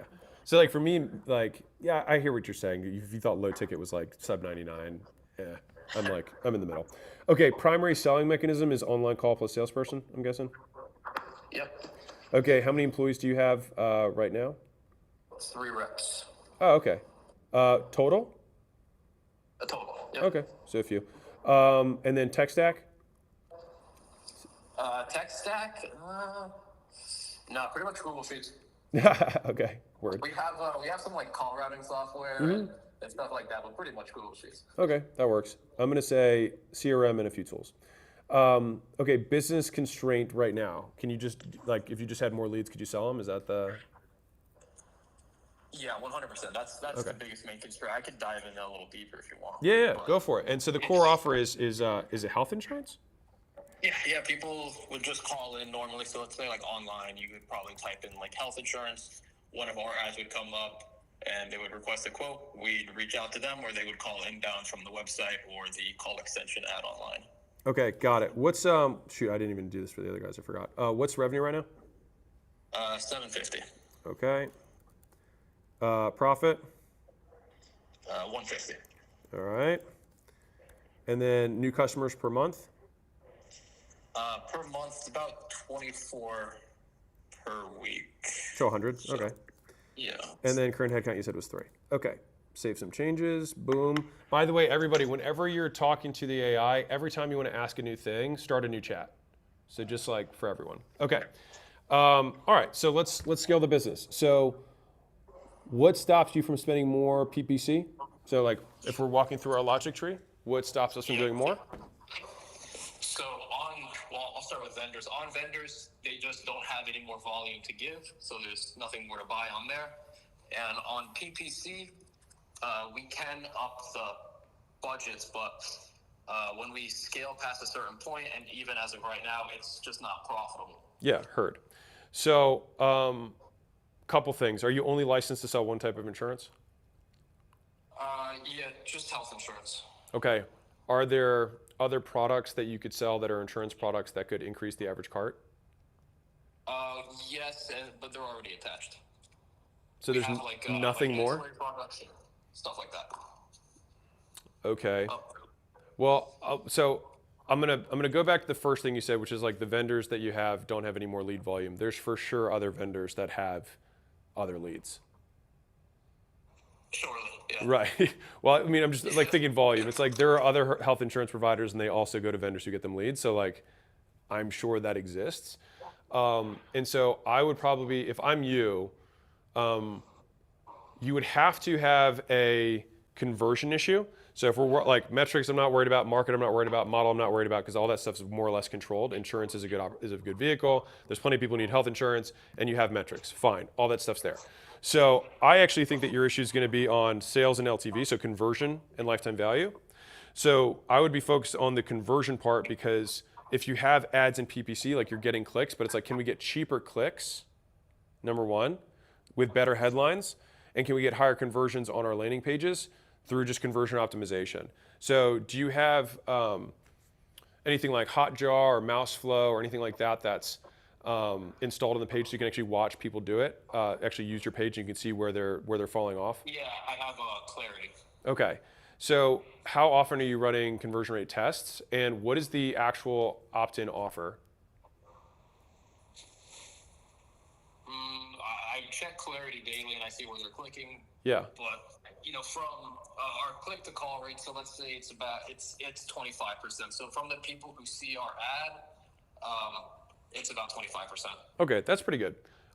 So what percentage of people are you closing? So of total calls, that's we have a 7%, and then of qualified calls, it's about 25%. Okay. I mean, I'm not going to beat you up on that. 25's okay. You know what I mean? It's not like bad, it's not good. It's just like fine. The thing is like, I feel like, so again, if I'm going back, I would do number one, I'd be reaching out to way more vendors, number one. But the big issue that I see is the LTV problem. So it's like we have to sell more products to make this thing more profitable. Okay. Said differently, if you look at your customer base, there's obviously some customers that are worth more than others, correct? Yeah. So I would be thinking, is there a way that I can add friction or tweak my targeting so that I can better target the customers that have the highest lifetime value? Because basically, you have an issue of CAC to LTV, right? And I would bet also you have some elements of cash flow because you don't, the premiums get paid sometimes in arrears, whatever, right? What percentage are you getting paid up front with these deals from your carrier? Well, they're advanced. So up front on a 320, that pays out $819. Okay. And then on the back end, that's LTGP. Yeah. The 819, and then the back end is also it's 975. So you're making 1,700-ish in total, right? Yeah, about. Okay, in gross profit? In gross profit off a 10-month deal, yep. So fundamentally, it's like we need cheaper leads or we have to make more from them. And if you have fixed costs, like basically you can't tweak the price because that's what that's the price, right? Yes. So it means that we have to sell more expensive packages, thing A, option A. Option B is, which is paired with option A, is that you're doing that to a better avatar. Or C, we just have to get more cheap leads, which again, the conversion rate stuff, I'm not like, you're not bad there. Your sales rate's okay. The conversion rate from click to phone call is pretty decent. So like, I'm not as concerned there. So I'm thinking I'm going to go to more vendors. That would be like, objective number one would be go to like 20 times, 100 times the vendors you currently are and see if you can get leads at the price that you need them to be at. That's like thing one. How are those leads compared to the ones that you're buying off PPC?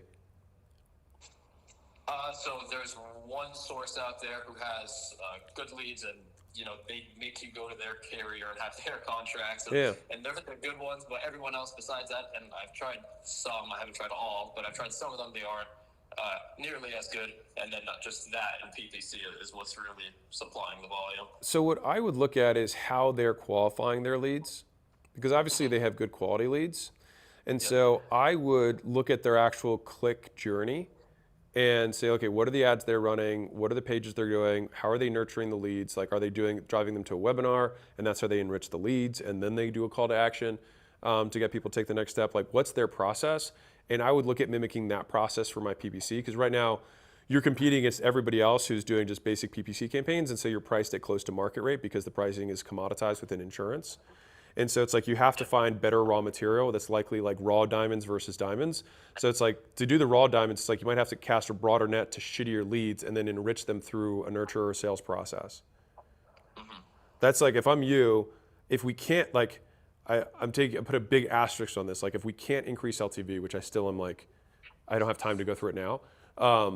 But like that would be like thing one, because if you could just like spend more on PPC, then I'd be like, let's do that. That's for sure the easiest path. And if we could do that by increasing either the person that we're selling to or the average package, that makes the most sense.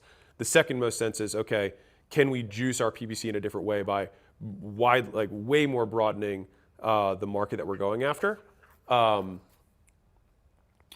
then having an enrichment process. So would you recommend that second round just to make everybody, come in, and then we'll qualify it from there? I would, because I mean, again, it's like you're capped right now. Is what it sounds like, right?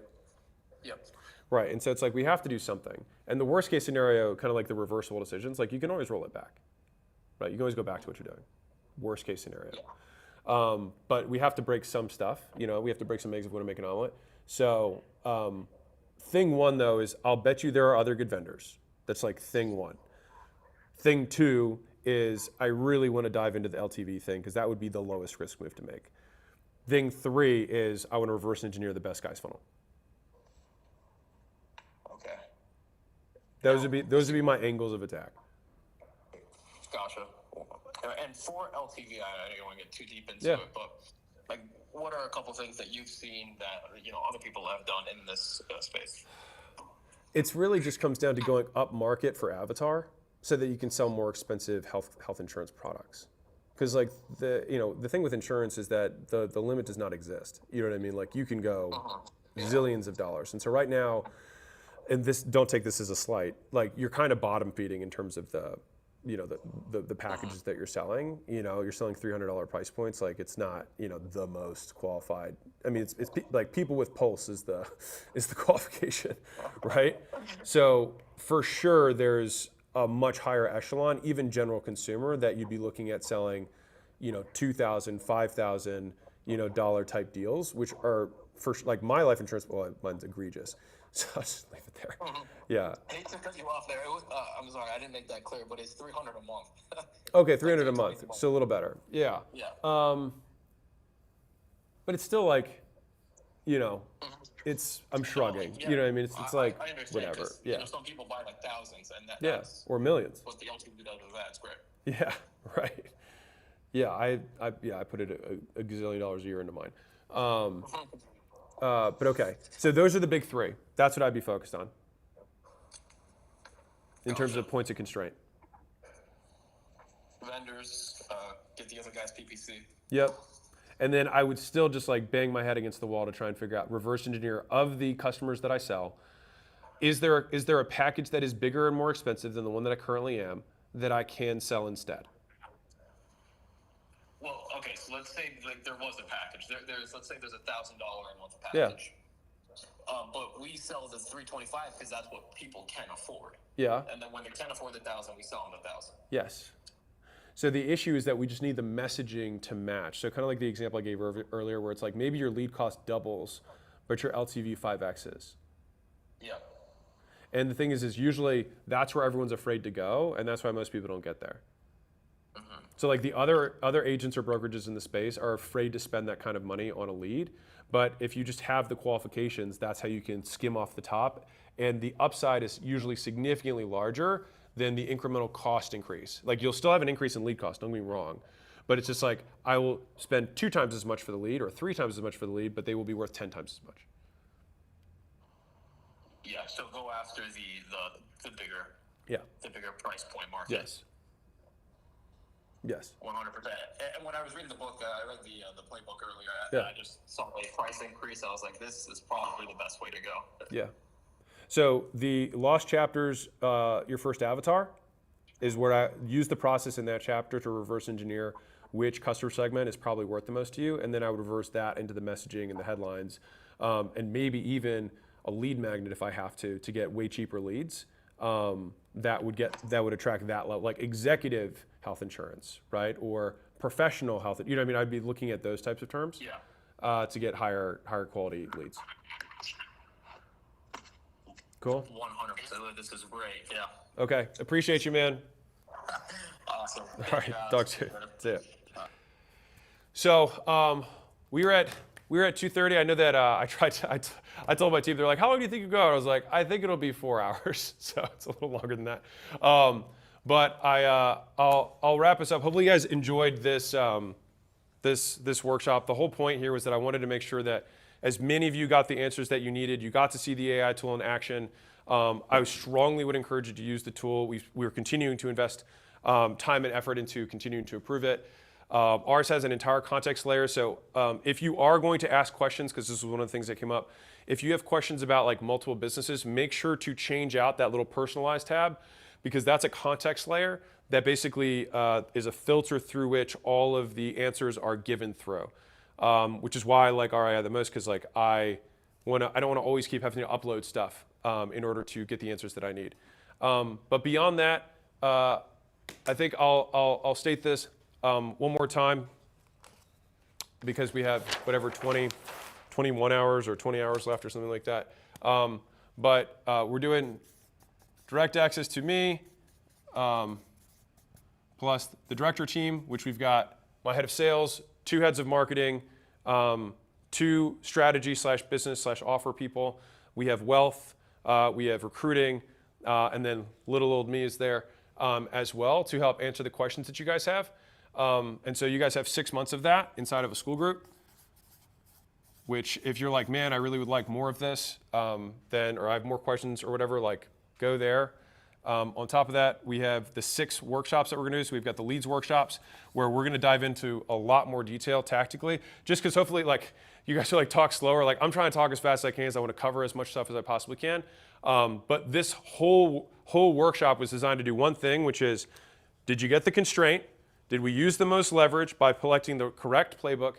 And do you understand how to use the tools like the AI in order to personalize the responses? And hopefully you feel like I delivered on that today. Obviously, there's a ton more that's like cover business in 4 hours, right? We've got the sales workshop, we've got the LTV workshop, we've got the profit workshop, we have people, ops, and AI. So those of you have like recruiting issues, management, leadership issues because you're having difficulty scaling, and then we have wealth with Sharad. And so we'll show you all the tax strategies that we're using that work within a service-based business. If you have a significant business, you heard Kevin at the beginning. There's really awesome businesses in there. We also have a map, so you can actually place yourself on the map, which I think is really sweet. And so you can get all this stuff at scale.acq.com. Because otherwise, this is our last live workshop. I appreciate you guys. You guys rock. I'm super grateful for you guys donating the books. It means the world to me. It really does. I hopefully believe that. I would say measure how much it means to me by the work that I did to put this together. It's probably the easiest way that I can say it. We always really want to over-deliver. We really want to blow you guys away. It's hard to explain what, like, doing 2 years of those types of consultations that I just did over the phone over the last like 30 or 40 minutes. I did that for the last 2 years to train this one AI so that I could help as many businesses as possible, as an incentive to get people to donate as many books as I can, as they could, so that, like, I really do mean what I say. I really would like to get the books in the hands of every entrepreneur in America, and it's just because, like, books is what changed my life. I read every book that I possibly could get my hands on, and like that's what changed my life. And so I just want to say thank you to you guys. If you want to party with us for 6 more months, let's see if I have the thing up here. Maybe I'll go back one. There you go. It's not 15 minutes, but that's the stuff. You guys can go there, scale.acq.com. If not, totally cool. Like, really, I really mean that. Totally fine. But if you're like, I have questions and I really wish I could work with them for a little longer, then that's what we made it for. And so I think it's $3,000 today, and then I think it's 5 installments after that. So that's $15,000 after that. And one of the reasons I structured it that way also is that, like, I don't like things to go on forever. So this isn't like a forever membership. It's a 6 months, set you up for, you know, Q1, crush 2026. And the idea is if we can install, because these parts, leads and sales, are additive. So as long as you don't have a supply constraint, if you just get more leads, you make more. If you convert more of those leads, you make more. If you make more per customer, you make more. If you improve your cash flow position, you make more, right? All of these things, like installing even portions of each of these things into the business, can make a huge material change. And then if you have questions along the way, that's why we put the people who actually, like, collaborated with me to put these playbooks together in the group. And so you can go to scale.acq.com. Appreciate you guys. It's been my absolute honor serving you. I think we'll leave this up. I guess we don't have to leave it up. I mean, you guys know what the link is. You guys know what the link is. You guys are amazing. Thank you again. And I'll read my last slide. Let's see what my last slide is. I already did the VSL framework. Okay, no, this was my last slide. Here we go, final reminders. So, strategy is dictated by how you choose to allocate resources. Your time, your money, your effort are the raw resources that you have. Putting them towards the thing that is going to get you the highest return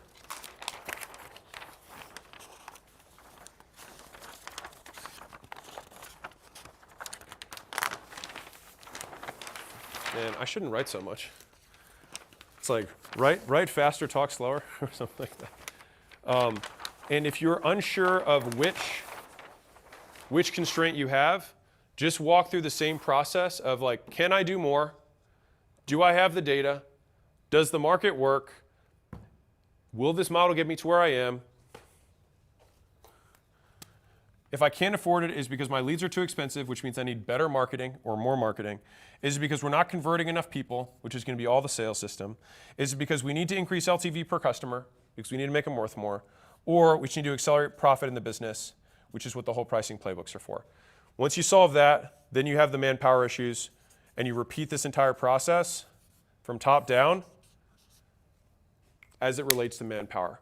And so hopefully this framework, this has served me really well. This is how we've been able to debottleneck so many businesses and just get ruthless about this. Now, kind of like the insurance one that I did at the end there, sometimes it just requires more work, right? Like if I were doing a true consultation rather than like a quick, 10-minute phone call, it'd be like, all right, let's look at all the other LTVs across all the other health categories. Is there another way that we could sell different products to the exact customer base? Is there a different customer base that we can attract via messaging and lead magnets? Because I don't think, I'll bet you dollars to donuts that there's a lead magnet issue there where we could attract a much higher status customer who's able to pay significantly more to make a bigger arbitrage there. And so this is what I think about as I'm trying to dissect and debottleneck businesses. And ultimately, we want to build something that compounds, right? That's the whole goal. So whether that compounds via reputation, via customers that never leave, via sales network that continues to sell for you, that keep recruiting and activating, where they have some sort of network effect overall, that every person who gets added to the network increases the value of the network. All of those are things that compound with time, and we want to have something like that because otherwise your cost to acquire customers will only go one way, which is up. And so you have to have an equal and opposing force, like your reputation, like your brand, that can bring it down over time as you expand to colder and colder markets that warms it up for you. So appreciate you all. And all of the 6 workshops, these guys, all of these, the group is just for owners, but you can bring +1s to those. So I think it's actually like pretty sweet. So if you have teams that are gonna be implementing stuff for like leads, or you've got like sales managers who are gonna do the sales stuff, or somebody who's in the service side or customer success who's gonna do delivery, you can bring +1s to those. I keep the group just for owners because I think it keeps it higher level and it's just better overall. So yeah, you guys rock. So thank you all. I think you have 21 hours, scale.acq.com, and let's scale. Appreciate you guys. I needed like a really elegant sign off. Send nice DMs. When you use this stuff, let me know. It actually like really fills me up. It's what really encourages me. Like I get a huge boost of energy from, like anybody who's been a developer that I know who's a friend of mine has said this, is like every developer just wants one thing, which is that their technology gets used. And I would say that I fall in the same category of like, I write these books, I make this content because I just want it to get used. And it makes it feel like all the pain and suffering that it took me to figure it out is just like a little bit more worth it. And so please let me know. It means the world to me. So rock and roll, scale your businesses, save the world. I'll see you.